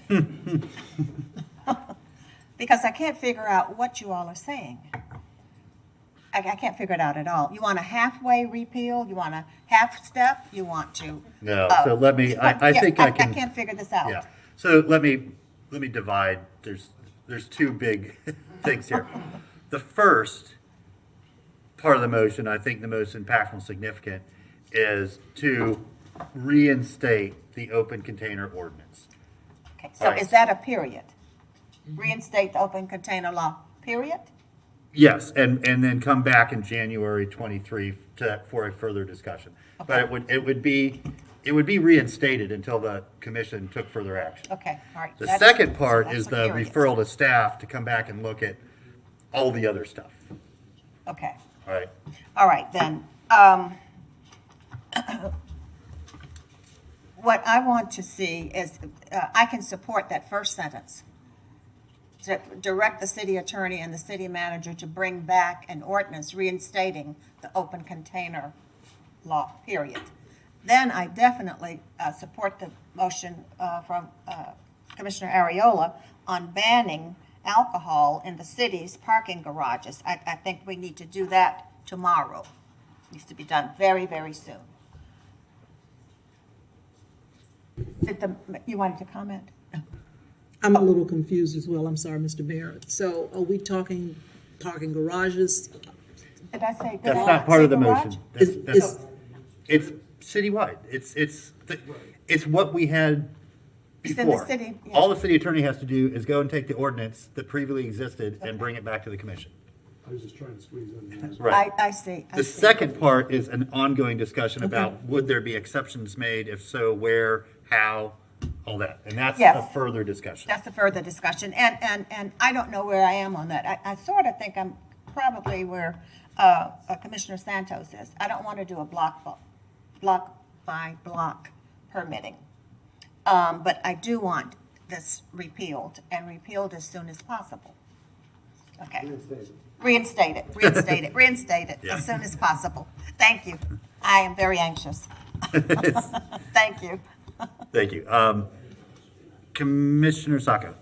Thank you, Mr. Mayor, and I think I'm to blame for a lot of the confusion, given my original suggestions, and then you make plans and God laughs.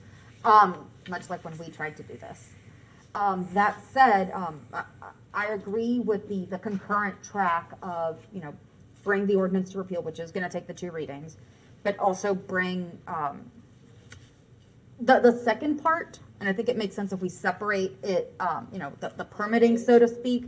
It is a stopgap until we have that new conversation after staff works out a long-term solution. My concern here is I don't want to rip the rug out from some of these businesses who have been working really well. And they are in geographically appropriate spaces that this could happen. So downtown, but I don't want to say where that line is via map. I don't think that's up to me to say where that line is. But it definitely can't be in Springtree. It definitely can't be in Lincoln Estates. You can't have it in a party, in a residential area, if you allow any permitting of a sort. But this gives an opportunity for the businesses that have been finding success and economic development and success through this policy. And I want to give them that opportunity to continue doing that until January. That's why I don't want it to be block by block necessarily. I imagine most of these would continue. But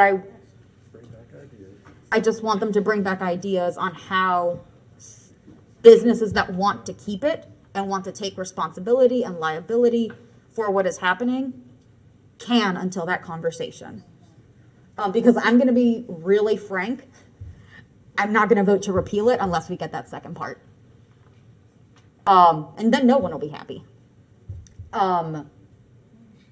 Because that part is to protect the businesses that are doing what they need to do and have been responsible. And they are not to blame for the problem.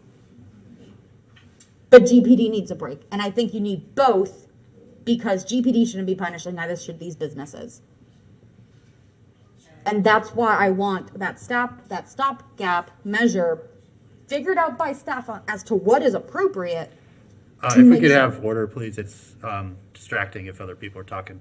Thanks. It's to make sure innocent businesses aren't being harmed by what we do. And as for, changing law, ideally you get it right the first time. We don't always. The rental permit process, we did not get right the first time. And we came back with a small overhaul on how to make it work, because practically on the ground, after a year of trying, it did not work right. This is no different. We tried to do it without any limitations. It did not work right. So that's what I'm hoping that we can do, that if by giving it back to staff who have been trying to work through it, we can figure out a better solution to keep what we intend to do, but limit the negative consequences we've been figuring out. And it's not a matter of shutting down only garages. Chief, can I have your your input on this real quick? Chief? Chief Scott? It's been a long afternoon. I can shout if that's the preferred. Sorry, Chief. Chief, as far as locations, I think Chief Jones saw me do this. As far as locations, some places like the state attorney, they do close off their lots for the night, right? They put some chain with is it a carbiner? Yeah. They block it off so Yeah. nobody can get access. And it was pointed out to me that this is a new measure, and I said, "You mean this chain?" And I took it off. And I think last Sunday I went by and I asked, "Why is this lot full of cars?" The response from GPD was, "They got here before we did, undid the chain, and just came in." So there's only so much you can do without being everywhere at once. And that's for public property. For private property, you have gotten trespass notices from businesses Yes, like Home Depot. We are open until this hour. After this hour, no one should be here. that's correct. However, how many businesses on East University have had to shut down while calling for help to diffuse a crowd? How many are those usually? I can't give you the exact number, but it's something that happens persistently. Yeah. And those are 24-hour businesses. 24-hour So I businesses. can't say, after 11, no one should be here. Right. They are trying to operate 24-hour, but then they get just occupied, That's for correct. lack of a better word. And they need help moving a block party off a gas station, off Wawa, to somewhere else. And you Yes. can't ask every private business to give you a trespass. That's impractical. Right. So we do need something. The streetery is a success up until a certain hour. Like, that works. And that can work in other parts of our city that are doing it well. But the rest of the city is not handling this well. And I can't keep count of how many times I've heard night shift tell me, because I'll pop by and ask, what's it been like the last couple days? They're like, well, we had to shut down this. This business had to be shut down, and we spent 30 minutes corralling people out. Like, that is constant and outgoing. Because that's not where it's supposed to be. Open container is not meant to be at a gas station. It's not meant to be at Waffle House. Yeah. It's meant to be, in front of bars, in front of restaurants, where people are out enjoying and walking about. Fine. I can't stress this enough. I don't want to hurt businesses who have done the right thing. But I can't give free reign of the city without rules in place. Thank you, Mr. Mayor. Commissioner Ariola? Thank you, Mr. Mayor. I was intending to put my suggestion into motion form, but I saw the full suite of lights. So now we've got this motion in front of us, and I disagree with its strategy. 2 years ago, let's be clear about the real reason why the ordinance was repealed in the first place. It's because we were all in quarantine. We were limiting business interactions indoors. That was the only reason we lifted the ordinance. So now we are talking about flipping and reinstating that until an undescript time, basically kicking it to the next commission and mayor in January of 23. And we don't know where that leads us. Right now, we have a clear rule of law. We have a problem with a growing number of people, many of whom are not from our community, who are abusing that rule. So that's why we're talking about these changes. I think if we go back and undo the action that we took 2 years ago, which originally, by the way, I was not in favor of, now we are going to be issuing all kinds of confusion to our citizens about what the rule of law actually is, especially if we go down the path of special districts and only certain areas. You want to talk about trying to give a break to our staff, you are going to be asking them to do a Herculean effort to try and decide what are permittable areas and trying to weigh through the data about what would be a decent area to have open container and what would not be. So I want us to settle at a happy medium where we address the issues and not signal confusion to the whole city about where the status of the open container law will be for the next year. And it will be very difficult if the future commission and mayor in January 23 decide to have something that is completely different than what we have now. I think there was logic in the original repeal. I don't really see the logic here. So I would really like to encourage my colleagues to vote against this motion. I think we can put together a happy medium where we are addressing the issues. I would like to ask the city attorney if the city commission has the authority, because I know we cannot give general orders to the police department. That's the purview of our manager. But I do understand the city commission does have the authority. We're endowed police powers. We do have the authority to regulate activity on private property and businesses. We could also, in effect, not just have this prohibition on parking garages in the city, but private parking lots as well. Mr. Nee? You're talking about the open container law. Could it be enforced on private property, not just public property? I think the property owner is still going to have the control over his or her property. So if the property owner doesn't want to have open container on their property, then they get to enforce it. So you're saying the problem is going to be a property owner who allows gatherings contrary to the intent of the regulation? What I'm asking is, can we install an open container ordinance that allows the same way we have now? It allows you to have an open container in the city, specifically except in parking garages and parking lots, including private property owner parking lots. Can we regulate parking lots to not allow consumption or possession or consumption of open alcohol? Yes. I think we could do that. Right. Thank you. I was hoping that would be the answer. I mean, I'll give you a more definitive answer, but I think that seems like a valid regulation that we could impose on parking lots. So I would like for us to explore going down those regulations, because it is doing something. Number one, it is doing something to deal with the issue. But it is not as drastic as the action that's in front of us. So that is my 2 cents. I hope there will be more debate before we take a vote on this, because I'm very concerned about that first piece of this action. Very, very concerned about the elements that are in front of us.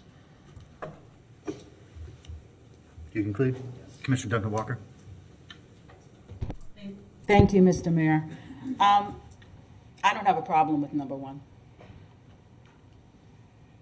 When we first had this conversation, I don't know, I guess almost a year ago now, I wasn't in support then, and I see where that has taken us.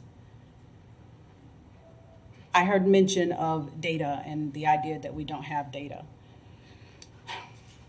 It would have been great if we actually would have compiled the data that's specific to this city before we jumped into this.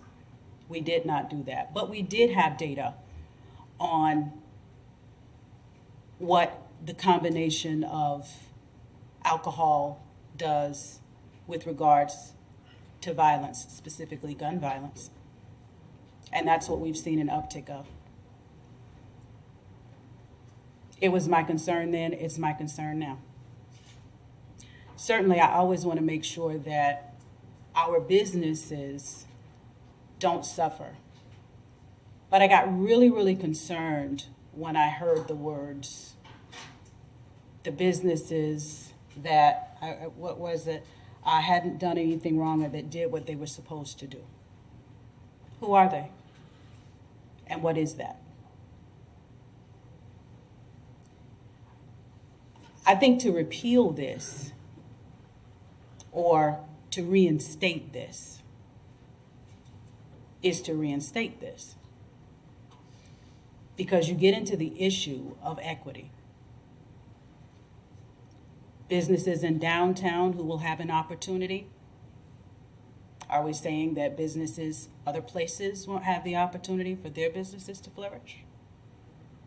Or to recover from the impacts of COVID?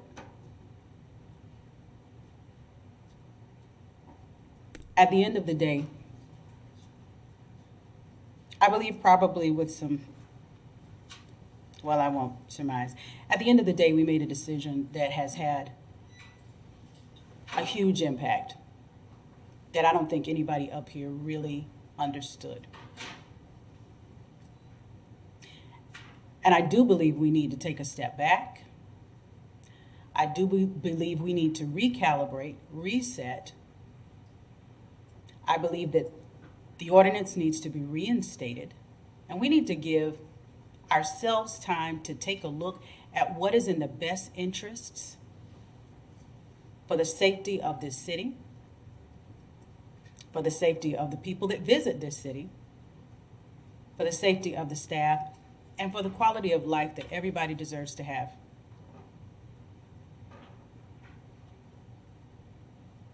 Not sure where I fall on number 2, but I certainly will support reinstating the ordinance. Thank you. Commissioner Ward. Thank you, Mr. Mayor. So as far as number 2, what I'm trying to achieve there is an opportunity for a business to extend its ability to sell alcohol in front of it and to have it consumed there in front of it as it currently happens on the Streetery area, Southwest First Avenue, and to see if that is something that could be replicable in other places, specifically so that it is equitable in other business districts around the city. If we can write a permitting process that works there, then we can say what other areas have similarity to that around the city, where if people applied for it, it could be replicated in that same spot or in a similar spot. That's what I'm trying to achieve, so that it doesn't exclude other parts of the city that have similar zoning makeups, I guess is the way to think about it. There are other ways to achieve this also. I was looking for broad language so that we could do something, so that staff could work on it in a broad way, rather than us trying to write permitting processes from the dais, which is certainly a bad idea. I don't want us to try to permit from the dais. I want us to give staff the opportunity to bring something back to us if it is possible to do so. And whatever it is needs to be replicable to places other than just Southwest First Avenue. That's what I was trying to achieve with number 2. Thank you. Commissioner Chestnut. Thank you. I'm going to address number 1 first, and then I'm going to talk about the elephant in the room. If we separate the motion, I will support number 1. I cannot support number 2. Because let me tell you what you're really saying in number 2 that you may not realize that you're saying. When you began to look at Southwest First Avenue, we have an eatery, and it's out in Southeast Gainesville, and it's called Peaceful Sundays, and it has existed for 20 years. Now, when you start giving special preferential treatment to one group, but you're not one group and considering it now, but you're not giving that consideration to that group, it does become an equity issue, and it's just not fair. Now, they may not, I've never been out there, but I've been told that if you go out there, you will see, it looks like the Fifth Avenue Arts Festival. So that is an economic development engine for people in that neighborhood. Now, what will help that neighborhood is what Wayne Fields said earlier. We need to look at a roundabout to help address the traffic. I think we'll have a tremendous amount of will help. But I think if we send the message today that we are going to just consider in 2023 the impact and the special consideration at Southwest First Avenue, I don't want Peaceful Sundays disrupted either. And there are a number of ways that staff can look at that. Now, for example, Depot Park stays open until I think 10 o'clock. I believe the McPherson Center must close at 7:30. See, so there you have inequity there already. So you have to look at those things. I want to be able to help the economic engine in East Gainesville just as we help the economic engine in downtown, although it may not be as formalized. That's the word. It may not be as formalized. So, thank you. As I said, I will support it if the motion is separated. Yeah, I'll definitely split the motion. Thank you. Thank you. Commissioner Hayes Santos. Thank you, Mayor. I think you brought up some very good points, Commissioner Chestnut. I mean, Peaceful Sundays has had drinking there for a very long time too. I mean, they're No incidents either. yeah, but it was illegal, and that by passing this means start arresting. I think by passing a law that's being subjective is bad. You either enforce a law or you don't enforce a law. When you have that subjectivity, you're going to have issues, and I think this will cause a lot of issues in that sense. One of the issues I hear from Commissioner Sacco, I think, is the roving parties. Is that correct? That's one of the larger. Not the exclusive issue, but it is Yeah. one of the issues. So I don't see how the open container reinstating the open container will affect that, because those are happening on private property. They were happening beforehand, and open container doesn't. That's on public property with our current ordinance. So I understand what wanting to address some of the issues in the downtown area, but doing it citywide, I don't think it's going to address the issue that the roaming parties are still going to happen. They're still going to be occurring. I don't think this addresses that, and that's my biggest concern, is that we're not actually addressing the issue. We're saying we kind of are, but there's still big issues that have been happening. Thank you, Mayor. Commissioner Sacco. Thank you, Mr. Mayor. Maybe I'll agree with Commissioner Ward. We're trying to find a very broad way of saying one thing, and it doesn't seem to be translating well. Maybe it's the fact that I don't mean let's keep the streetery and everybody else apply. I mean everybody apply. And because I agree, that's the equitable way. Everyone should apply, not just keep the streetery, everyone else apply to this. I mean everyone apply to this. I use the streetery as an example because it is 2 or 3 restaurants back to back who serve alcohol who are in agreement. And so I'm looking for businesses who want to talk to each other, promoting civility and engagement with each other.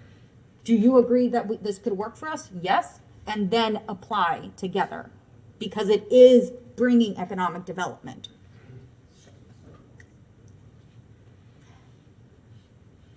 I don't want to give presumed preference to any one area. That was just the one that I could think that's 100 feet away, where it is obvious they could apply for that. Other businesses could apply for that just as easily, and that's why I want to give the metric of how you do it. What are the requirements to staff? Because we should not be figuring that out, and we don't know what it'll look like on the ground when you try to apply that.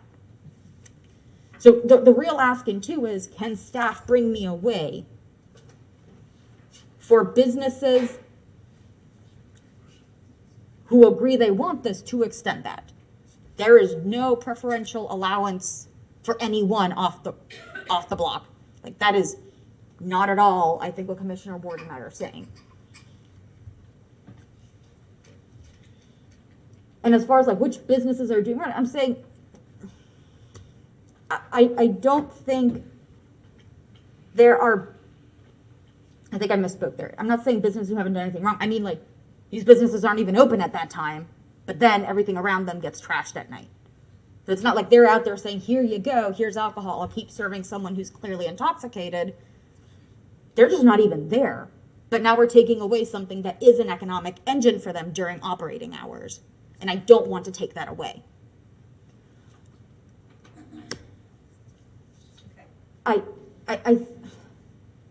I think we have enough smart people on payroll who can figure out a system that is equitable and that is accessible to those who want it, to allow this. And as far as private versus public property, a garage versus a parking lot versus a sidewalk, people will gather on the sidewalk if you just have it. Like, people are gathering in the sidewalk and then in the lane as the lane is being used by cars.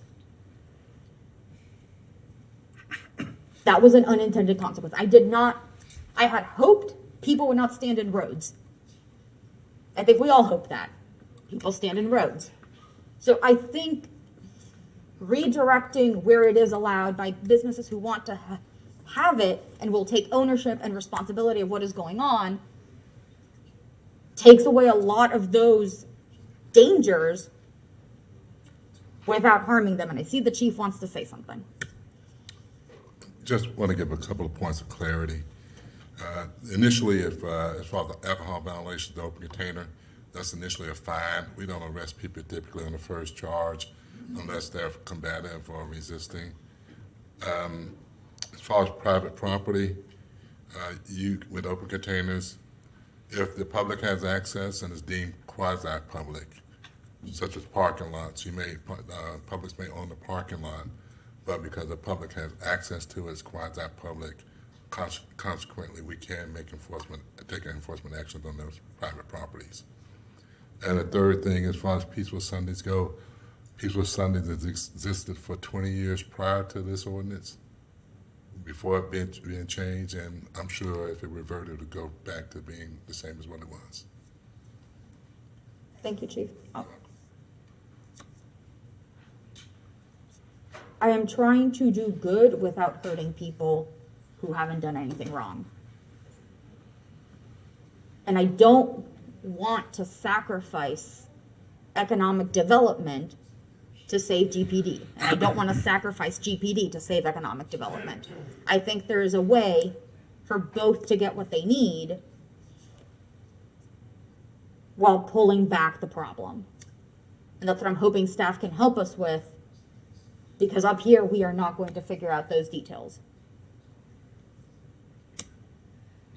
I'm asking to see if staff can figure out a way to make that work.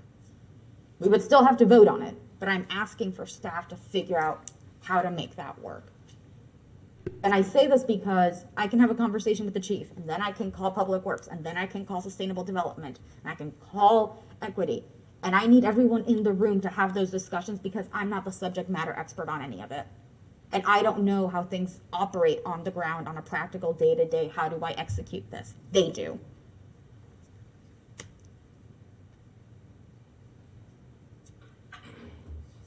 I'm going to restate it. Like, I need both of them or I'm not voting for the first. And I don't think that gets you to 4 people.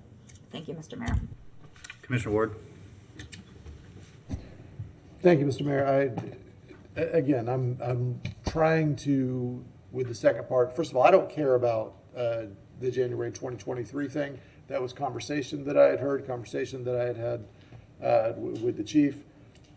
That's not relevant to me. If it will make it easier to pass, take that out. That's not an issue for me. That's an issue for future commissions. What I'm trying to achieve with the second part is to create an opportunity. Forget about the Southwest First Avenue. That's there because that's a place where there are businesses functioning that way. It's an example.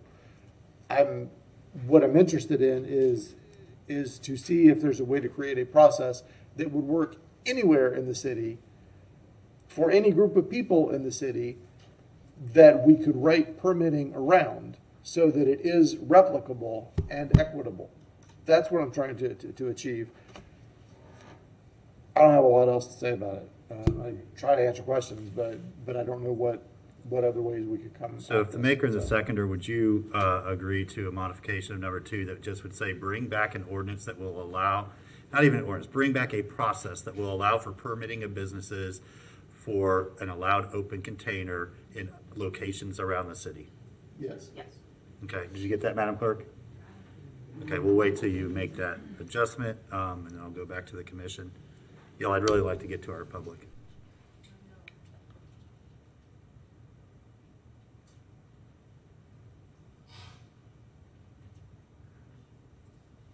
Yeah, and yeah, in locations around the city maybe would be the only other thing.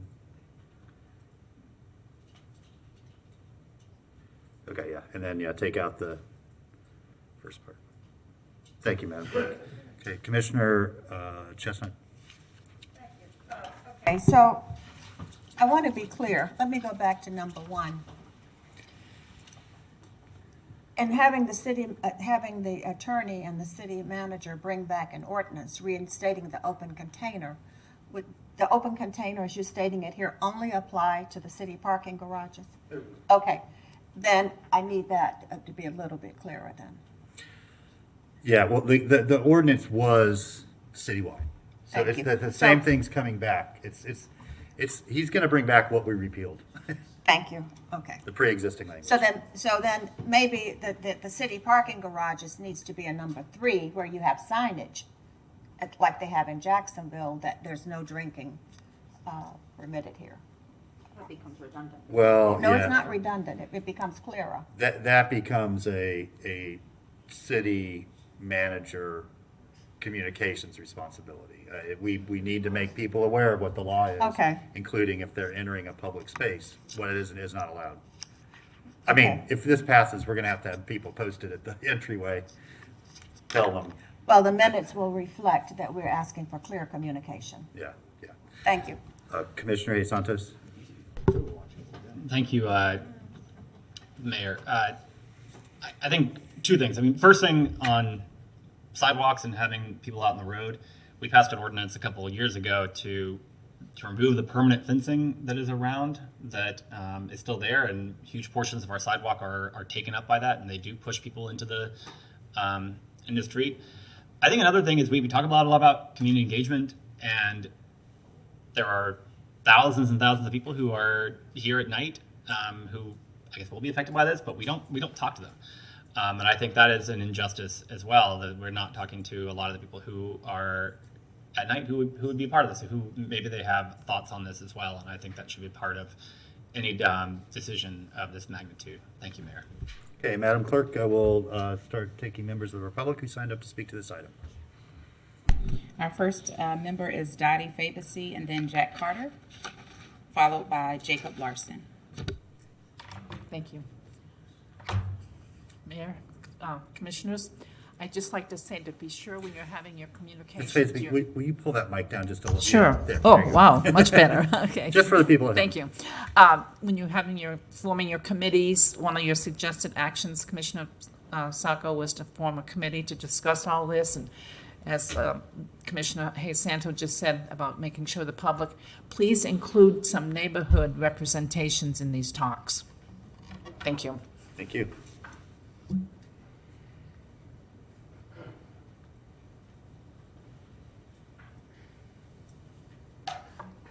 How you doing again, Mr. Mayor? Well, thank you. Hey, fellas, City Commissioner, I came down here to do warfare if y'all was not going to rescind this ordinance. Matter of fact, I had a great speech, and I'm sitting here and saying, should I read him the speech? But I think I will, since I have 3 minutes. Several months ago, the City of Gainesville passed a city ordinance that would allow public drinking in public places such as parks, sidewalks, and right-of-ways. This ordinance should be repealed or placed on a voter referendum because of its adverse effect on public safety, health, and the image that it will send. One of the responsibilities of the City Commission is to promote public safety. This ordinance encourages drinking of alcohol, a substance that impairs a person's judgment. According to the survey of federal and state prison, National Crime Survey, surveys of jails, high percentages of crimes are committed by persons who are on alcohol or drugs. This will include such crimes as homicides, aggravated battery, aggravated assault, sexual batteries and assault, child molesting, domestic violence, robbery, kidnapping, DUI, and etc. As a matter of fact, in 2013, the mayor of Gainesville was found passed out in his vehicle and arrested for DUI. This ordinance will also, the one that you rescinded, this ordinance will also encourage irresponsible drinking in public. When a person drinks at a bar or other alcohol establishment, the management can refuse to serve a person who has been too intoxicated. However, allowing the person to drink unsupervised in public will create an environment where a person having too much to drink may stumble in front of traffic in the street, get killed or injured, or become a victim of crime.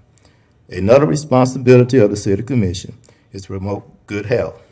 Alcohol is an addictive drug and can have a negative effect on your health. Such diseases as cirrhosis of the liver, high blood pressure, heart disease can be contributed to irresponsible alcohol consumption. The City of Gainesville should not be promoting an activity that is detrimental to your health. A third responsibility of the City Commission is to promote a good image of the City of Gainesville.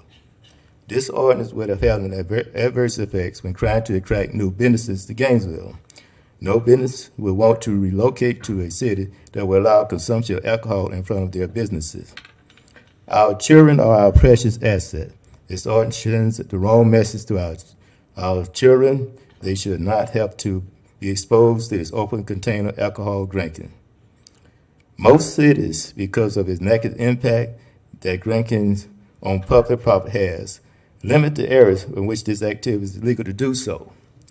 Because this ordinance allows public drinking. Thank you, sir. I'm afraid your time's expired, but it was a good speech, and I'm glad that you were able Thank to you, share sir. it. You did wait around with us all afternoon. Okay, we have Jacob Larson, followed by Armando Grundy Gomez.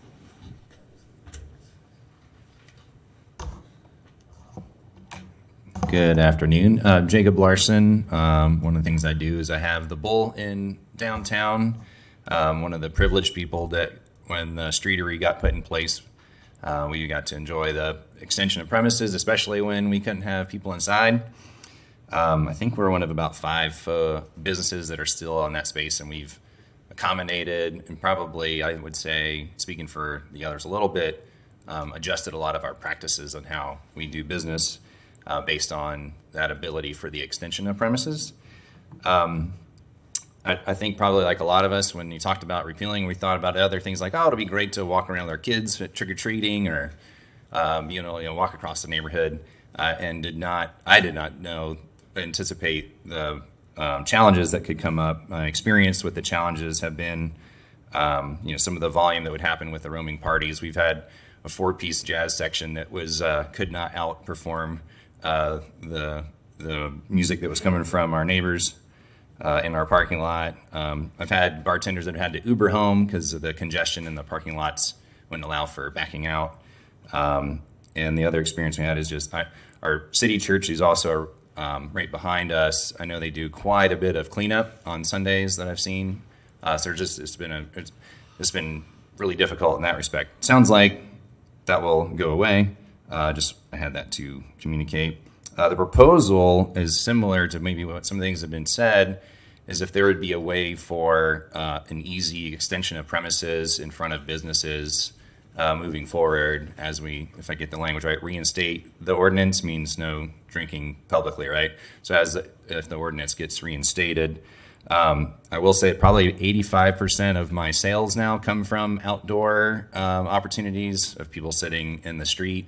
I can't speak for numbers for other businesses. So it'd be a pretty big pivot to try to redo, to change and pivot, but that's what most of us have been doing for the last 2 years. So it's not, that something that we would do again.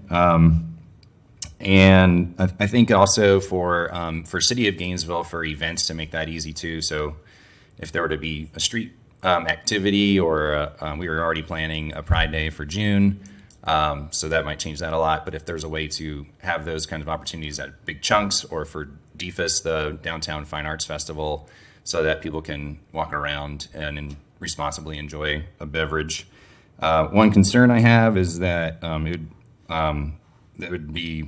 homeless folks would be arrested a lot more again with that repeal, because it makes it difficult for them to enjoy a drink anywhere if they don't yet have a home. And also echo the reprieve for law enforcement seems extremely important, and that would be good to do as well. Ooh, I'm over. Thank you. Thanks. Yeah, and just a reminder, the chief's reminder that open container is a civil citation, not an arrestable offense, unless it's combined with drunk and disorderly or resisting or something like that. I'm sorry, Madam Clerk.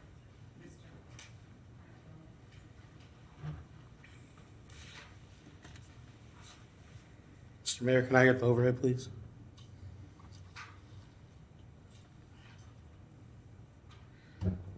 So, Mr. Mayor, a couple of questions that I have and wanted to ask you, I think I've asked you to the city attorney, is how can an ordinance be written that impacts only a portion and not apply to all city jurisdictions? That's a question to the city attorney. And is it legal to craft an ordinance that targets a demographic via an open container ordinance?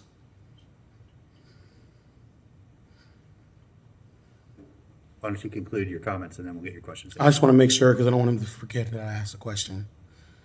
All right, so I guess my thing is that I find interesting is when we see this, this is probably the most interesting red line I've seen drawn that is selectively targeting a demographic of people. But somebody, I don't want to have revisionist history. It was not COVID-19 that is why we did this. We did this for a litany of reasons, but the people that it's benefiting and targeting aren't people that look like us. It's college kids, specifically for the University of Florida, that we're targeting and catering to. We're targeting and catering to them. And so some of your questions are more interesting than others. It's kind of backwards. It's kind of like having a broken window. If a selectively enforced law impacts one group of people more than others, it's working as intended. And that's exactly what's happening here. People, and I hope if you all do this, because I don't understand why some people up on the dais are pretending not to understand when commissioners are asking questions. I need clarity. Yeah, you need clarity. Your city manager's even looking down there like, what are you talking about? We're asking for clarity. Clarity on what you're going to do. You don't even have to go through all of this motion. Just rescind the motion. Just rescind it. You can vote to rescind it instead of going through all of this rigmarole. And I did not know, Mr. Mayor, because you chastised or kind of dressed down Commissioner Chestnut when you said it was a manager's duty. You all are the policymakers. The manager does not make policy. So how is it if the commissioner is asking, to quote her from last week, it's her prerogative and intend to do what she needs to, if she's asking to make a policy, which is what you would be doing here, that doesn't go down to the manager. And I don't understand why you even did that, but whatever. The other thing is it violates also equal protection under the law. So if you go ahead and do this and say we're going to benefit some businesses more than others, then we can have that discussion because somebody that would have standing can sue. And I hope they do. So I find it really rich that we're having folks, and I know somebody's going to want to quote on, we can have a legal jargon and discussion too. That'd be really rich. It's really unfortunate that, yes, we have tried certain ordinances and some have benefited, and then we have to go through and test and work them out. But you have been told by law enforcement professionals what was going to come, and it has happened. So it's not like it's been something new, to Commissioner Duncan Walker's point. And I also want to correct the record. I said that former Commissioner Johnson made the statistics that were given to you when it was Commissioner Duncan Walker, and I stand corrected on that. So she did give the statistics about there was not targeting of homeless and black folks. It has decreased. And I'm sure Chief Jones can either attest to that or deny that. But I believe those stats are still actually very through. And I would like my question answered from the city manager, Mr. Mayor. Can we write ordinances that geographically are specific to parts of the city? Yes, and in fact, your old open container ordinance had a provision for the downtown district, as I recall, where nonprofits or so forth could request a special event permit. We've done that in the past, and I presume that's part of the open container law you'd want back if it was reinstated. That's fine. And I let this go the first time, but we got very specific data back from GPD on the 3 prior years on who was cited for open container. It was predominantly black men, and it was predominantly homeless men. So we have that. It's in the backup the last time we talked about this. Do we have anybody else? Okay. Commissioner Ariola. Thank you, Mr. Mayor. I would just like to make one more appeal that we do not pass this motion. It is going to undo all of the hard work that we did to create an atmosphere for businesses to bounce back after COVID. We're going to essentially be going back to the drawing board the motion doesn't give us direction on what that when that drawing board will come back to us, or what direction we're going to go. There is deep disagreement on the commission about special districts and boundaries. This is going to hurt businesses. The people who are abusing the open container law are not watching this meeting. They will not watch the meeting in 2 weeks' time when we bring the ordinance back, or whenever the ordinance comes back. They will not watch the second reading. Our police department is still going to have to be out there. When I went on my ride-along, which was before the repeal of the ordinance, I also took Friday night shift. Same crowds. Same crowds. You can't legislate that level of stupidity. So I understand we're trying to make something good happen here. But it's going to have the opposite effect. I think we should take a measured approach, and let's not hurt the businesses that we worked so hard to help. I really don't want to see this pass, and I just had to make that final appeal, Mr. Mayor. Commissioner Sacco. Thank you, Mr. Mayor. I think the intent Commissioner Ward had, and the intent I had anyway, was these run concurrent. By the time that we reinstate, at the time that we have this process ready, and that they go together or not at all. And I think it's that they go at the same time so that businesses are protected, the ones that want to have this are protected when it is banned everywhere else. As the equitable way that if you do want to have this, you can have it, but other parts of the city are protected. And as far as readings, gonna bet no one in here watches every single law that's been made, but they still apply to you. So the fact that people who come from out of town aren't watching this meeting or haven't read our code doesn't matter when they violate our code. They can still get arrested. At this point, what it is, it's giving GPD a tool that they can use so that the spaces that this is allowed are smaller, so that they know where it is contained. And if someone steps out of that, they can tell them, get back to where it's supposed to be, or pour it out. You can't just be everywhere with it. It is a limitation to give GPD some power back. I'm asking for a middle ground because I want to know which one this commission thinks is important. Our economy or our police department. So which one is going to get sacrificed? Which one is getting thrown under the bus here? GPD that can't handle this right now, or our businesses that are still struggling. Our hope is this is a middle ground that helps both where they need it. Voting for one hurts the other. Voting for only one will hurt one of them. So I want to know from my colleagues which one isn't important. Are we tanking our economy, or are we overworking GPD into the ground? I don't have the perfect answer. That's why I'm asking staff to find how we can do it. Because this is the middle ground that we need to come back to a middle that is functional. We don't have that citywide allowance or ban. That doesn't work. Neither works. So a middle ground with staff leading the charge, so it's not us, it's not our politics, it's not our preference, it's not me trying to make sense of a map for a special district. It is staff figuring out an equitable way to allow it and give GPD a break. That is why they have to go together. And I know the mayor's going to split them out. If that's fine, my request is, could we vote on the second before the first? Because that will determine votes. That's fine. Thank you. Commissioner Ward. Thank you, Mr. Mayor. So let's be real clear. This directs the city attorney and the manager to bring things back to us. We can't make a final decision today on anything other than asking them to bring it back. We cannot reinstate open container right now. Can't do it. We can ask for an ordinance to come back to us. We can ask for the other ordinance to come back as well. So let's keep all that in mind. We have time to think and plan and work on this between now and when it comes back to us. I think that it is urgent that it does come back to us. And I think that because the chief told me that they need that tool at GPD to be able to curtail a problem that we have.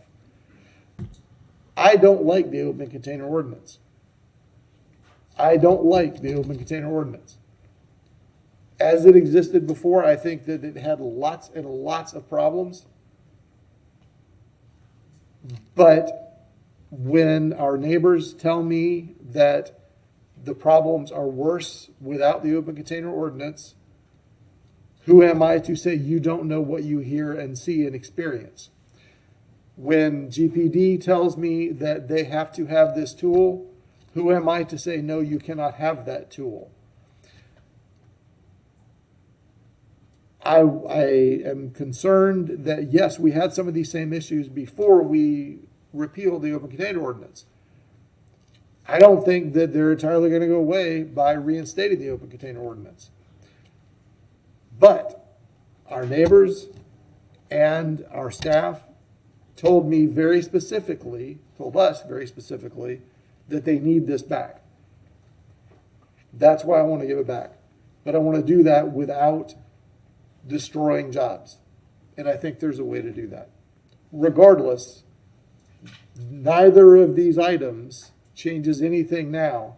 It gives direction to staff to bring back the ordinances. Thank you. Okay, thank you. Thank you for everybody who contributed. Thank you, Chief, and for your entire staff for the work that they do and the challenges that they've had. We'll absolutely not be voting for the first part of this.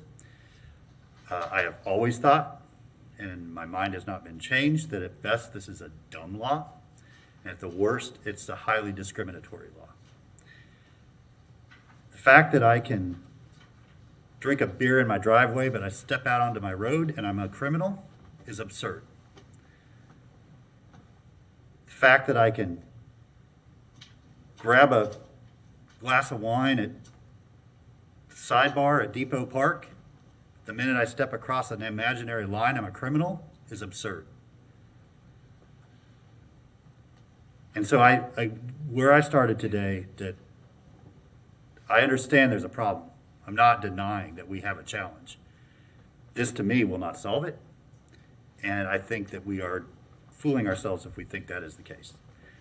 With that, we're going to move to a vote. We're going to vote on the second part of this motion, bring back a process that will allow permitting of businesses for an allowed open container in locations around the city. All in favor say aye. Aye. All opposed? No. No. That motion passes 4-3 with Hayes Santos, Ariola, and Chestnut in dissent. The first part of the motion, direct the city attorney and the city manager to bring back an ordinance reinstating the open container and specifically in the city parking garages. All in favor of that, say aye. Aye. All opposed? No. Nay. That motion passes with Poe, Hayes Santos, and Ariola in dissent. Yes, Commissioner Hayes Santos.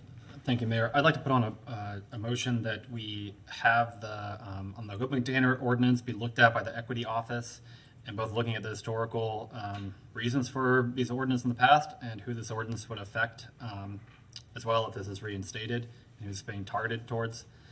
Secondly, that the city manager and staff bring back a plan on how to address lighting, cameras, and other security issues in the garage and a budget for that, and to also not allow drinking in the city garage.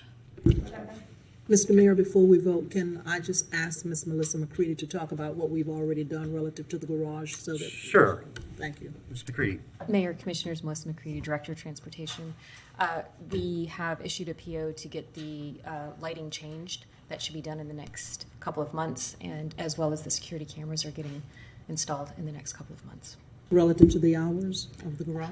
Correct. And then also we are closing the garage starting today from 10 p.m. to 5 a.m. Thursday through Sunday nights.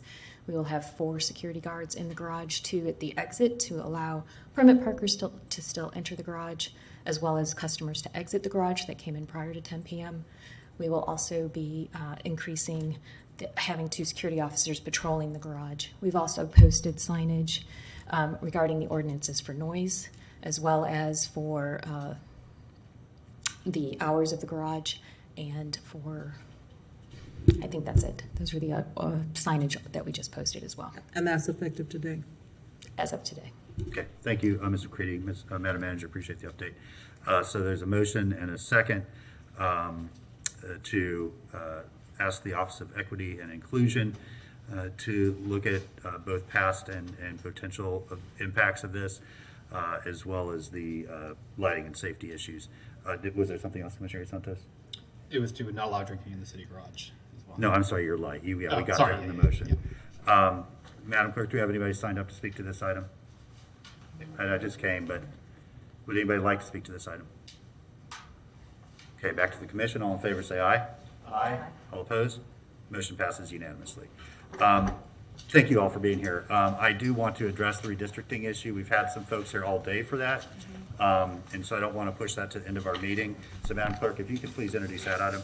Absolutely. FR2 on page 21, redistricting the city election districts based upon 2020 census data. An ordinance of the City of Gainesville, Florida, amending Section 9-1.1 election districts of the Code of Ordinances by redistricting the City of Gainesville into four ratably or equally proportioned election districts as required by law, making findings, providing a severability clause, providing a repealing clause, and providing an immediate effective date. Okay, thank you very much. I'm sorry that I was not able to take part in this discussion last Thursday, but I did get briefed on the discussion of the commission and the outcome. And so just to remind members of our community that this will be the first reading of the redistricting ordinance. The second will take place at a special meeting on Monday, May 9th. Is that right? Monday, May 9th at 3 o'clock? Is that? One of them. And then once that is passed, we will have the official districts for the city commission. 2:30, thank you. Okay, very on time, which is probably why I didn't remember. Okay, Commissioner Santos. Thank you, Mayor. I move ordinance 210163 on first reading by title only. Second. Motion is second that we adopt the proposed ordinance. Madam Clerk, do we have anybody signed up to speak to this item? Okay. Then with that, we'll go to a roll call vote. Okay, Commissioner Ariola. Aye. Commissioner Duncan Walker is absent. Commissioner Sacco. Aye. Commissioner Chestnut. Aye. Commissioner Ward. Aye. Commissioner Hayes Santos. Aye. And Mayor Poe. Aye, that motion passes unanimously with Duncan Walker absent. With that, we will be in recess until 5:30. Order from here, because, oh, there we go. Calling to order, back to order from here, because, Madam Clerk, our first order of business this evening is... Pledge of Allegiance. So if you all please stand if you're willing and able for the Pledge of Allegiance. I pledge allegiance to the flag of the United States of America and to the republic for which it stands, one nation, under God, indivisible, with liberty and justice for all. All right, thank you very much, and please be seated. Madam Clerk, our first proclamation this evening. I am quite pleased to announce that our first proclamation is Professional Municipal Clerks Week 2022. All right, and so we have several awesome professional municipal clerks. I see. Who's going to join me? All of you? All of us. Come on, yeah. So y'all don't even understand. I'm going to read the official proclamation, but y'all don't even understand how critical these amazing women are. And Michael's not here with us. And Michael. Nothing absolutely would happen in this city without our clerks and executive assistants. They're tremendous. They deal with an incredible amount of work and field every call and question and email, always with courtesy and professionalism. And I know that just speaking for my colleagues, we would not be able to function without the incredible work that you do. So thank you all. I just wanted you to hear that in my words before we get all official. So thank you. Whereas the office of the professional municipal clerk, a time-honored and vital part of local government, exists throughout the world. And whereas the office of the professional municipal clerk is the oldest among public servants. And whereas the Office of the Professional Municipal Clerk provides the professional link between the citizens, the local governing bodies, and agencies of government at other levels. And whereas professional municipal clerks have pledged to be ever mindful of their neutrality and impartiality, rendering equal service to all. And whereas the professional municipal clerk serves as the information center on functions of local government and community. And whereas professional municipal clerks continually strive to improve the administration of the affairs of the Office of the Professional Municipal Clerk through participation in education programs, seminars, workshops, and the annual meetings of their state, provincial, county, and international professional organizations. And whereas it is most appropriate that we recognize the accomplishments of the Office of the Professional Municipal Clerk. Now, therefore, I, Lauren Poe, by the authority vested in me as the mayor of the city of Gainesville, do hereby proclaim the week of May 1st through May 7th, 2022, as Professional Municipal Clerks Week in the city of Gainesville, and invite all of our neighbors to join me in celebrating and appreciating all the dedicated employees of the Office of the City Clerk and to all professional municipal clerks for all the vital services they perform and their exemplary dedication to the communities they represent. In witness whereof, I have hereunto set my hand and caused to be affixed the official seal of the city of Gainesville this 27th day of April, 2022. And Madam Clerk, I will... That's your turn. I'm sure that the clerk's staff can't wait to give words on tonight. Just kidding. It feels really good to be standing on this side of the podium, and I have to say, not that I'm trying to create a rivalry or anything, but I'm pretty sure I have the best charter office in the city of Gainesville. Our office has collectively 76 years of clerk's office experience. That's pretty impressive. We have 110 years of experience total with the city of Gainesville standing behind you, minus a couple. And I am really pleased to work with such an awesome team of professionals. They come every single day to the city of Gainesville and they give their best, even when they don't feel like it. And I just wanted to take a moment to just celebrate the work that they do day in and day out. As the proclamation stated, the role of the city clerk is the oldest in government, and that goes back to the Stone Ages. The scribe has always been a very important part of government, and they do so much on top of that that I felt that it was worthwhile that they be recognized. Just as a point of reference, I also like to mention we have one person pursuing their master municipal certification within our team. We have one person that is certified as a certified municipal clerk. We have two people that are in pursuit of their certified municipal clerk certifications, as well as two individuals that are pursuing the certified records manager, and one very, very near completion. So I'm extremely happy again to work with all of you. It's been such a pleasure, and I'm sure this commission and the commissions prior and those to come will continue to be very pleased and get a good value from the service that we provide. For those of you that don't know, I would like to introduce everyone. This is Morgan Spicer. She's our interim policy oversight administrator, started as an intern and now she's here. Sharon Williams, who's been with the city 31 years, 28 in the city clerk's office. She's our executive assistant, and she does all of our agendas for all of our many boards, subcommittees, all of our changes that come throughout the day. This is a very patient person. We have our awesome deputy city clerk, Marie Kessler. Could not do what I do without her. She's an amazing manager, very detail-oriented, and is the brainchild behind a lot of our improvements, especially with our agenda management software. Shanika Young, I'm happy to present her as our newly promoted records manager in the city of Gainesville. First records manager within the clerk's office, new position created. Kristen Bryant, who is all amazing, our boards and records, boards and committees administrator, as well as executive assistant to the commission. Our newest addition to the family, Jatoya Russell, who also serves as executive assistant and sure to be doing many more things very soon. And then, of course, Betsy Byrne. I call her Bestie Byrne because she is everybody's best friend. She does all things well, and I am so pleased. Like I said, Michael Bryant, we can't forget about him. He's out ill today, but we are so happy to continue to serve the commission, and I am done. I won't keep talking.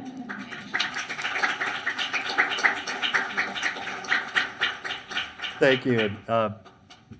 Bestie Byrne you better have one bestie. You can be everyone else's second best, but you have one bestie.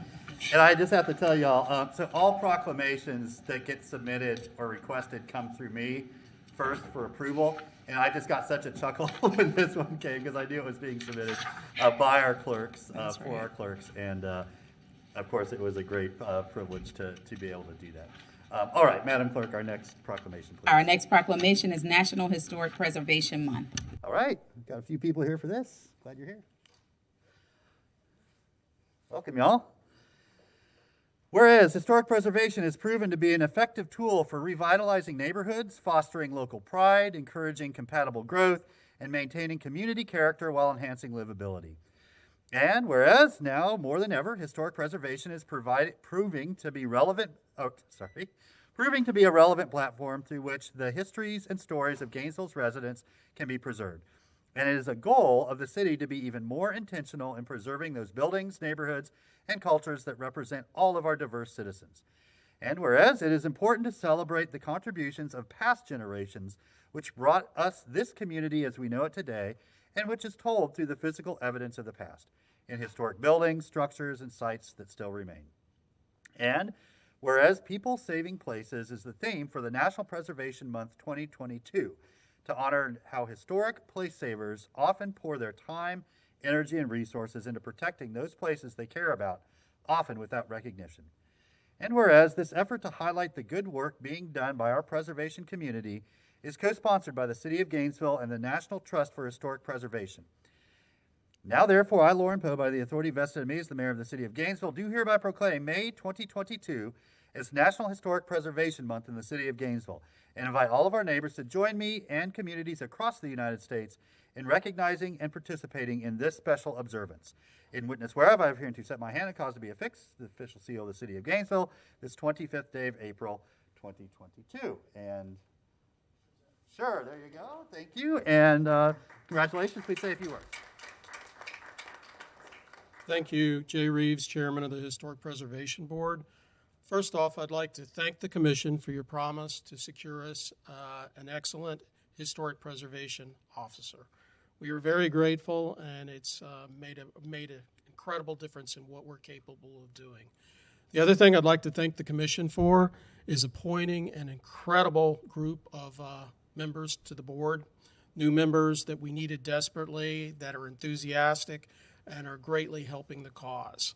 We are looking at our historic districts and the changes we can make in a positive way and the things that we can do better.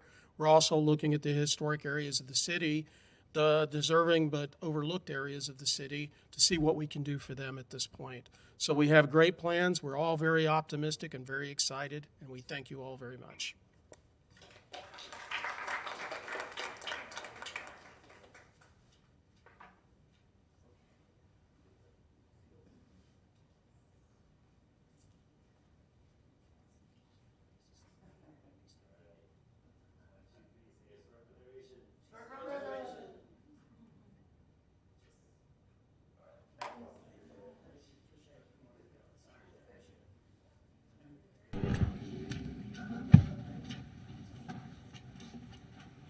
All right, Madam Clerk. Okay, our next proclamation is Emergency Medical Services Week 2022. Okay, Chief. Got Chief Dixon with us to receive this proclamation. Glad to have you with us, sir. Whereas emergency medical services, or EMS, is a vital public service provided by Gainesville Fire Rescue.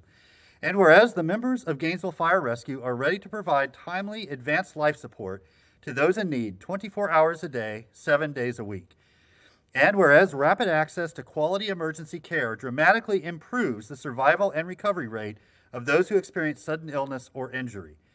And whereas the scope of EMS provided by Gainesville Fire Rescue has grown to fill a need of the citizens by providing out-of-hospital care, including chronic disease management, telemedicine, recovery programming, and preparing the first City Health Improvement Plan in coordination with the Gainesville Police Department, Transportation and Mobility, and Parks and Recreation and Cultural Affairs. And whereas the EMS system consists of trained members of the public, first responders, emergency medical technicians, paramedics, emergency medical dispatchers, firefighters, nurses, physician's assistants, physicians, educators, administrators, and medical care providers. And whereas it is important to bring together the local community and the personnel who provide day-to-day life-saving services for medicine's front line by designated Emergency Medical Services Week with this year's theme, Rising to the Challenge. Now, therefore, I, Lauren Poe, by the authority vested in me as the mayor of the city of Gainesville, do hereby proclaim May 15th through May 21st, 2022, as Emergency Medical Services Week in the city of Gainesville, and invite all of our neighbors to join me in recognizing the accomplishments of Gainesville's EMS providers and in encouraging all citizens in our community to become part of the EMS system through CPR, first aid training, and enrollment in the Pulse Point program.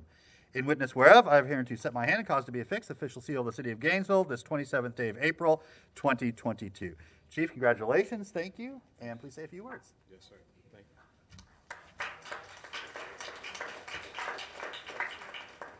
Thank you very much, Mr. Mayor. Good evening, Mayor, members of the commission, all of our neighbors. On behalf of all the men and women that serve for Gainesville Fire and Rescue and that we're in relation to, as the Mayor mentioned, I'm very grateful to be here and say thank you. We do have, as times have changed, the department has evolved. We're called Fire and Rescue, but most of what we do is EMS. And you have a great cadre of personnel that the theme was rising to the challenge, correct? That have risen to the challenge over the course through and beyond, of course, the COVID-19 pandemic. I'm sorry. So this is something that we have a month period to recognize them, but these men and women are on the front lines every day. And again, I'm just grateful to serve as the chief and also to serve all of our neighbors and community builders. Thank you again, Mr. Mayor. Thank you, Chief. Madam Clerk. Our next proclamation is Parental Alienation Awareness Day. Okay, who's here for this? Anybody? Okay, well, we will just read it in absentia and make sure that the appropriate parties get the proclamation. Whereas alienating behaviors are often found in high conflict divorce and custody situations. And whereas these behaviors, such as speaking negatively about a parent to or in front of a child, interfering with communication and visitation, and discussing inappropriate information with a child, such as details of the marriage, court proceedings, or financial matters, can not only destroy the bond between a loving parent and a child, but cause mental and emotional harm to the child. And whereas parental alienation takes advantage of the suggestibility and dependency of children, and whereas parental alienation deprives children of their right to love and be loved by both parents, whereas parental alienation is considered harmful to children as the alienating tactics used on the children are confusing, frightening, and rob children of their sense of security. And whereas professionals agree that the problem of parental alienation is damaging to children and can affect them into adulthood with tragic consequences. And whereas there are more than 2.4 million divorced North Americans, including the parents of more than 1 million children under the age of 18, with nearly as many unmarried couples with children separating. And whereas with awareness comes education and understanding, and the power to stop the abuse of innocent children caught in the crossfire of people they love. Now therefore, I, Lauren Poe, by the authority vested in me as the mayor of the city of Gainesville, do hereby proclaim April 25th, 2022, as Parental Alienation Awareness Day in the city of Gainesville, and invite all of our neighbors to join me in spreading awareness about parental alienation. In witness whereof, I have hereunto set my hand and caused to be affixed the official seal of the city of Gainesville, this 25th day of April, 2022.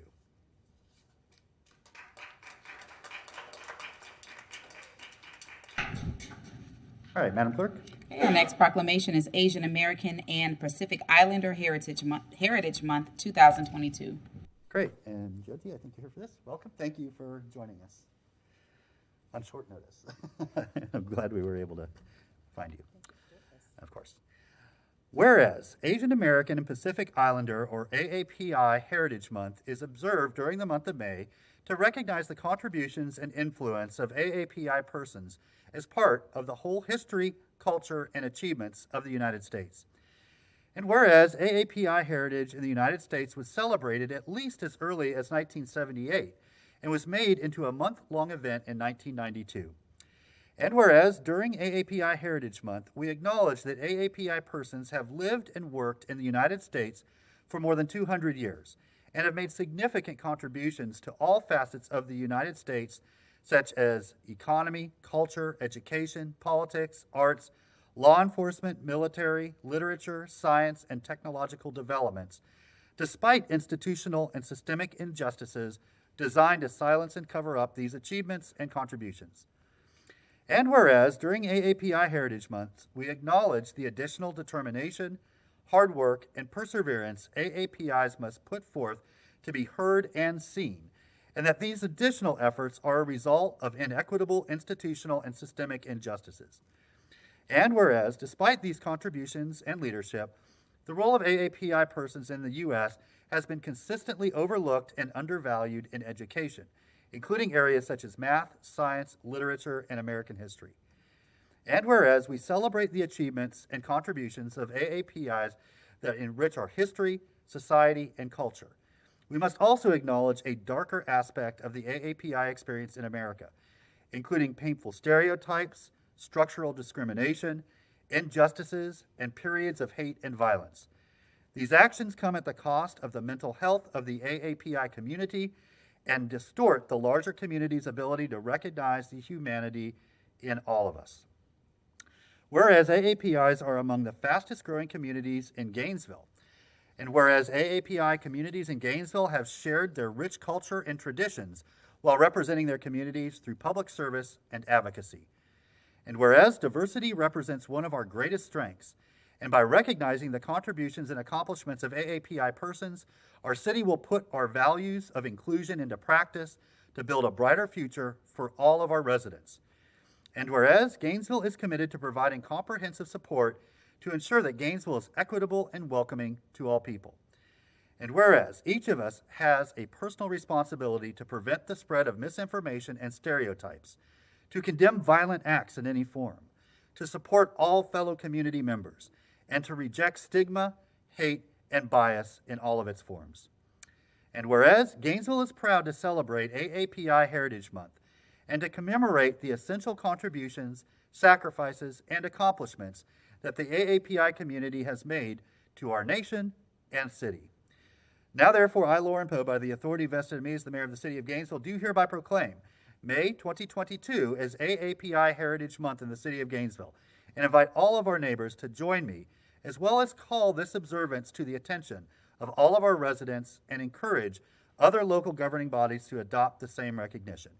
In witness whereof, I have hereunto set my hand and caused to be affixed the official seal of the city of Gainesville, Florida, the second day of May, 2022.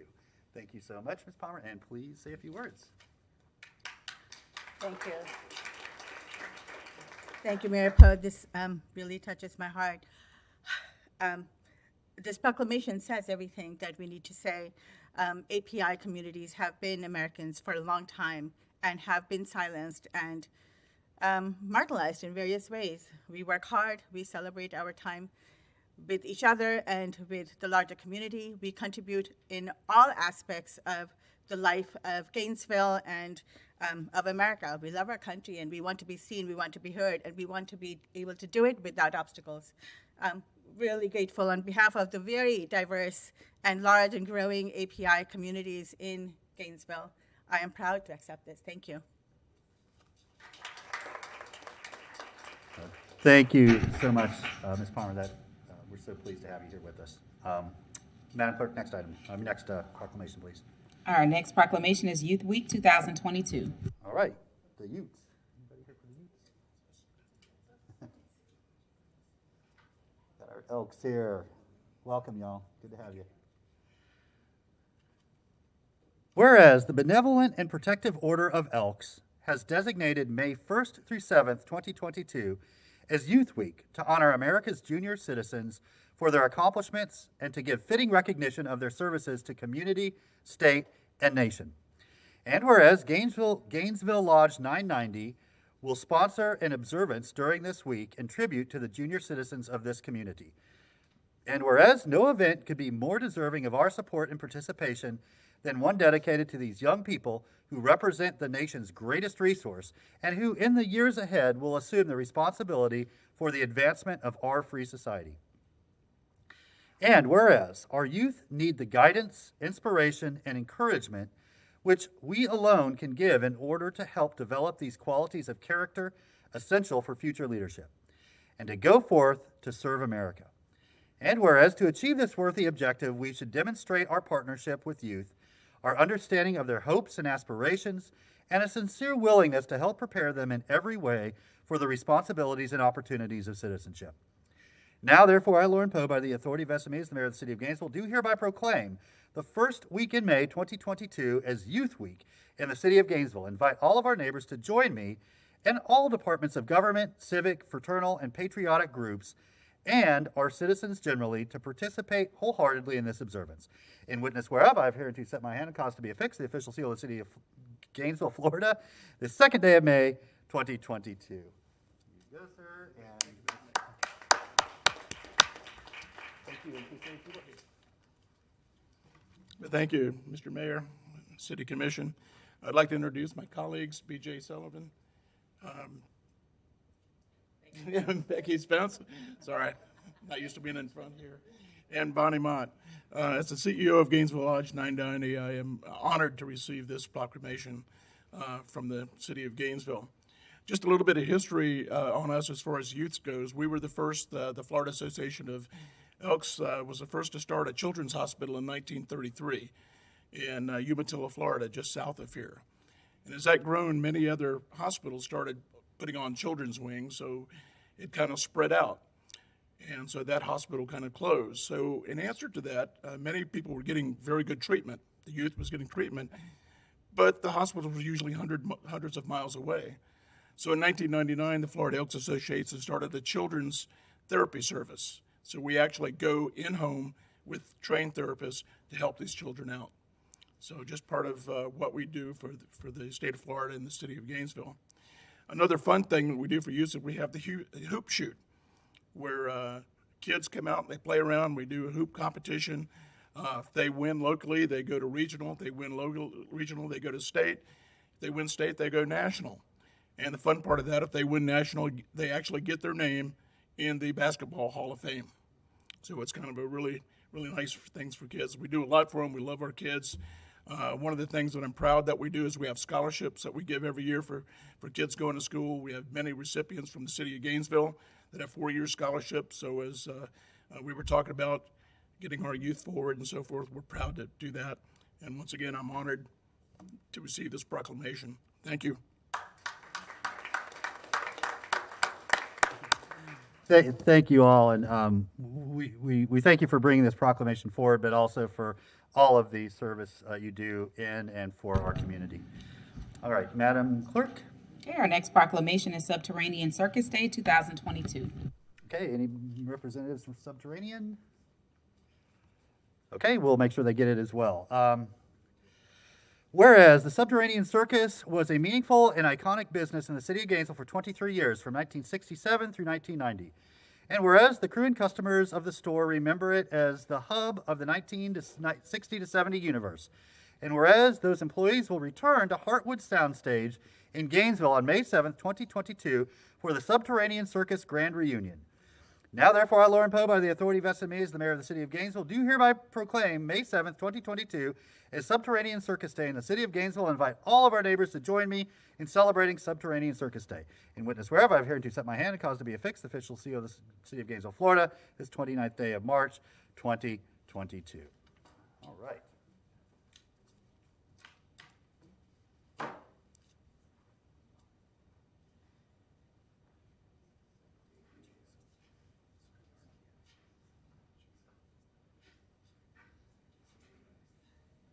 That's a lot of proclaiming.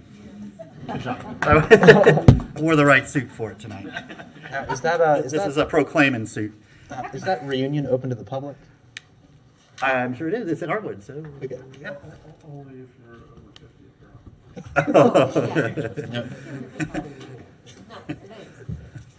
50. So. Okay. So yes. Madam Clerk, next item.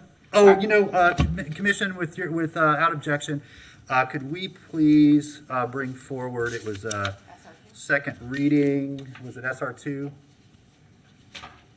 The vacation 400 block, is that it? Okay, yeah, can we bring that up next, Madam Clerk? Okay. So do you want to go past early public comment?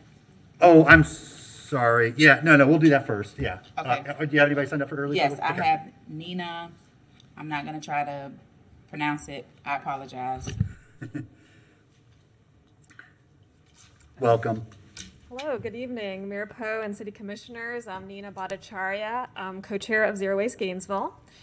Our group started in 2017, and we are an all-volunteer organization.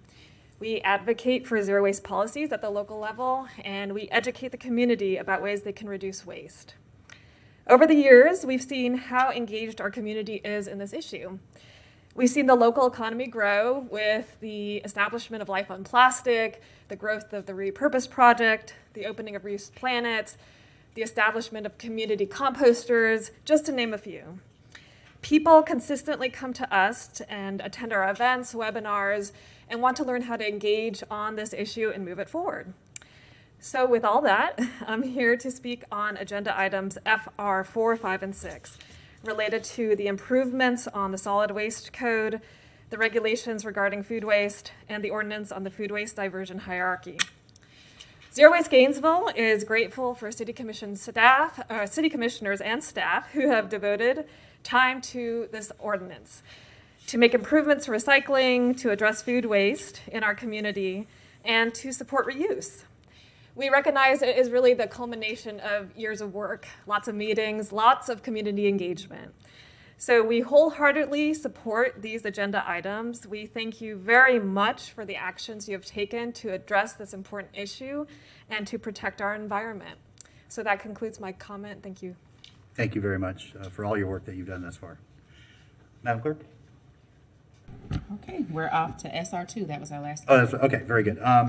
Okay, go ahead and introduce the item then. SR2 on page 19, vacation of the public right-of-way, ordinance 210837 at the 400 block of Northwest 12th Terrace between Northwest 5th Avenue and Northwest 4th Place. An ordinance of the City of Gainesville, Florida to vacate, abandon, and close a certain public right-of-way generally located in the 400 block of Northwest 12th Terrace between Northwest 5th Avenue and Northwest 4th Place is more specifically described in this ordinance, subject to terms and conditions, providing directions to the city clerk, providing a severability clause, providing a repealing clause, and providing an effective date.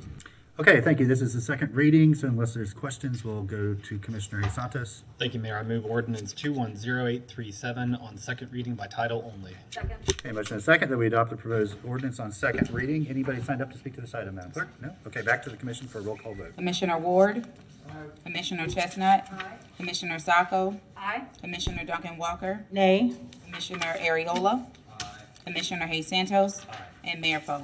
Aye, that motion passes 6-1 with Duncan Walker in dissent. Next item, please. And we'll go back to where we left off, Okay. so RE1. RE1 on page 16, public hearing and resolution for the Regional Transit System Program of Projects for the federal fiscal year 2022, and this is resolution 211075. Okay, thank you very much. Madam Manager?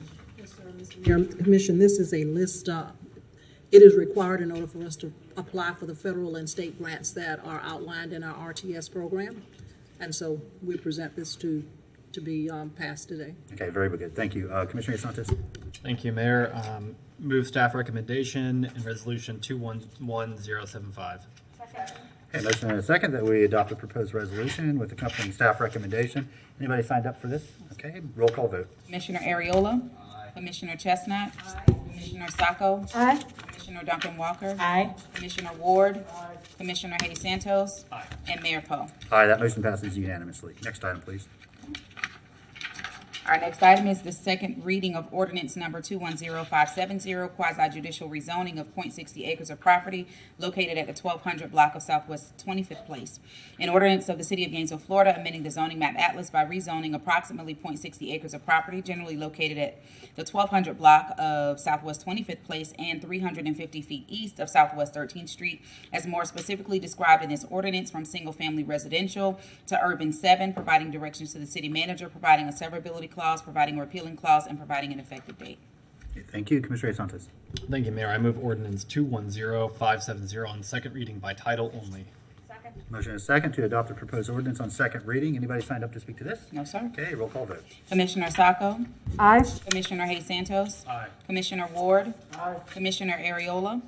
Commissioner Chestnut? Commissioner Duncan Walker? Aye. And Mayor Poe. Aye, that motion passes unanimously. Next item, please. Our next item is the first reading of ordinance 210356, ordinance revising code sections related to boards and committees. An ordinance of the City of Gainesville, Florida, revising Article 5 of Chapter 2 of the City Code of Ordinances relating to boards and committees, providing directions to the codifier, providing a severability clause, providing a repealing clause, and providing an immediate effective date. And we are requesting that this ordinance be continued to the next meeting because there is something that we need to correct in the backup. Okay, very good. Commissioner Santos. Thank you, Mayor. I move that we continue item 210356 to date certain of the 19th. Okay, motion is second to continue this item to May 19th. Anybody signed up to speak? No, sir. Okay, voice vote. All in favor say aye. Aye. All opposed? Motion passes unanimously. We'll see you in 2 weeks. Thank you. Next item, please. Our next item is the first reading of ordinance 200727, text change to the city's land development code to allow agricultural uses within certain zoning districts. An ordinance of the City of Gainesville, Florida, amending the land development code by adding subsistence gardens and urban market farms as permitted uses in certain zoning districts with associated regulations, by amending section 30-2.1 definitions, by amending section 30-4.12 permitted uses, by amending section 30-4.16 permitted uses, by amending section 30-4.19 permitted uses, by amending section 30-4.23 permitted uses, by amending section 30-5.30 urban agriculture, by amending section 30-5.38 fowl or livestock, accessory to residential uses, providing directions to the codifier, providing a severability clause, a repealing clause, and an effective date. Okay, thank you. Commissioner Ariola. Thank you, Mr. Mayor. Before I move for the adoption of the ordinance, I just want to thank the staff. This was a topic of discussion I know the commission took up my first year on the commission, so it's been about 5 years that we've been sort of, I guess, talking about it, but now to see it finally come to fruition, so much appreciation. So with that, I'd like to move the adoption of the ordinance. Okay, a motion and a second that we adopt ordinance 200727 on first reading by title only. Madam Clerk, is there anybody signed up to speak? No. Okay, then it's back to the commission for a roll call vote. Commissioner Chestnut? Aye. Commissioner Hayes Santos? Aye. Commissioner Sacco? Aye. Commissioner Ariola? Aye. Commissioner Ward? Commissioner Duncan Walker? Aye. And Mayor Poe. Aye, that motion passes unanimously. Next, please. Our next ordinance is the first reading of ordinance 210129, ordinance enacting comprehensive changes to the solid waste code. An ordinance of the City of Gainesville, Florida, amending Article 3 titled Solid Waste of Chapter 27 of the Code of Ordinances by revising definitions, adding requirements for commercial generators of solid waste, commercially collected residential property, and recovered material registrants, requiring commercially collected properties of a certain size to have a lease transition plan, requiring retail prescription drug distributors to provide take-back programs for prescription drugs, requiring commercial establishments to have additional recycling containers, requiring property owners to provide commercial tenants with adequate space for solid waste and recycling, creating a new division regulating single-use plastic and polystyrene products, providing for civil citations, general penalties in section 1-9, injunctive relief and code enforcement, providing directions to the codifier, providing a severability clause, a repealing clause, and an effective date and an enforcement date. Okay, thank you, Madam Clerk. Commissioner Santos. Thank you, Mayor. I want to thank really the community and the commission and the Zero Waste Subcommittee and staff. This has taken the organized for years. I mean, I think the Zero Waste Gainesville started. We started talking about this in 2017. This ordinance, we got a tremendous amount of public feedback and working on that, and this will make a substantial step forward in us becoming zero waste. This will, I believe, probably one of the most progressive ordinances in the United States on this, and especially in the Southeast. and will allow us to make substantial change. It's something that the public has been asking for a long time, and I'm excited for us to move forward. I move ordinance 210129 on first reading by title only. Second. Okay, motion and a second to adopt the proposed ordinance. Commissioner Ariola. Thank you, Mr. Mayor. I just wanted to reiterate my colleagues' comments and also give credit to you, Adrian. I believe it was you who wanted to create the committee so we could really hyper-focus on a lot of this work. And to the other committee members, Harvey and Raina, thank you for all the work that we did. It was really a good time. Thank you, Commissioner Sacco. Thank you, Mr. Mayor. And I wanted to give the biggest thanks to Mr. Heimbach, who had to deal with us for several months in the basement, as well as Mr. Strickland, everyone who really went back for every, and the attorney's office who had to deal with every small word revision that we picked up on. It was a huge effort, but we really appreciate it, and can't wait to see the effects. Thank you. Yeah, thank you. Commissioner Ward. Thank you, Mr. Mayor. Not to be left out, but I really do appreciate all the work from staff and both solid waste and the attorney's office. You all spent a lot of time keeping us in line and trying to figure out what it is we really wanted and bringing it back to us in a way that made sense. So thank you. Thank you. And, Mr. Heimbach, you were really essentially brought in to shepherd this through. And so you've been there from a sort of inception to, well, hopefully in 2 weeks, finality. And frankly, it's not everyone gets to do that and be there from beginning to end in implementation. And so thank you, and thank you for your patience and also just extraordinary assistance throughout the process. Really appreciate it. All right, so we have a motion and a second on the floor. Do you have anybody signed up to speak? All right, then back to the commission for a roll call vote. Commissioner Ariola. Aye. Commissioner Chestnut. Aye. Commissioner Sacco. Aye. Commissioner Duncan Walker. Aye. Commissioner Ward. Aye. Commissioner Hayes Santos. Aye. And Mayor Poe. All right, that motion passes unanimously. Next, please. First reading of ordinance 20031, ordinance creating new regulations regarding food waste.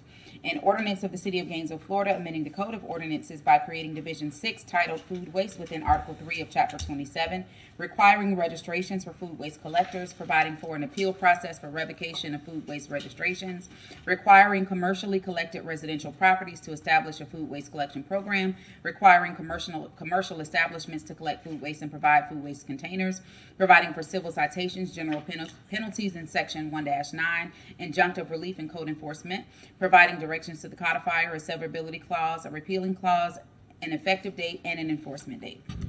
All right, thank you. Commissioner Sacco. Thank you, Mr. Mayor. I move ordinance 200381 on first reading by title only. Second. Motion is second that we adopt the proposed ordinance on first reading. Anybody signed up? Okay, back to the commission for a roll call vote. Commissioner Sacco. Aye.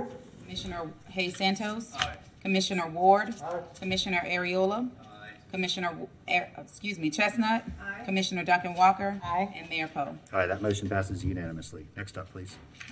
First reading of ordinance 210626, ordinance requiring food-oriented commercial establishments to follow a food waste diversion hierarchy. An ordinance of the City of Gainesville, Florida, amending the Code of Ordinances by creating Division 7 titled Food Diversion within Article 3 of Chapter 27, requiring certain food-oriented commercial establishments to follow a food waste diversion hierarchy, providing for general penalties in Section 1-9, injunctive relief and code enforcement, providing directions to the codifier, providing a severability clause, a repealing clause, providing an effective date and an enforcement date.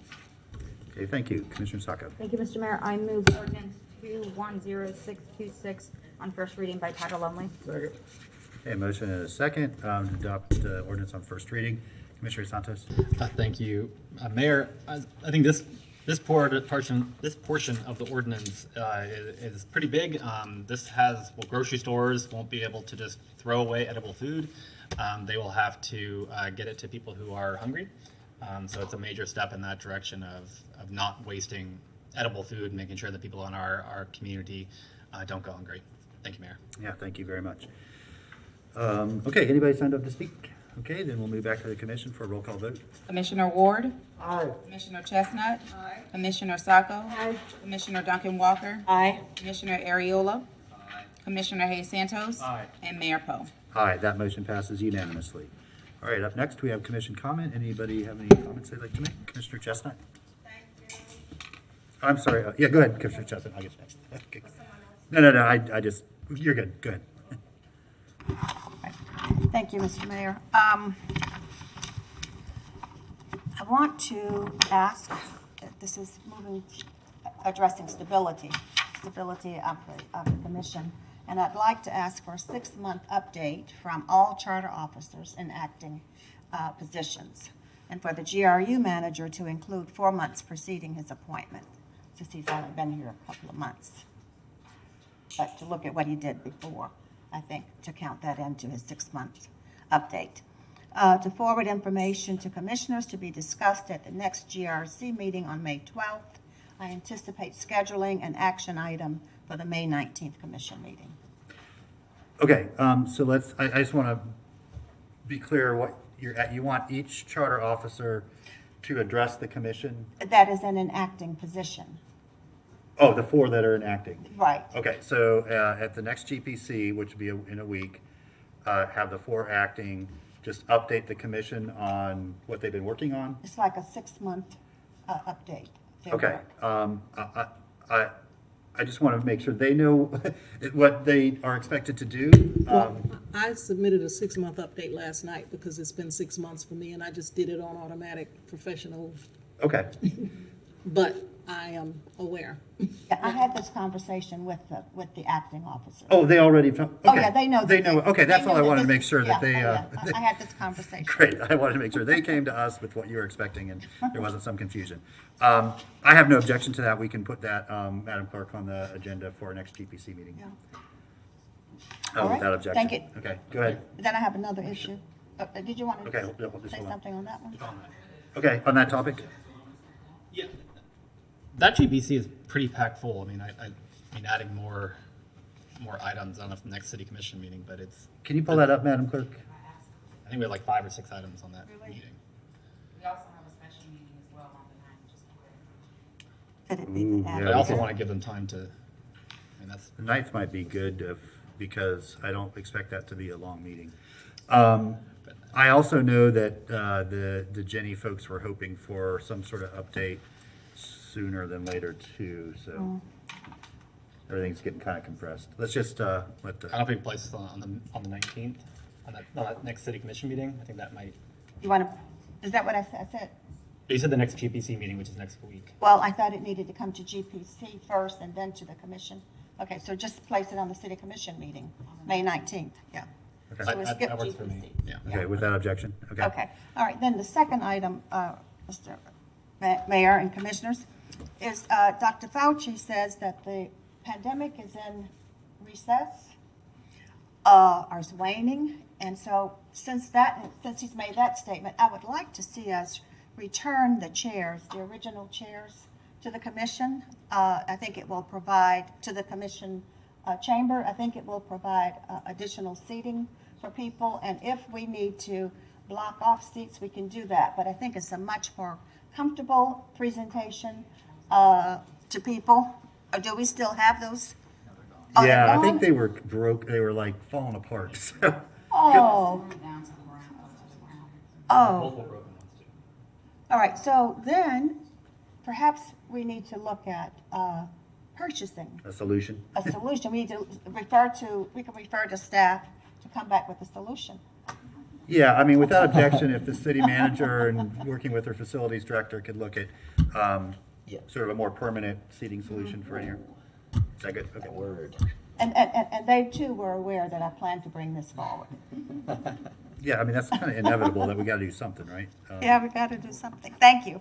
Okay, thank you. Commissioner Ward, you were up next.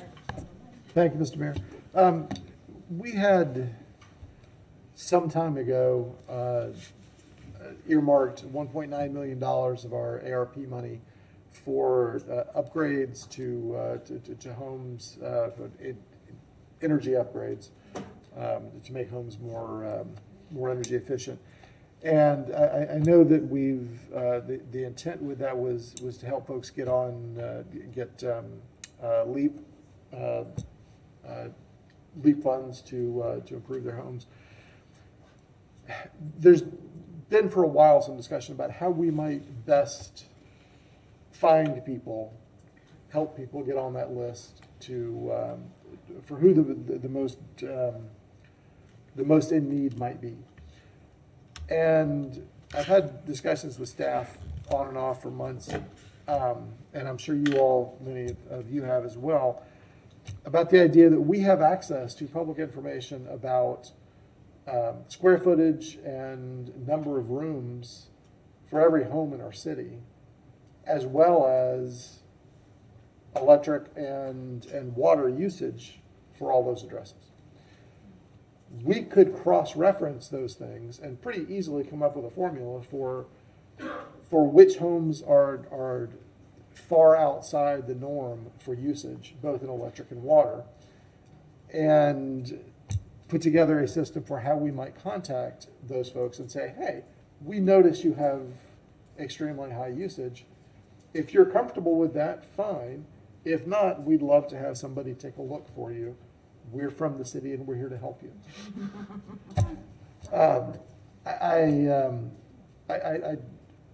I think where we probably go with this is assigning it to research, to have that looked at, unless staff has ideas that they'd like to take otherwise. But I'm interested in what you all have to think about that.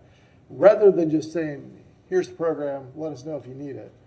If we could specifically start targeting in a strategic way the folks who either are just happy using more power than most people, or who don't know how to do better or don't have the capacity to do better, we could make real inroads into energy efficiency in our homes, in our city, and change and save lives here.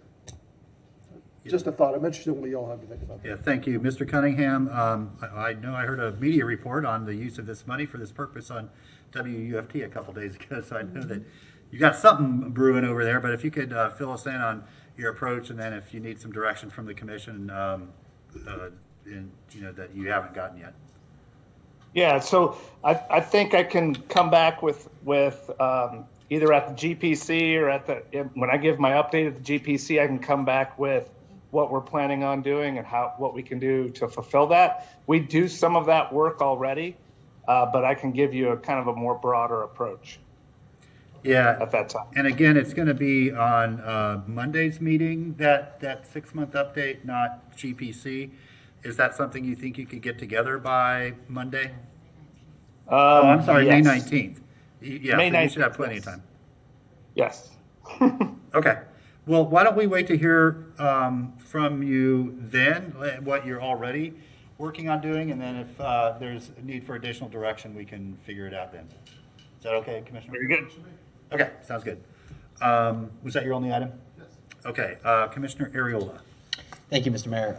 Just for the listening ears for the discussion about the chamber, the old chairs, not only did I not like them, I thought the way that they were bolted into the ground made it difficult to have any other setup in this room. So this chamber was so static and it only served one use, stuffy government meetings. This chamber can be used for so many more purposes if we have different classes. So I'm all for more seating, that's fine. Comfortable seating. Yeah, I'm all for more seating, that's fine, but I don't want to go back to the way it was set up before. And I would like us to, maybe this is hopeful dreaming, but if we could revive the discussion about the state of the building that we're in, that would be nice. I know we had $400,000 set aside for it a couple of years ago, but that money did not go towards that purpose. So anyway, thank you. Okay, so yeah, Madam Manager, just maybe come back with some. We don't have a lot of convertible space for community meetings and things like that. So it would be interesting to see if we could come up with a solution that allowed the room to sort of adapt and still meet our needs for city commission meetings. So we'll allow facilities to think about those options. Mr. Mann is back there already. Wheels are spinning, the hamster's going around. The whole idea, Mr. Mayor, was for comfortable seating. Yeah. However we achieve that. Right on, right on. Beanbag chairs? Go back to the 70s? Okay, Commissioner A. Santos. Thank you, Mayor. Just want to reiterate what Commissioner Ariola said on the permanent nature of having those seats. That city chambers have been moving towards having seats that can move. Most of the new places that are being built have done that because it can be converted and used in other spaces. So if you want to look at better chairs, that's fine, but I don't want us to have like drilled in ones. And Commissioner Ward, I wholeheartedly agree with you on that. It's something that we've talked about many, many times and it never kind of comes to fruition. So proactively getting to people who are having the issues, we can figure it out. It's not that hard to do that. We just have not. So thank you, Mayor. Thank you. Commissioner Duncan Walker. Thank you, Mr. Mayor. To Commissioner Ariola's point, and I think Commissioner Hayes Santos was just speaking on this as well, I absolutely love the idea of the potential for expanding the use of this space through how we can configure it. When I had my town hall, my gun violence town hall, it was important to me that it be accessible, and this was one of the only spaces that we had in the city where we could do the broadcast, where we could have everybody in every possible way, virtually as well as in person, be able to attend. It was also important that the people that were attending the town hall, for me, did not feel like they were attending a regular city commission meeting.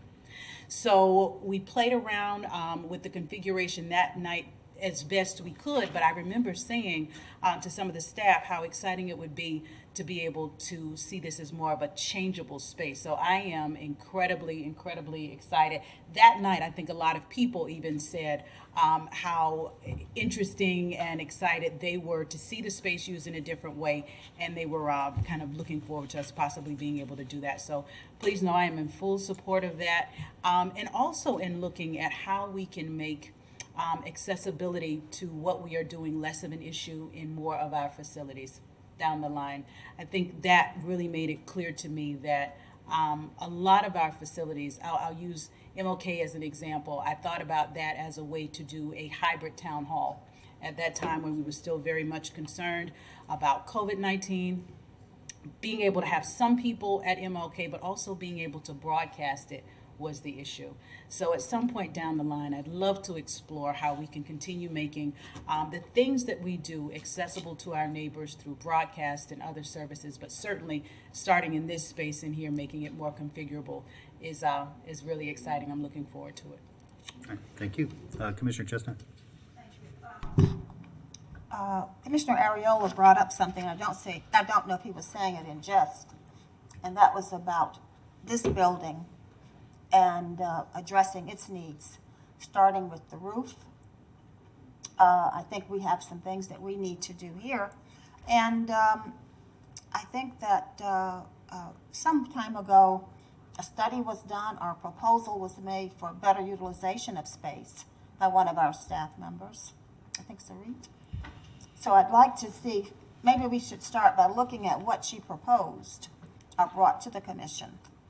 Yeah, I'm sure she would be happy to share that with you. I think in the meantime, and that could happen quickly, in the meantime, as part of the infrastructure, potential infrastructure tax, I know that the city manager's office, as well as some of the other charters, are looking at what our sort of facilities needs are and going to come with a sort of hierarchy of prioritizations. And so I'm assuming this will be part of that. It will. We've already actually started, Mr. Mayor, members of the commission, Mr. Mann, and several other members of the staff. We've been talking about actually utilizing some existing funds to have a building evaluator come on and just take a look at the building, give us a report, and maybe include some of that as increments in the 23 budget. But we are working on it already. Actually, we have an estimate, I believe, from GRU on the technology side in terms of trying to make the building more technology fit, if you will, because there's some spaces in here where you really just can't get the connection. So we've got an estimate for that as well. But Mr. Mann, if you want to add to what I'm saying, but clearly the building evaluation team is important for us to be able to get a feel for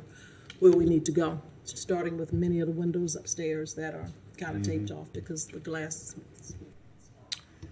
Yeah, Mr. Mayor, to supplement what the city manager was saying, Phil Mann, City Manager's Office. We have been having discussions, I know Ms. Gainey's been part of those discussions about completely reviewing this whole building. The roof is brand spanking new, so I'm not worried about the roof leaking, but we do have other leaks around the building. So doing a space utilization needs study for not just this, but the old library, and look at the whole campus, the whole block that we're on. So that is in the works. Great, and I,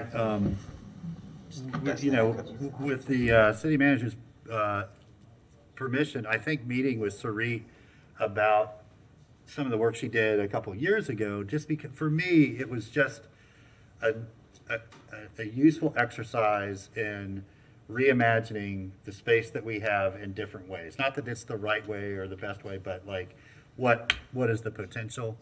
Because I think it then allows us to sort of make some of those decisions. But I'm sad that y'all are probably going to have a much better facility to work in long after that. But maybe it'll entice me to come down for public comment and, hang out for a little bit, because it needs addressed. You look at most other cities, City Hall, and they're welcoming, inviting, warm, or Alachua. Look at Alachua City Hall, or Tallahassee's beautiful. Okay, anybody else have anything? All right. Well, no further business before us. We are adjourned.